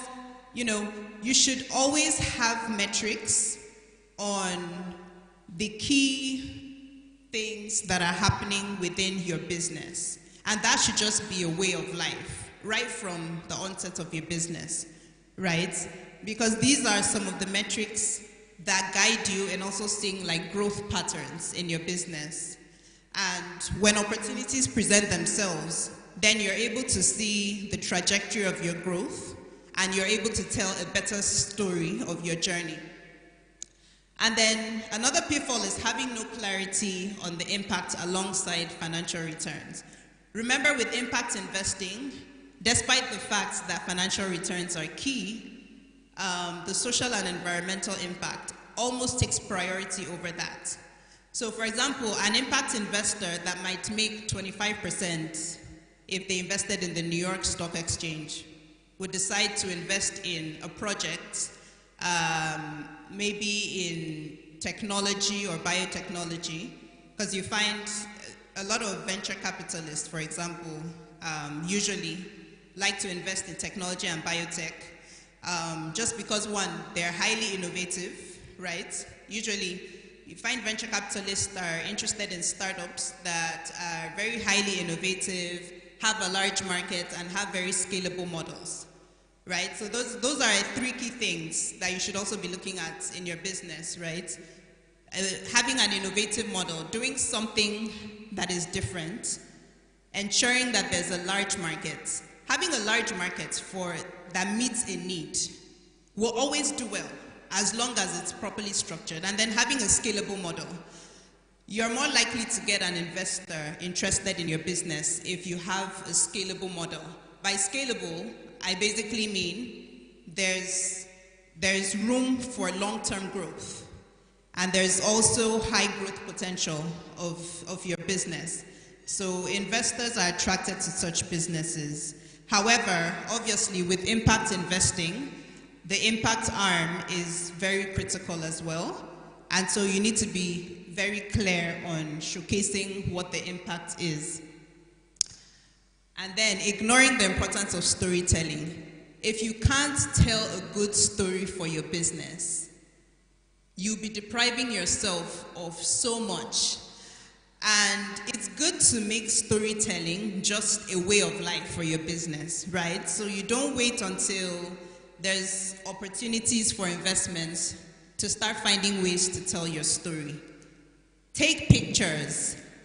Go to the lady in the marginalized community that was impacted by your product or service. Make a good story. Personalize your stories. Personalizing stories are very powerful. So using a name and personalizing personalizing, using one person to tell a broader story of what is happening can be very powerful. So learn to tell stories. If you're not a good storyteller, you can get somebody on the team that is a good storyteller. Storytelling is very powerful. And then failure to address the need is a major pitfall. If you can't address the need and can't identify the market, then investors, it's a major red flag for investors, right? I mean, think of you as a person. If you had 10 million naira now and you wanted to invest in a business, and somebody comes up to you and is telling you all kinds of stories, but you can't really see the vision ahead for how your 10 million naira comes back to you. Talk more of getting returns, right? Then you begin to ask a lot of questions. And that's simply the way it is with investors as well. So you want to be sure that you are addressing the need. And if there's actually no need, then maybe there's, maybe you need to pivot with your business idea, right? Because you need to be sure that there's a need and there's a market to meet the need. And then misalignment of impact goals with investor expectations. Now you need to remember that not every impact investor is for your business. And that's the reason you need to clarify what your business model is. There are so many different types of investors. There's the Ford Foundation, for example. They invest in specific areas. There's so many impact investors out there. Some of them concentrate on healthcare. Some concentrate on smart agricultural technologies. Some focus on financial inclusion. So you need to be sure that you're in alignment with whatever a potential impact investment need is out there, right? There needs to be alignment. Once there's misalignment, then you shouldn't apply.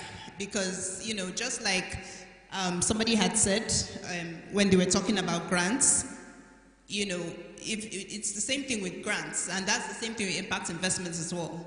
With any investment you're looking into, if there's misalignment in terms of what you do and what they are looking for, you should never apply because you will never get it, right?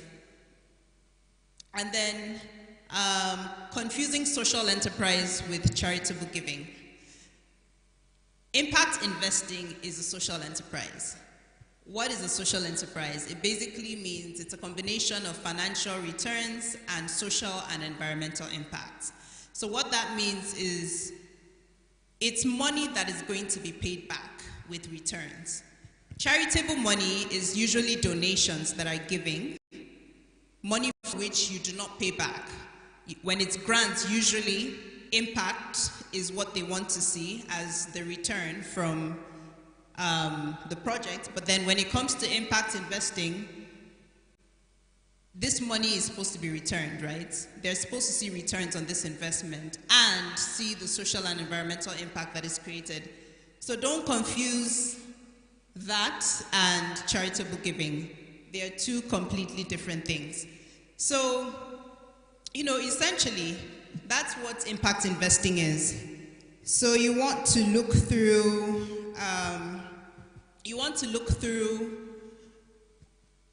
your business well, do your own due diligence on your business, make sure that you've articulated what it is that your business needs and requires, and then that way you have more clarity in what kinds of impact investments are suitable for your business, and you're more ready for opportunities that come with that as well.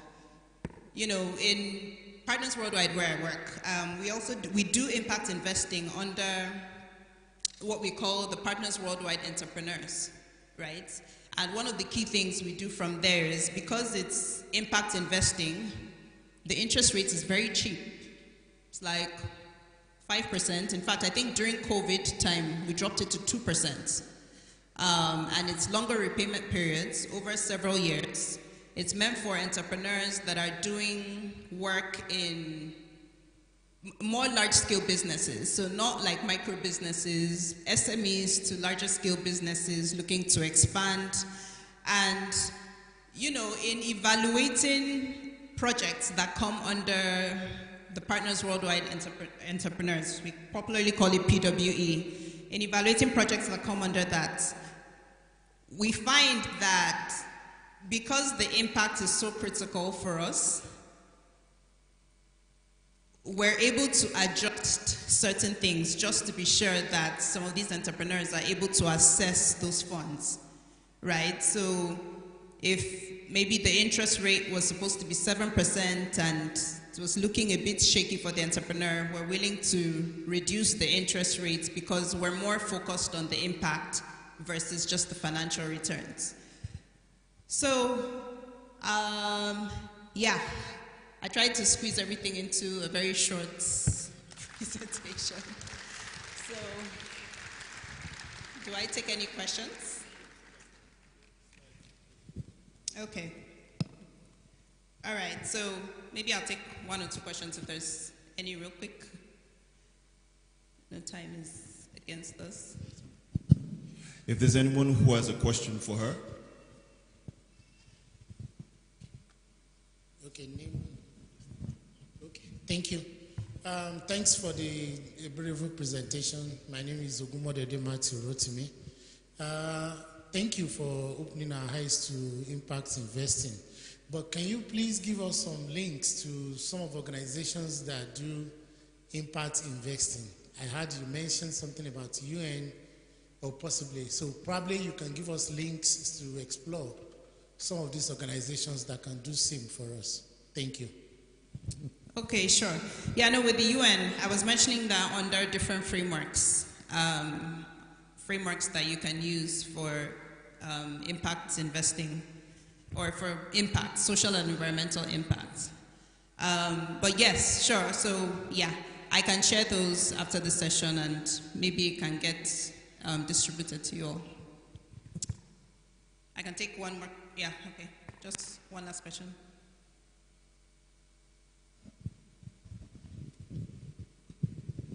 Thank you very much, ma'am. My question is, like, I'm getting confused between impacting investment and personal investment. Like, I have my personal business and investing on making impact. I'm getting confused about that. Can you please give clarifications? Sorry, can you repeat? Like, my question is, having personal business to gain profit and investing in making impact. I'm getting confused about the two. I can need clarification. Okay. So with impact investments, right? So think about if you had 100,000 naira now and you wanted to invest it in something. The idea of investing is that you want to make a return, right? So if you had 100,000 naira and you have a friend that was starting this great business idea and was trying to get 100,000 naira from 5 different people, right? With expected returns on the investment, maybe 20% returns on the investment. It means then that eventually you would make 120,000 naira. Now with impact investing, it's still investment, meaning there's still financial returns to be made on the investment. What differentiates it from just regular investing is that there's a huge focus on the social and environmental impact that comes out of the investment. So what happens is that now instead of you taking maybe the 100,000 naira to get that 20% return in your friend's business, you decide to invest it in another business in financial inclusion where you're making just 5%, you know, but for you, the impact that's going to be created from the marginalized communities means more to you than just the financial returns you'd be getting from your friend's business of 20%. Does that help to clarify?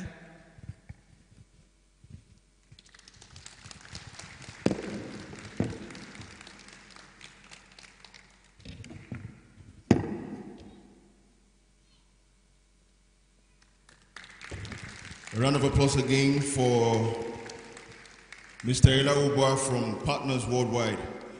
I hope she answered your question well.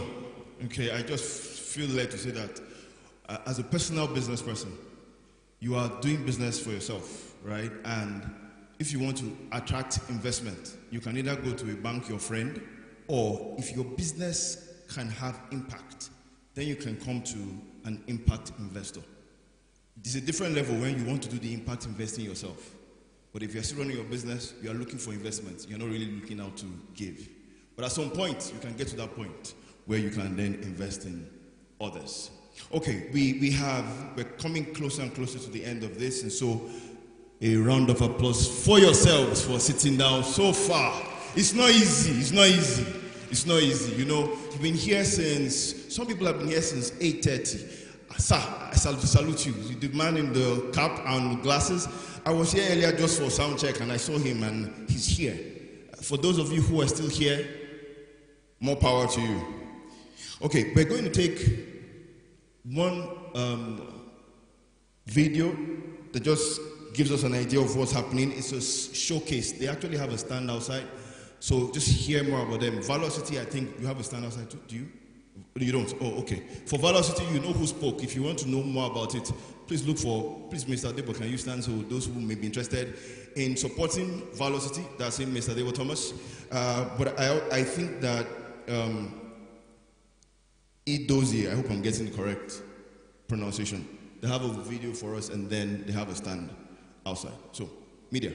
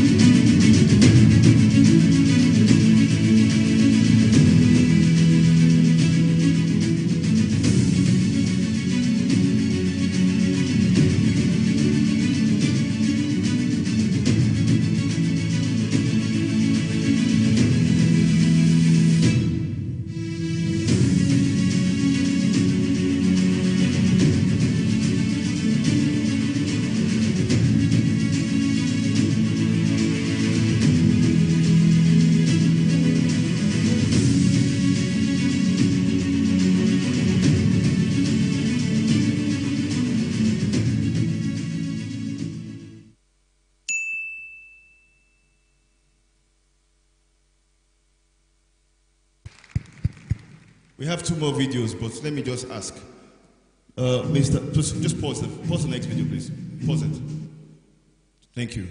This is Valor City, sir. Is this one for Ogbomoso or the one for another place? This one is one for Ogbomoso. All these things we just saw now, there's a plan for it for this town. Haha. Okay. So I saw stadium. I saw water treatment plant. I saw GRA.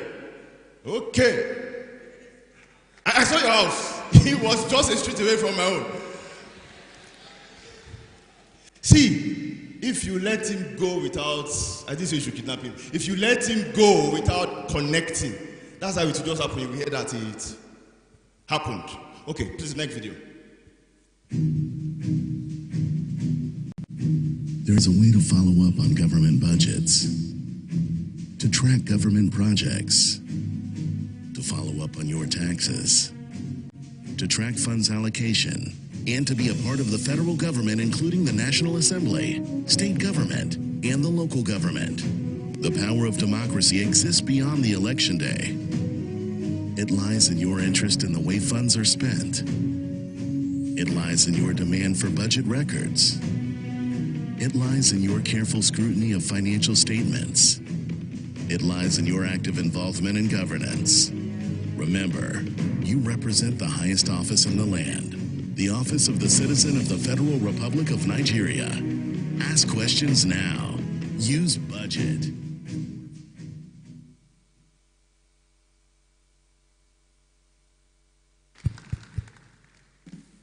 Budget does not require introduction, right? But we'd like to appreciate Valor City and Budget for being sponsors of the Ogbomoso Digital Economic Summit. Thank you very much for supporting this great vision. You know, there was one platform that Mr. Limbinge was going to speak at, and he had spoken. Then one of the, I won't call his name, one of the governors came up after him. And after recognizing everybody, the governor said, "You are doing a good work, you are doing a good work," to him alone. And so Budget, the team, have done so much that state governments, they are now very careful what they release. In fact, some of them, I think they are beginning to release ahead. And then maybe once in a while, they probably call them and say, "When are you doing the next?" So that we can put our stuff in order, our books and all that in order. I think that's impact. I think that's impact. And so to current ongoing impact and to the impact that is coming, Ogbomoso will always be the place to be. If you do not know, the founder of Budget is from Ogbomoso. For those that do not know. Okay, all right. We have one more video, guys. Okay, so it is, yes, please, let's play that.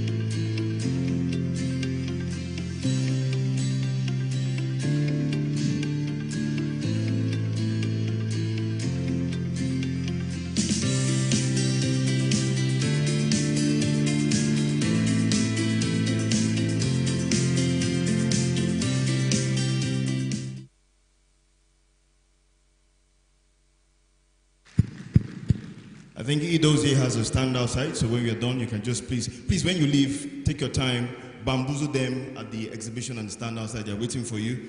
They set up there to ensure that you can interact with them. Okay, we move on to the penultimate session for the day. And to speak, so we're going to have her bio also read before she comes up. But just to let you know that we have first another amazing Amazon who will also be speaking. So for the ladies in the house, we seem to be reserving, you know, should I call it the best or the sweeter for the end? But I think what the theme or what this session is on is critical. Mastering sales and marketing for business success. And to take the session is also another proudly Ogbomoso indigene in the person of Miss Olamide Alao Akala. She will be, she's the CEO, chairman of Umera Farms. Her bio, please.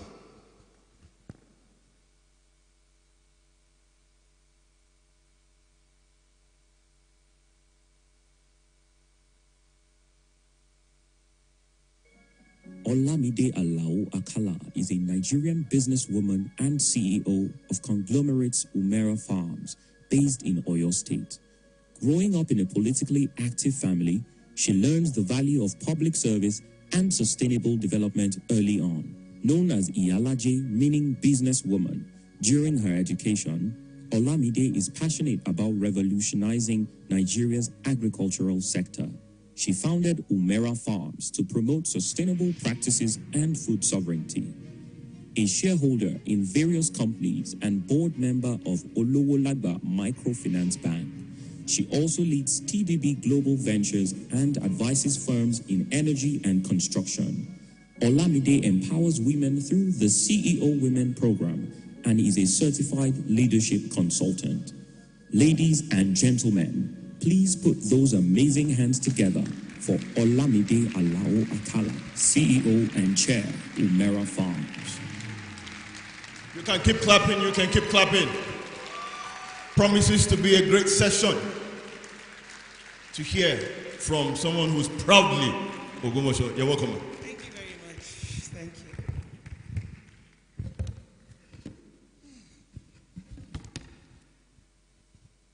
Hello, everyone.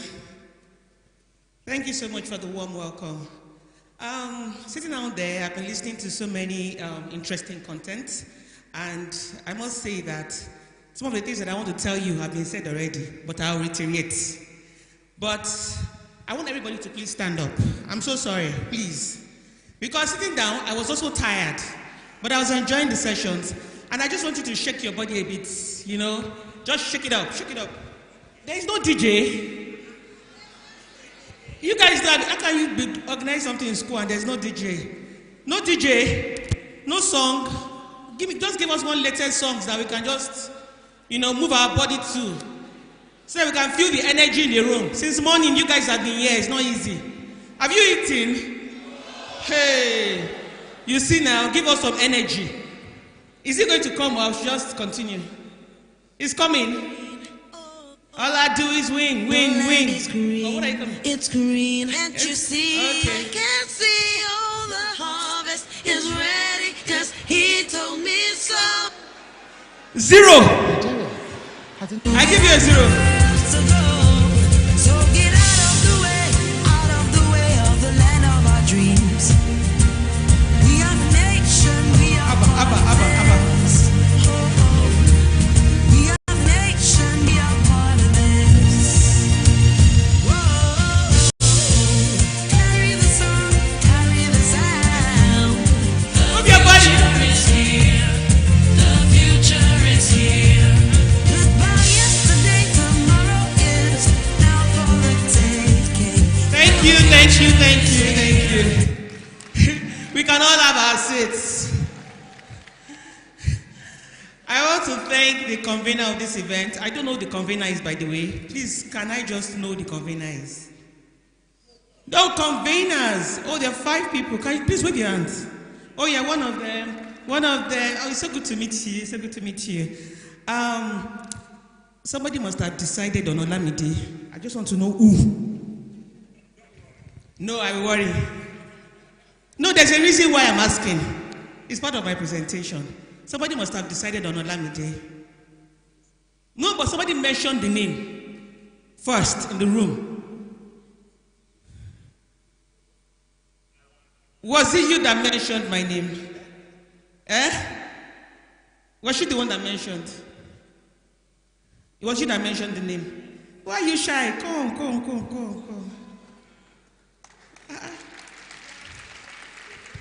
Why did you mention my name? Because you're an excellent businesswoman. How do you know this? Okay. You did a research. Then I was a speaker at an event you were invited to. 2 events though. 2 events. Yeah. Okay. So the businesswoman, the woman conference. Research, right? Okay. Where am I driving at? There's a reason why they called me here. They didn't just call me. They didn't just wake up and they didn't just sleep, see my name in their dream, and call me here. No.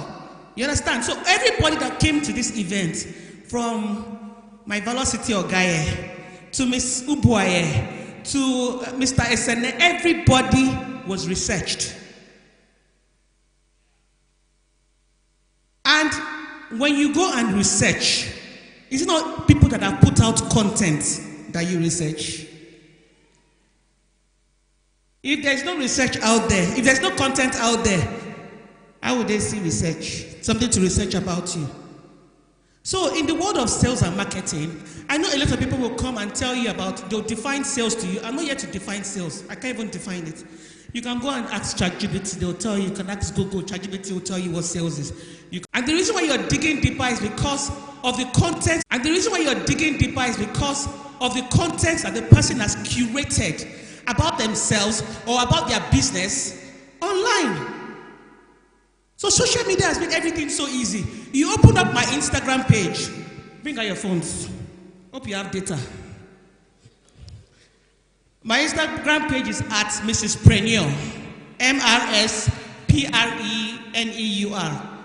Look at the first 9 content you see there. It says a lot about who I am. Yeah, Mrs. Preneur, MRSPRENEUR. So it says a lot about who I am. You go to my business page, umera.ng. It says a lot about what we do as a business. So social media has made it so much easier for you to be able to excel in terms of marketing who you are and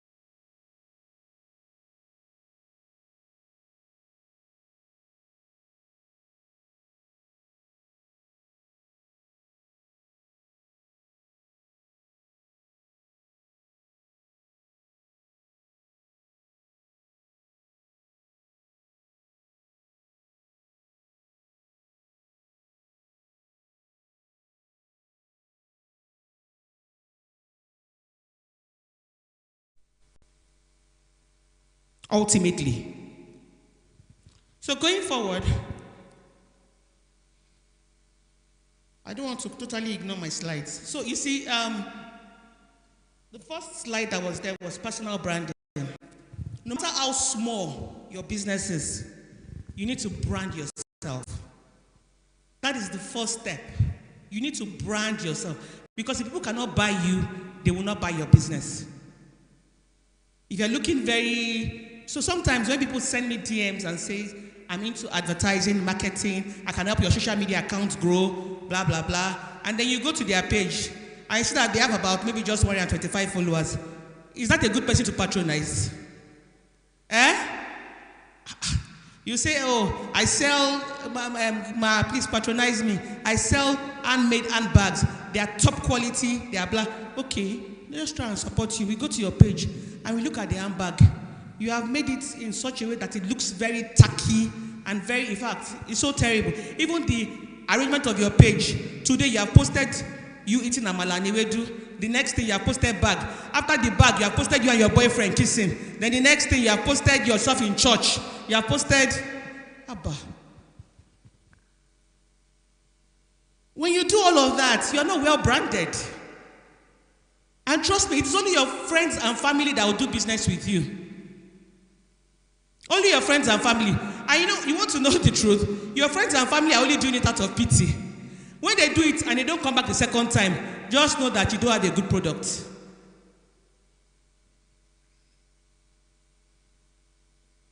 If you are selling a bag, if you are making handmade bags or you're making neck beads or whatever you're doing, and you cannot do it excellently, it simply means that you are not an excellent-oriented person. So it comes from who you are as a person. I pay attention to details. Details is very, very key to me. Are you a fine art student? Please, how many students are in the house? How many of you run businesses? Very few. Okay, I'll tell you this. So some of you might think this is not for me, but trust me, it's for you. Let me tell you why. Before I made my very first post about farming, I had been curating content that was building up credibility in the minds of people about who I am, about what I farm. And we kill a local fowl or local goats. All those things, it's strategy. I'm telling you, think I will just come to one shop, go to the farm and say, it's strategy. I sit down, we kill the goats. People are seeing the process of killing the goats. And they will start singing,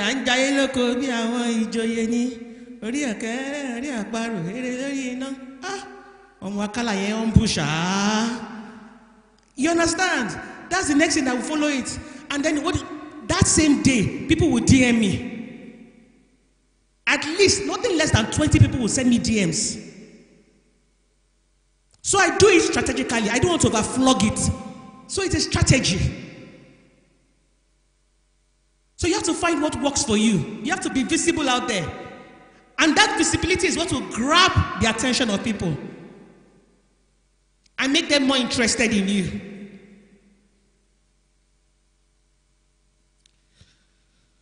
So, next slide, thank you. Building relationships. A lot of people think that, she said something the other time, you can't be an introvert. You can't. There's no how you can be an introvert. And keep to yourself and say, I don't talk too much.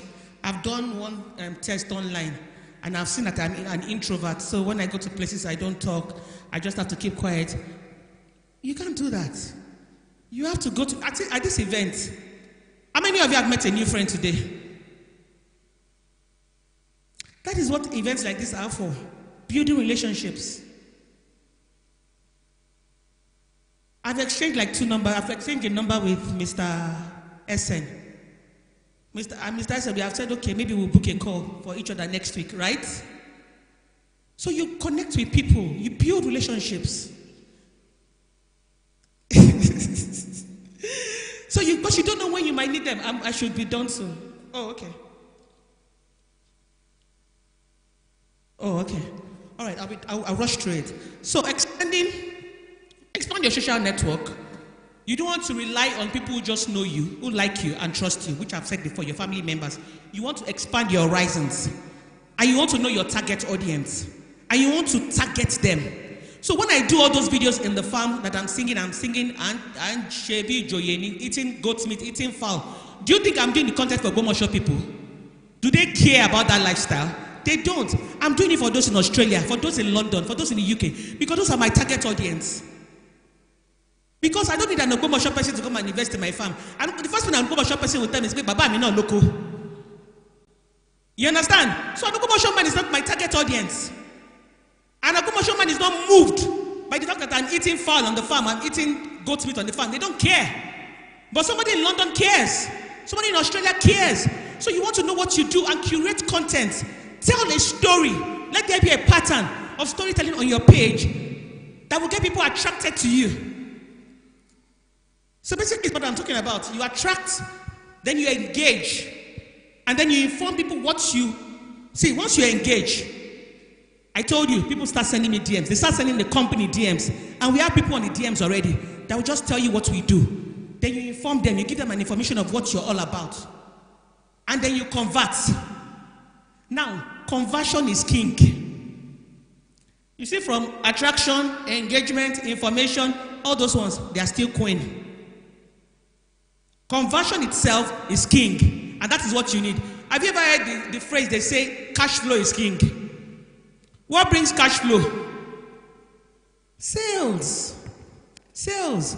And because most of you I'm talking to here are small businesses, I mean, a lot of people here I believe are small businesses, and right from the very early stages of your business, you have to be able to convince people what you are all about and be able to convert them into sales.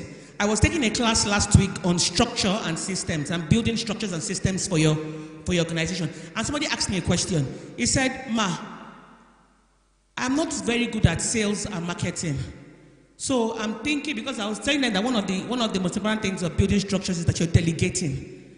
He says, please, I would like to delegate my sales and marketing. So, because that is the reason why I want to build structures. And I asked him, so you've never sold anything before? He said he has never sold. So your business is not doing anything right now. Your business is not doing anything right now. And I told him, if you cannot sell the business that you started yourself, nobody can sell it for you. Because when you build a team, when you're building a team of people to work for you, you have to be able to cast the vision upon them. And when you're casting a vision upon people, you are making a sales pitch. Casting a vision upon people is a sales pitch on its own. So if you yourself cannot communicate what you do, the problem that you are solving to one person, how would you be able to communicate to 5 people? And then when you want to even build a team to communicate to thousands of people or millions of people across the nation, that's not going to work. It's not going to work. So I was talking about attracting, educate and create awareness for those who are problem unaware, because most times people do not know that they have a problem. There's a solution to a problem until you see it, until they advertise it to you. You now start looking for options. You go on Google and look for options, and then the customer who is looking for options now goes online to say, okay, which one should I pick? So your niche makes you stand out. The quality of your business makes you stand out. The quality of your storytelling, the quality of your content makes you stand out. So you engage, you help the problem aware people, customers define their needs and explore solutions for them. You inform. I've talked about that. Conversion is king. You know, at the end of the day, I'm going to summarize my talk to saying that for you to be able to 10x what you're doing, you have to focus on your personal branding. You have to focus on the visibility of what you do and build relationships along the line as you go. Thank you so much for listening.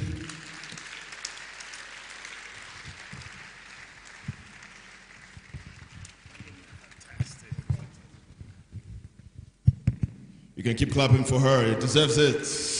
This session deserves it. It does. I like how the first 5 minutes was just razzmatazz. to just get us to know that we have come to market and talk about selling.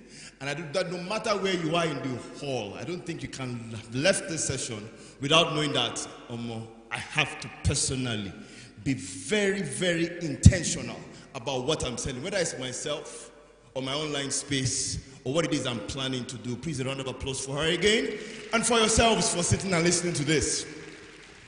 Let's thank the media team for finally showing up, because for the first 1, 2, 3 songs, she was just telling you no. Okay, we've come to the final session today. And like I had mentioned earlier, this is not a session you want to miss. Thanks again to the CEO of Umera Farms. She has helped us to make some blood flow in our system so we can listen to this one very well. And I think I had promised talking about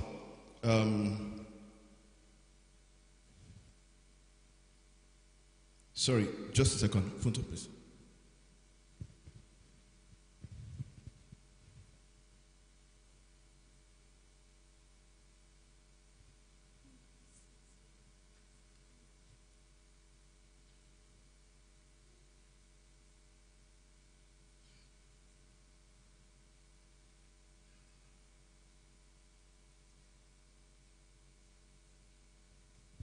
All right, sorry about that.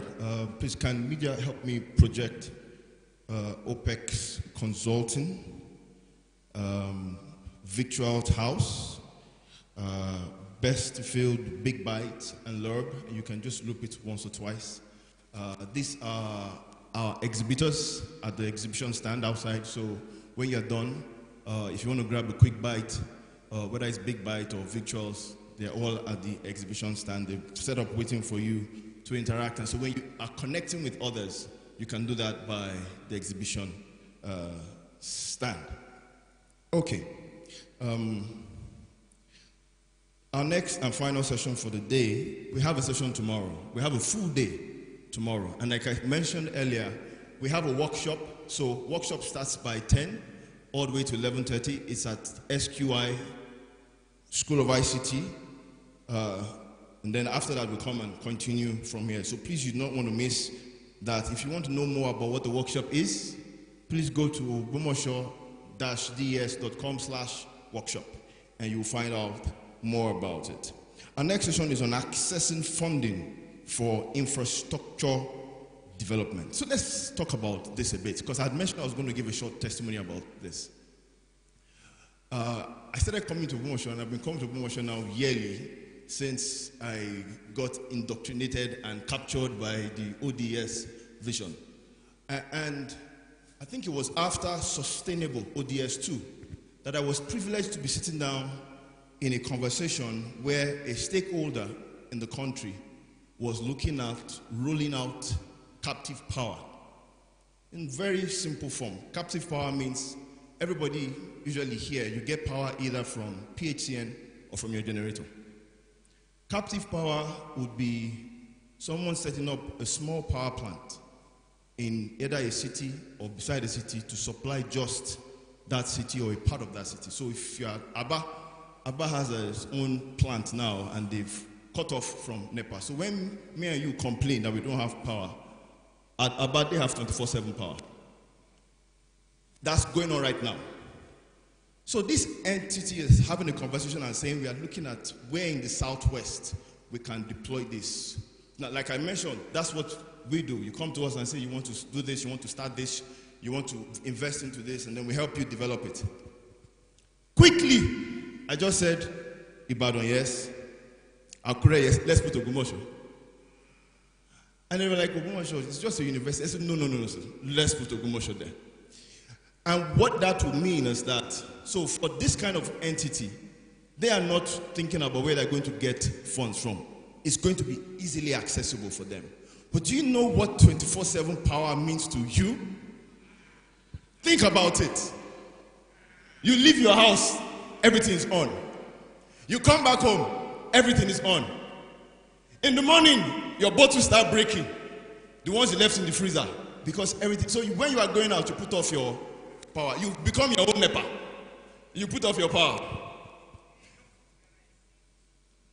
And then you can have whatever lab, whatever smart lab you want to have here. Where is that company going to do that? Because when they provide such infrastructure, first of all, it unlocks a lot. Who in this auditorium does not need power? Nobody.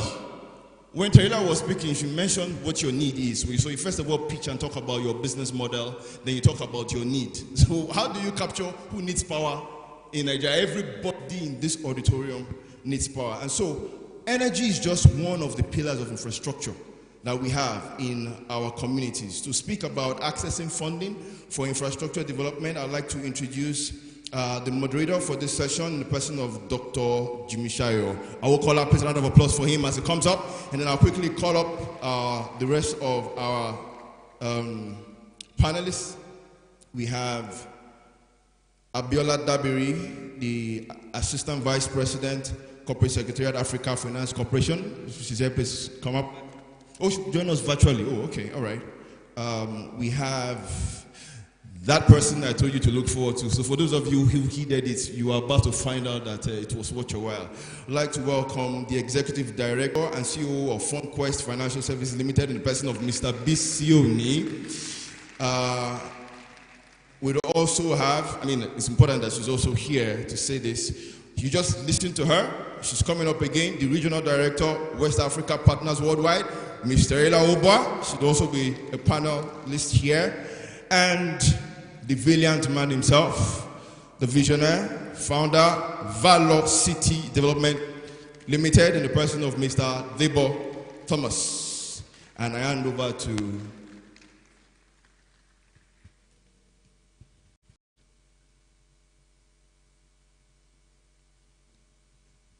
okay, also that will be at this session will be Mr. Seun Onigbinde for this session on accessing funding for infrastructure development. I hand over to Dr. Jimmy Awokola. All right, thank you very much. Good afternoon, everybody. Yeah, it's been a long day, but I want you to know that this investment of time is going to worth it. Yeah, because attention is also, they tell you to pay attention, right? So attention is also a capital. So as you have been paying attention to all that has been going on, I believe it's a worthwhile investment, which you are going to reap benefit from. All right, so I have the great privilege of moderating this wonderful panel discussion. And we're going to be looking at the subject of accessing funding for digital and physical infrastructure development. To give a bit of a background, infrastructure is very pivotal to almost anything and everything that you need to do. And because of the uniqueness of the digital economy, infrastructure also plays a very critical role. So I was saying somewhere jokingly that before now, factors of production used to be land, labor, capital, entrepreneur. So I was telling someone that they need to add data to one of the factors of production now, because I tried to estimate how much I spend on data every month. Then I realized that to be a digital worker, and data is premised on infrastructure that you have, digital infrastructure that you have available to you. So I'm going to start, they say ladies first, so I'm going to start with Terila. Now, given the competitive landscape, how can startups and SMEs effectively position themselves to attract both local and international investors for infrastructure-related projects? Yeah. Okay, thank you. I will say one of the first things that you should do to get yourself ready for that is the project preparation. The key factors that investors will consider. Factors that investors will consider, exactly. Okay. All right, so I think one of the major things that they would consider is risk analysis, right? Raising finance is all about managing risk. And I would say some of the key risk factors that they would be looking at would be, one, your demand risk, two, especially if it's international funding, FX risk, so currency risk, and then three would be your revenue risk. So looking at cash flows and the return on investment. And I'll say when it comes to cash flows, it's always good to have like three different scenarios for cash flows. So having like a base case, a best case scenario, and a worst case scenario. Because as investors analyze the risk involved in a project, they like to see the different options and see how feasible, right, and scalable it looks like. So risk is very important. So risk is pivotal. All right, thank you very much. A round of applause for that. All right, so Mr. Debo Thomas, over to you. All right, this question is, infrastructure projects, particularly in developing areas, often face challenges getting funded. You know, you mentioned that somebody told you that if this city was in Lagos or Ibadan, it would have funded, not in Ogbomoso. You understand? So from your standpoint, what are the primary challenges in securing funding for such projects that you have discovered? And how can stakeholders navigate these obstacles? Thank you. Sorry, before you go, I'd like to give them a bit of a background because he has been here and he has done a lot of, bold and audacious things. So I can remember the day we were driving together and I was asking you that where's the funding for all of it's going to come from? And you told me one thing, that funding is the last thing, that will always come. So I need you to tell us what you know, so that many of us can, can learn from that. Okay, thank you, the moderator, and I'll say this on a broader scheme of, the concept of funding and whichever way you choose to look at it, because one of the major things I've heard people talk about is. It's difficult accessing capital and funding, which can be true depending on the way you look at it. But realistically, what I've learned is capital is beyond the money, the cash aspect of it. That the concept is broader. So if you look at it from that angle, it's that what you actually need is available readily. That is what has been the principle me have been operating with. From the day I started business, I like to say that the last money I received from, I can say something like a grant, was 13,000 naira. And that was 2002. And since that time, I've not collected from any uncle, anybody to to start business. So I'm laying a foundation to make you see that regardless of the scale of what you do, the challenge is always the same. All the businesses I've started, that 13,000, it didn't take me long before I lost the money. I had to now, work around the proper concept of capital, which is beyond money. There's so many things that are not that physical, something that I call them abstract, that we do. So it is your capacity to to kind of put all those things together that translates into the physical part of you now having the physical fund that you need to run things. I'll say this, when I started my first business, I said I lost money then. I think for about a period of about 2 years, I was broke. I didn't know what to start. So when I had an idea to run with, my idea see the possibilities of things that can happen. My first step is I like action. I went to everybody I spoke with that I knew then that I had the cash. They were skeptical. One, most of the business I always pitch, I believe that they don't have anything to any confidence that I can actually do them because they've not seen me do them before. So I'm always pivoting to something new. So they're always skeptical. So even though they have money that we can't support this. So, but what I've learned is sometimes no matter how well you try to articulate the vision, people might not see it. So, but you have to first believe in it. And that belief is like the first capital you need yourself. So you believe in the concept of what you are going about, even though nobody is seeing it. You just find a way to get going. So one of the first things I do is, I think I've learned to, but this thing is still relative, depending on what you do. the concept of, using other people's money. I sell what I don't have. So like, maybe they do it in real estate, something like off plan. Before I knew what it was, that's what I've been doing. Like my computer business, that was how I started this. I didn't have the computer. And I made the first one to patronize me believe that I had the computer somewhere, that we have a store, that I just need little, advance payment to bring it. So that was how I had that thing. And that business became something popular that some people still coming by that business name in Ogbomoso Stainless. So I did, then from there, I got bored with that. I wanted to go into real estate, agriculture. So I didn't know how to go about it. And I was thinking about this thing from the point of being broke. And so when I saw the opportunity in farmland, and, as at that time, I'm talking about maybe 13 years ago, farmland was practically like almost free. Because the axis where these lands were, nobody was interested in going there. So they were like, any small amount of money. So I saw something that a lot of people were not seeing. So I went around again, like, I've seen opportunity here. Because I know, somebody said something about Namibia. Namibia is a country almost the same size as Nigeria. Their population is very small. And so that showed me the opportunity in land. That land is, like, that showed me the opportunity in land. That land is, like, the most important asset that one can invest in Nigeria because it is very.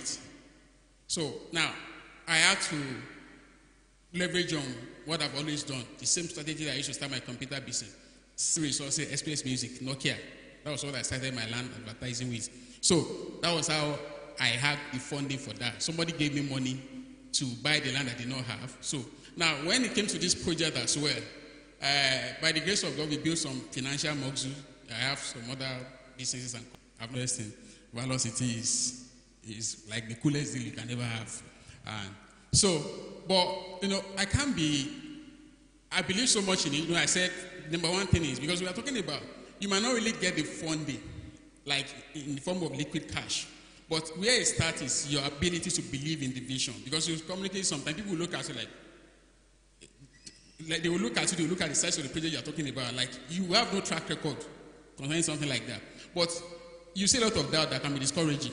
But your confidence, your belief in that thing. So confidence is capital. Is the capital. So it's abstract. It's not the physical stuff. And so far, what we've done so far is being funded mostly by another sister company that we have. And we've been able to sell land to people that believe in the vision. We've been able, like, off plan. So that is how we've been able to address our funding issues so far. Okay, so what you're trying to say is that it is safer to approach the concept of raising capital from the abstract. It has to start from the abstract. It's the foundation of everything. Before it comes to the concrete. That means things are first of all created in one realm before they eventually come to the real realm. Amazing, amazing. Please put your hands together for him. I believe you understand that concept. In other words, whatever it is you want to do, first of all, articulate it and believe so much in it as to be able to tell any and everybody about it. And eventually, the resources you need will come in the process of time. Amazing, amazing. Please, a round of applause again for this and advisory roles. What are some frequent mistakes organizations make when they are sourcing and requesting funds for large-scale projects? And how can some of these mistakes be mitigated? Mistakes. Bank manager, and say, I have confidence. Give me money. It's good to balance things. Confidence is good, but beyond confidence, you must build that confidence over something that is backable. And Terila says so much about risk mitigation and all that. So it's very important that whatever you are building, your personality is one of the critical core capital that you are building. Your understanding, your passion, your enthusiasm. When the ladies that took us on the farmlands, the sales pitch, you could almost touch our excitement with what she does. Now let's come back to this. What are the key mistakes? It's almost inexhaustible, but I will talk through few. The critical ones that you see is people believe that once they have an idea, you should just give them money. Most often than not, entrepreneurs come up with this air of arrogance that my idea is the best thing to happen. Therefore, you are lucky that I'm talking to you. So, by the time you ask few questions, at times their pitch deck may just be flawed. And you take a first run on the pitch deck, you could see the lack of proper mismatch. Because the funding type, because today if you've not learned anything, you've learned about grant, you've learned about impact financing, you've learned about diaspora financing, you've learned about fund, and maybe the generics, the bank funding. So you need to be able to situate this project. Was the best form of finance? Then was the optimal finance that will ensure that this project, one, takes off, and not only taking off, post-funding, what of the sustainability? An average funder will be interested in post-funding activities. So what happens? After this money, you've deployed the fund, so what happens? If your project is going to create disaster in the environment, chances are most financiers won't touch you. You may be making money, but they will not want to associate their names with your project. So it's a 360-degree kind of a thing. But the one that most investors or most entrepreneurs do miss is the fact that over exaggeration of what is possible. Risk, like she said, is one key pillar. I mean, I could lose everything. I don't want to lose my money. You know, so I want to look at where are you going to pay back? And what is sustainability of this? I'm also looking at competition. Will you be able to scale in the next 2 or 3 years? Someone talks about corporate governance the other time. Are you, me and my son, limited? So these things are very important. The people that sits on your board is as important as that business idea. If I do a quick check on your board and I could see a name that has a big question, you've just lost it. Because we will not want to put our brand behind a very questionable name. So there are myriads of questions. It's just necessary for entrepreneurs to do a pre-advisory conversations to say, okay, entrepreneurs should do. Number one, you have an advisor. Okay. Especially we are looking at large projects. One, I've heard since morning here, we've been talking about projects, but don't forget, the size of project also matters. If we are talking about digital infrastructure financing, all these one state banks, you could look at the type of project each institution are funded as well. The scope and size also matters before you begin to talk to someone.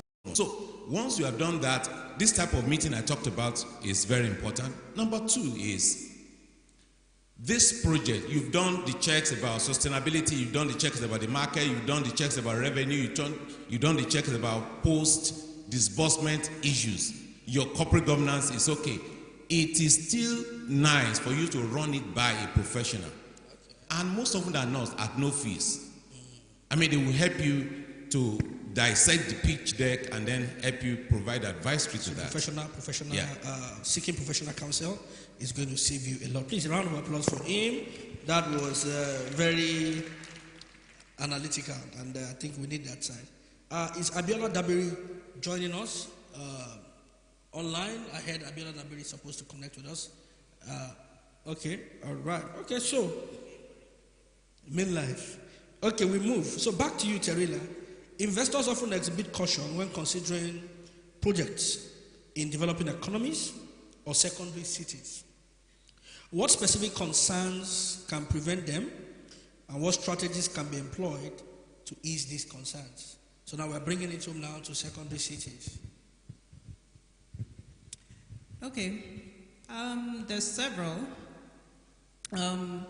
One, I would say, and I kind of mentioned this when I was talking about risk, is currency volatility. And that would be very true for Nigeria now. For example, in the last couple of years, our currency has been very unstable. So especially when it's international investors that are coming in, it's a big question mark for them, because that's something they need to work around. And I think one way that can be dealt with or mitigated in some way would be hedging. And with hedging, we don't necessarily have a lot of hedging instruments in Nigeria, for example, so you need to be very innovative around the solutions with hedging. Like hedging your funds? Pardon? Like hedging your funds? Yeah. Okay. So one way that you can hedge, obviously, would be maybe forward contracts. So by forward contracts, I mean you sign contracts for a fixed rate, right? Another way would be to set up a hedging fund. So if you're able to get people that are willing to contribute into a fund that is used to hedge against FX risk. Another way could be getting either a corporate or individual guarantor. So somebody part of that risk to the end consumer. Unfortunately, part of that risk to the end consumer. Unfortunately, which is why there's now crazy inflation, right? And then with politically, I mean, there's political insurance and all those, but they get really complex. So it's honestly better when there's just a stable and predictable regulatory framework and environment for investors to come in and invest. Wow, thank you very much. A round of applause for her on that. Now, matters around funding, financing can be a bit boring because it's about the details and the numbers. Accountants are one of the most interesting people, but they must be your friends because the figures are important. Yeah, the average entrepreneur is very adventurous. They just want to jump and all that. But the accountants are very fastidious. They are boring. They stick with the numbers. They do the Excel spreadsheet, and most of them talk so slowly. Sorry, apology to the accountant and the finance guys in the house. All right, so I'll come back to you, sir. Beyond traditional financing avenues, are there emerging or alternative funding models? Maybe crowdfunding, green financing, yes, like you mentioned now, impact investing, that businesses and governments can consider when it comes to infrastructure development, knowing fully well that we have a huge infrastructure gap. So what are some other alternative sources of financing that government... I think we should localize that conversation to secondary city like Ogbomoso. Or maybe even for the city is trying to build. In my estimation, one of the best strategy to jumpstart infrastructural development of Ogbomoso is a combination of almost all the financing options. A little of this plus this. I said to Kabiyesi as he was stepping out that he need to spend a different type of currency to jumpstart this development. And he said, what is that? And I said, activate more the network, the relationship. If you are doing a PhD thesis, your objectives must be very clear. And that's where everything rests. Everything. Everything. Your literature, your methodology. So we must be very clear as a secondary city. What do we want to deliver? What comes first? And what this one, does it have multiplier effect to deliver on others? Someone said in the morning that I think it was Ian, that once we build a business that could reach a 1 million turnover, a 1 million USD turnover, then there will be a follow through, an excitement that will have been created. Maybe I'm not privy to that, but I reckon that there must be a document we work with for a secondary city like this. So all the financing options, they are there in the textbooks.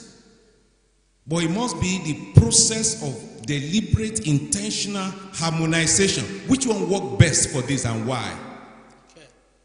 We are starting with this, maybe building a technology backbone, first of all, bury it under the ground. What's the cost of that? How can we tap into diaspora funding? How will they be sure that if they invest in here, they are going to get value? So these are many questions. Like I said last year, ODS 2, there's money everywhere. But money is looking for those people who will be able to treat them well in terms of value creation. They will come more. Amazing. Once generated value, they're going to come more. You're going to get more. Amazing. So the whole you can do it better. Thank you.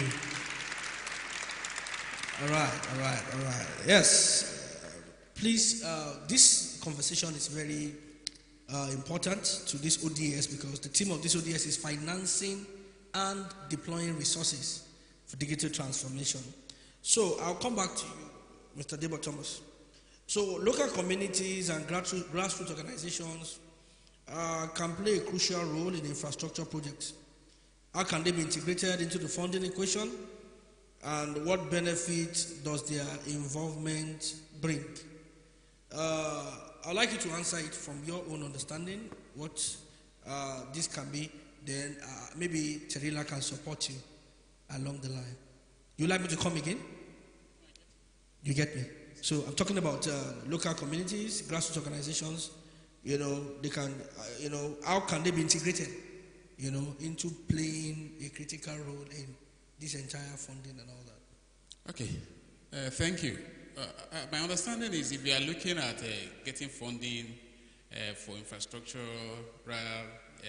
development for maybe a project like our own now, I think one thing that investors, like major thing they would like to see is security of their investment, that the cooperation of the host community is important.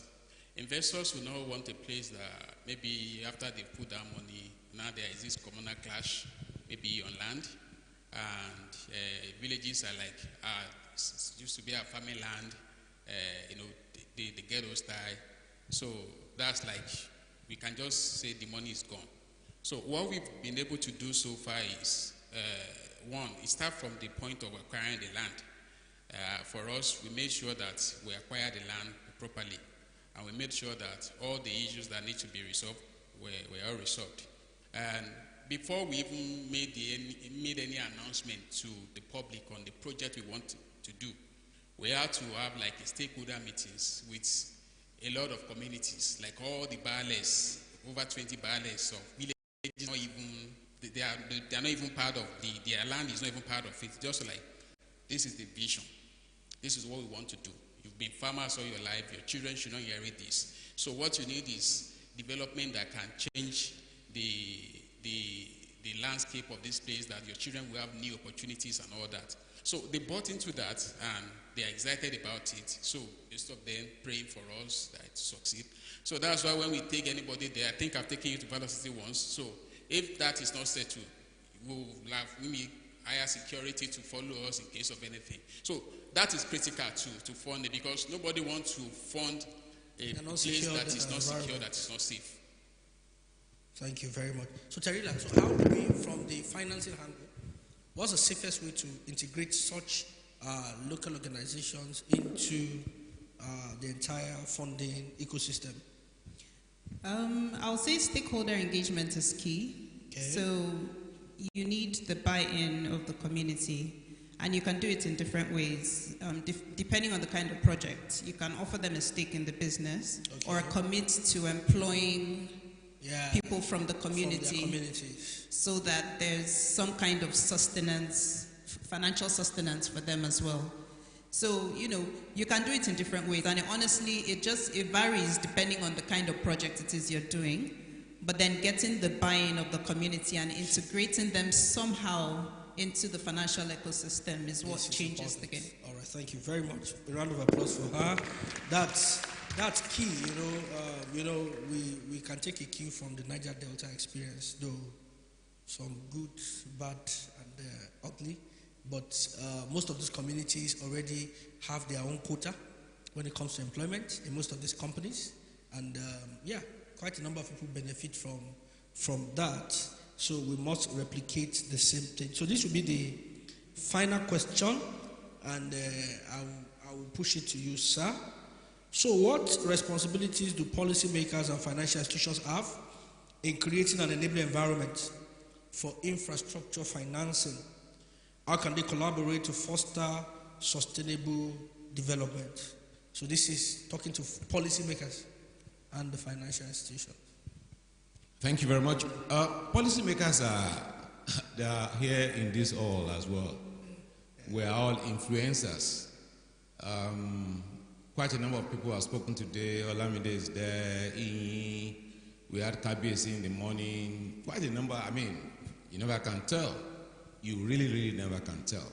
But let's go to textbook format or type of answer that perhaps you are expecting. Government, there is someone that knows someone that knows someone that is in government that takes decision. And most often than not, to the extent that interests play a key role in decision making in governance, to that extent, you need to let specific ministry and or government see the benefit. Like he said, he gathered the barless. That's a form of affecting their decision upfront, so that whatever plan they could have had concerning the city, you've already nipped it in the bud. In the same way, when we are engaging, there's a project that's coming up for secondary city like Ogbomoso, and you know already within the zones in Oyo State, Ogbomoso occupies a place. When we're looking at maybe Ogbomoso axis, we're talking about Iseyin, Ibadan, and all that, and we are coming up with these humongous projects. Someone in government is saying, no, that can't work. In advance, we should have conversations in advance. We are having this type, we can't sit in silo and think that we will get government buying. It's not going to work. So there must be in advance conversation, either with the commissioner, even at the federal level, because there are a whole lot of things that could make happen at the federal level that the state cannot make happen. In terms of, we're talking about technology backbone, for instance, for Ogbomoso. Do you know that is possible even using federal government might? As an infrastructure, it's not, we're not saying give us money. Let's lay the pipes that will carry the traffic in this city. It's possible. So my strategy would be to use a preemptive intervention. Not that when we need something today, then we are talking to them tomorrow. No, it won't work like that. I mean, like this format that someone shared with us when we're talking about the grant structure. There is a code, there is a warm, there is a open, then there is a close. And he explained that one comes by relationship. We must engage those within that corridor of policy. Because, I mean, you can't really function, no matter how beautiful our goals, design, and projects here. If you don't. Question, yes, I can see one person here. Hello, I can see somebody here.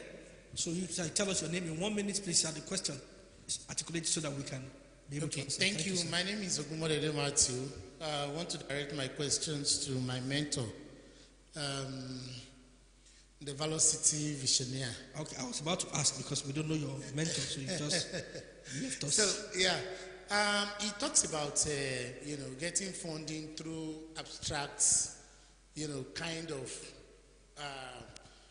approach.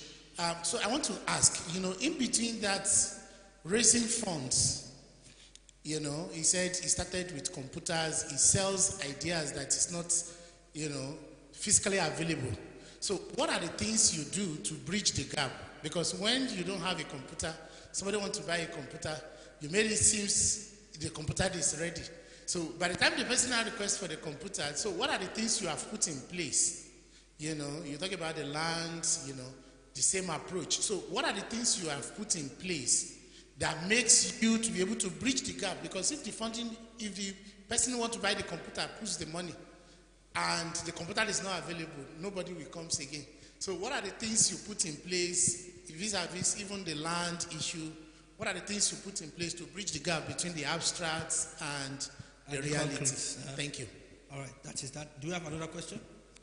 Okay, so let's take the second question, then both of it will be answered. Let's take the second question, then you answer that, and then the other one will be answered. Okay, good afternoon. Good afternoon. Sama, my name is Dorothy Abimbola-Antai. Thank you for the enlightening session. So my question is, how about business, okay, don't let me say business owners, how about people with the idea, the big dreams, and then they have it in place? And sir, you mentioned something about one mistake business people have is that they just come to bank managers or the business people out there and then they are like, oh yes, this is the idea I have, and then what do we do when we have the idea, we have the vision, but there's practically, in reality, there's nothing to show for it. We have the dreams out there, we have it written. Who do we go and meet to vet the idea? Who do we go and meet to help us look into it? For people that do not have experience and people that don't have the network, the right network. We literally, our parents are nobodies. We don't have anybody. What are the practical steps that we do? What do we do? How do we go about it? Who do we meet? Thank you very much, sir. All right. Okay, so let Mr. Debo answer that question, then he's going to answer the other question. Okay. My take on that is, you know, financial people, financial experts like Dr. Oni, right? I'm afraid if you're a beginner, it's going to be very difficult for you to get expert like him to even consider whatever it is you have. And that can kill your dream. But because they are trained to mitigate risk, and until you get to a point where they are confident that their fund is safe with you, they might not do anything with you. And that is the number one hurdle that entrepreneurs face. And even the big businesses they end up investing in, they are started with a lot of uncertainty. And that is the number one test of any entrepreneur. So now, my take on that is, like what Mr. Ogbomoso asked, if looking at it from the angle of using other people's money, like you don't have the money but you have the idea. Number one thing is to learn as much as possible about that thing. So when you talk, because Nigeria, you have one advantage. A lot of people are ignorant of so many things. So the little knowledge you can gather, just make sure that you sound convincing, then you have integrity, that people give you money, you don't do nonsense with their money. So you go about that, because the thing is this, there is somebody that is thinking of buying something. There's another person that is thinking of selling something. So at the end of the day, what you end up doing is you end up being a middleman. Somebody has it, you don't have it. But you have enough knowledge to, you know, talk to the person that needs it. They might not even know they need it. So you just talk to them from the angle of need, which means your sales key is very, very important. So that is one way that I've been able to navigate my own. And I think the same thing answers the ladies' questions too. Okay, I would also like Mr. Oni to, you know, just put icing on the cake for that lady's question. Okay, I think quite a number of entrepreneurs fall into the size of your market more than your financier. You must size of your market more than your financier. You must have done your research.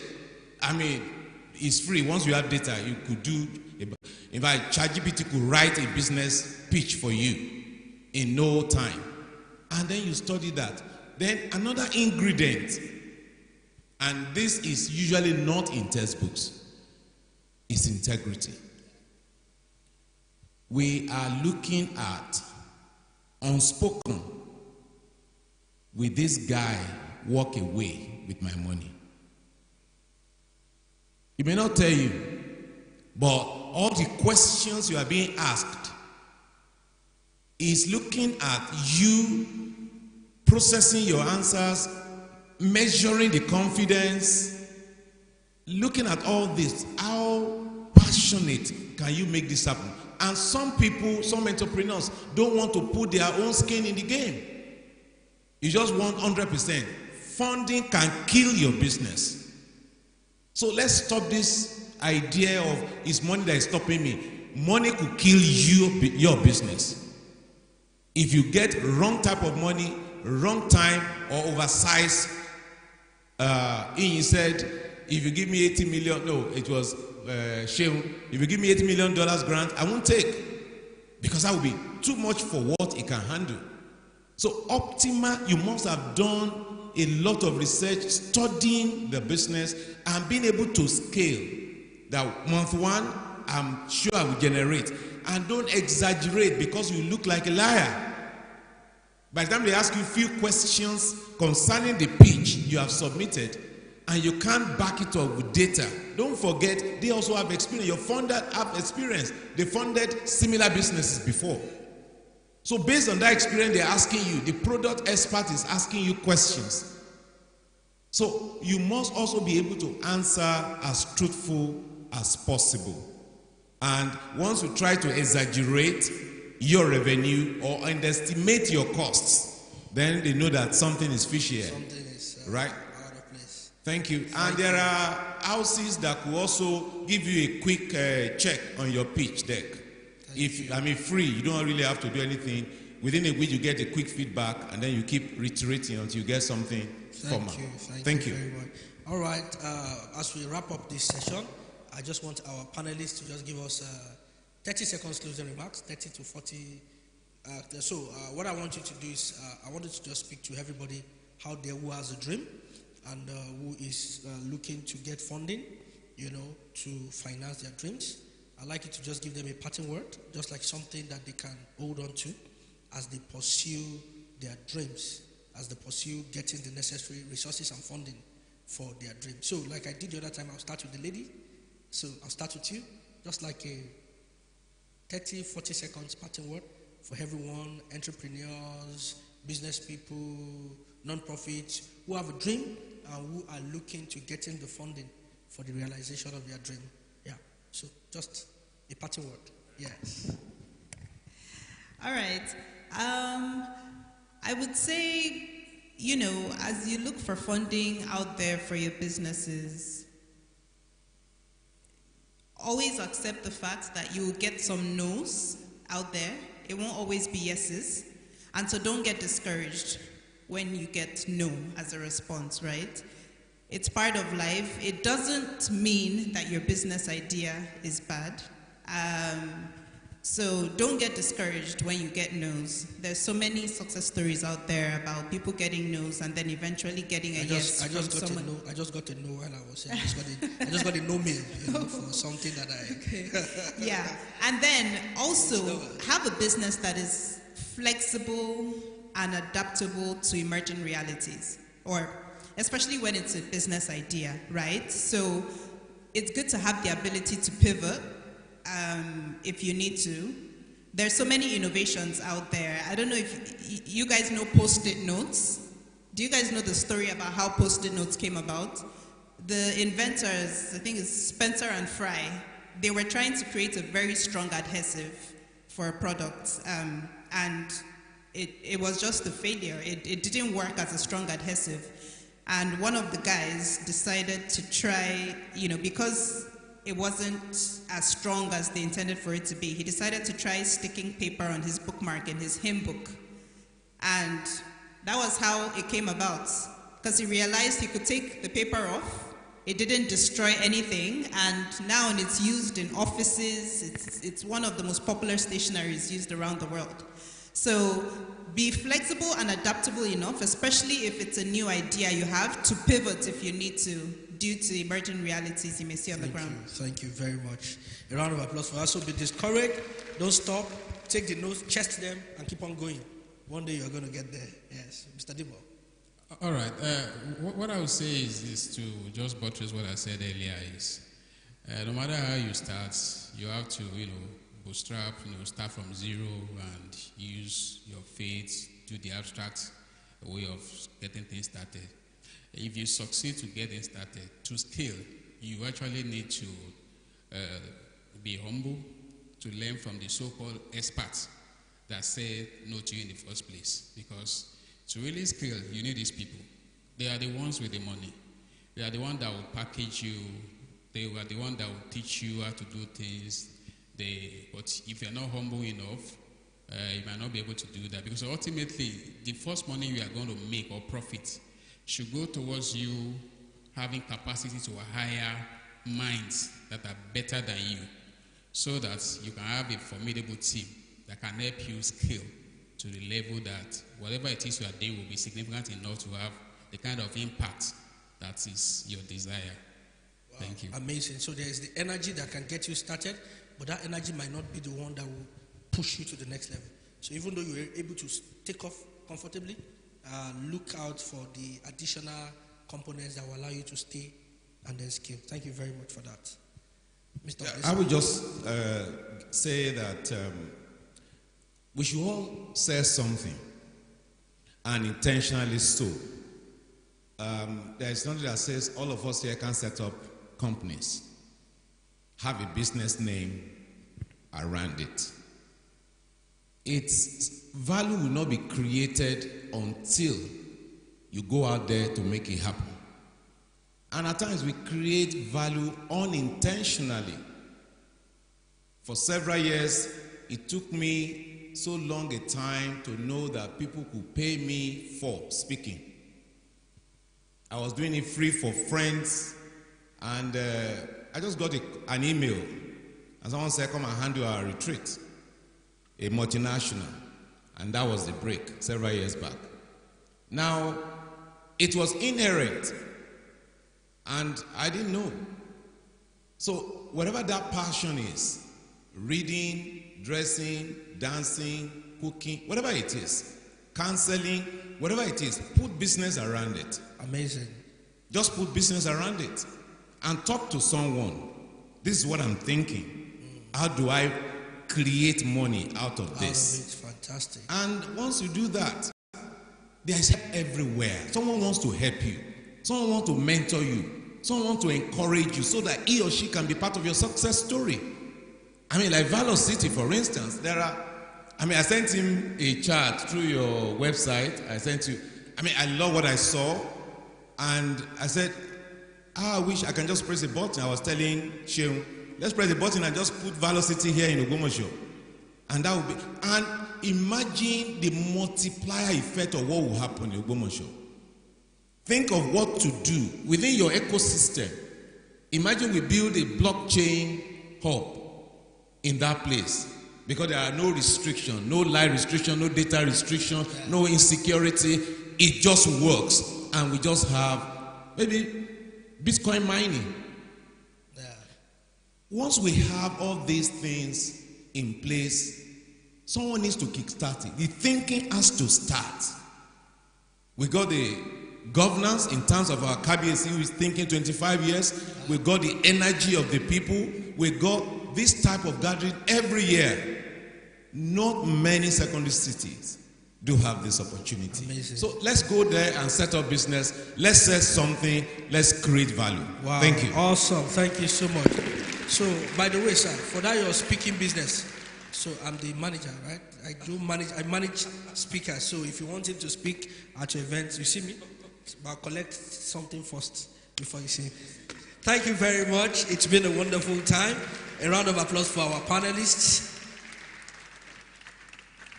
You can do better, you can do better, you can do better. The end of the matter is always better than the beginning of it. Please, photographers, take a picture just to let you know. Tomorrow, day 2, our finance expert and multi-talented speaker will also be here to have a lightning talk with us. If you're looking forward to it, if you want to hear more, please be here tomorrow. Also, you are listening to Mr. Onibine talk at a panel session. He also has a session here tomorrow. We also have another member of the esteemed Aloha Kala family speaking to us about governance and private-public partnership. What am I saying? Tomorrow will be better than today. day. So if you don't want to miss it, as you connect, as you're done with this and go to the exhibition stand, quickly get home, put yourself together, rest early. See you at SQI for the workshop tomorrow. And yes, there's an announcement from one of the exhibitors, OPEX Consulting. They have an app called OPEXA. They've said that the first 50 at their stand today get a major discount off their app offering. Tomorrow also, they have another discount for you. You ask, why should you go to OPEX exhibition table? So they have something that I've been thinking of. It's a problem, and I think it's something you would enjoy. How many of us know that we are not in tech? Can I see your hand? You're not in tech, you're not doing anything ICT related. Can I see your hand? So you do food, you do garment, you get beautiful. But you've been hearing tech since morning, so you're thinking maybe I might just want to touch one or two things in tech. So the OPEXA is for you because whether as a beginner or a novice or someone that just wants to have one leg in and one leg out, they have an app that gives you a career guide. Tells you what skills you can learn, what skills can you learn next.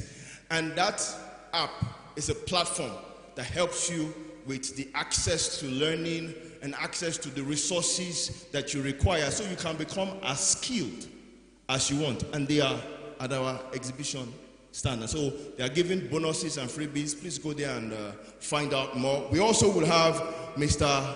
Debo Thomas, Valor City, here tomorrow also giving a speech. So tomorrow is just going to be awesome. So let me quickly wrap up by inviting up one of the co-conveners to give his closing remarks and a vote of thanks to everybody who is still here, and the person of Dr. Aderito to help us round up today's event. You can clap for him as he comes forward. I know that you have heard so much. I know that your understanding has improved. I know that you can see more. I know you want to be more visible. All right, so, but there will be more tomorrow. Oh, what a day. What a day. Make some noise. Make some noise. Ogbomoso. Oh, yes. Now, as we draw up the curtain on the Ogbomoso Digital Economic Summit 3.0. Yes, day one, of course. Day one. I want to, on behalf of the conveners and the entire Ogbomoso community, say a big thank you for being part of this groundbreaking movement. And I want to take a moment to appreciate the pillars of this summit. And in absentia, His Imperial Majesty, the Shogun of Ogbomoso land, Oba Gandhi Afolabi Olaoye, Orumagege 3. I want to say that your leadership has been a guiding light, and we are so grateful for this. We also want to appreciate our esteemed royal fathers and chiefs. I want to say thank you for your wisdom and your presence today. Not to forget our sponsors and partners, all of our sponsors and partners that made today possible. I would like to let you know that your support is making history. And of course, it's already in history, it can never be erased. Also, this special group of people, our incredible volunteering team, let me hear something from you. In fact, you have been amazing. You have been amazing. You are the true MVPs working tirelessly behind the scene, and we are grateful for all those efforts. And most especially you, our amazing audience. You showed up and you engaged. You made today unforgettable. So together, let's celebrate the ODS 3.0 Day 1. Let's give it a round of applause. A round of applause. Now I want somebody to say, kò tán síbẹ̀. Sọ pé kò tán síbẹ̀. Oku ló ń ró. All right. So we are turning up the heat tomorrow with powerful workshops. You are going to have an opportunity to be more closer, all right, with all of our speakers today. You will be in a room together, not as large as this, very close. Even if you whisper, they hear your voice. And when they whisper, you hear more. You can get contact and also. So you don't want to miss it. You don't want to miss it. Where are we holding it? Where are we holding the workshop? SQI College of ICT. That's just the other side, all right, of the university.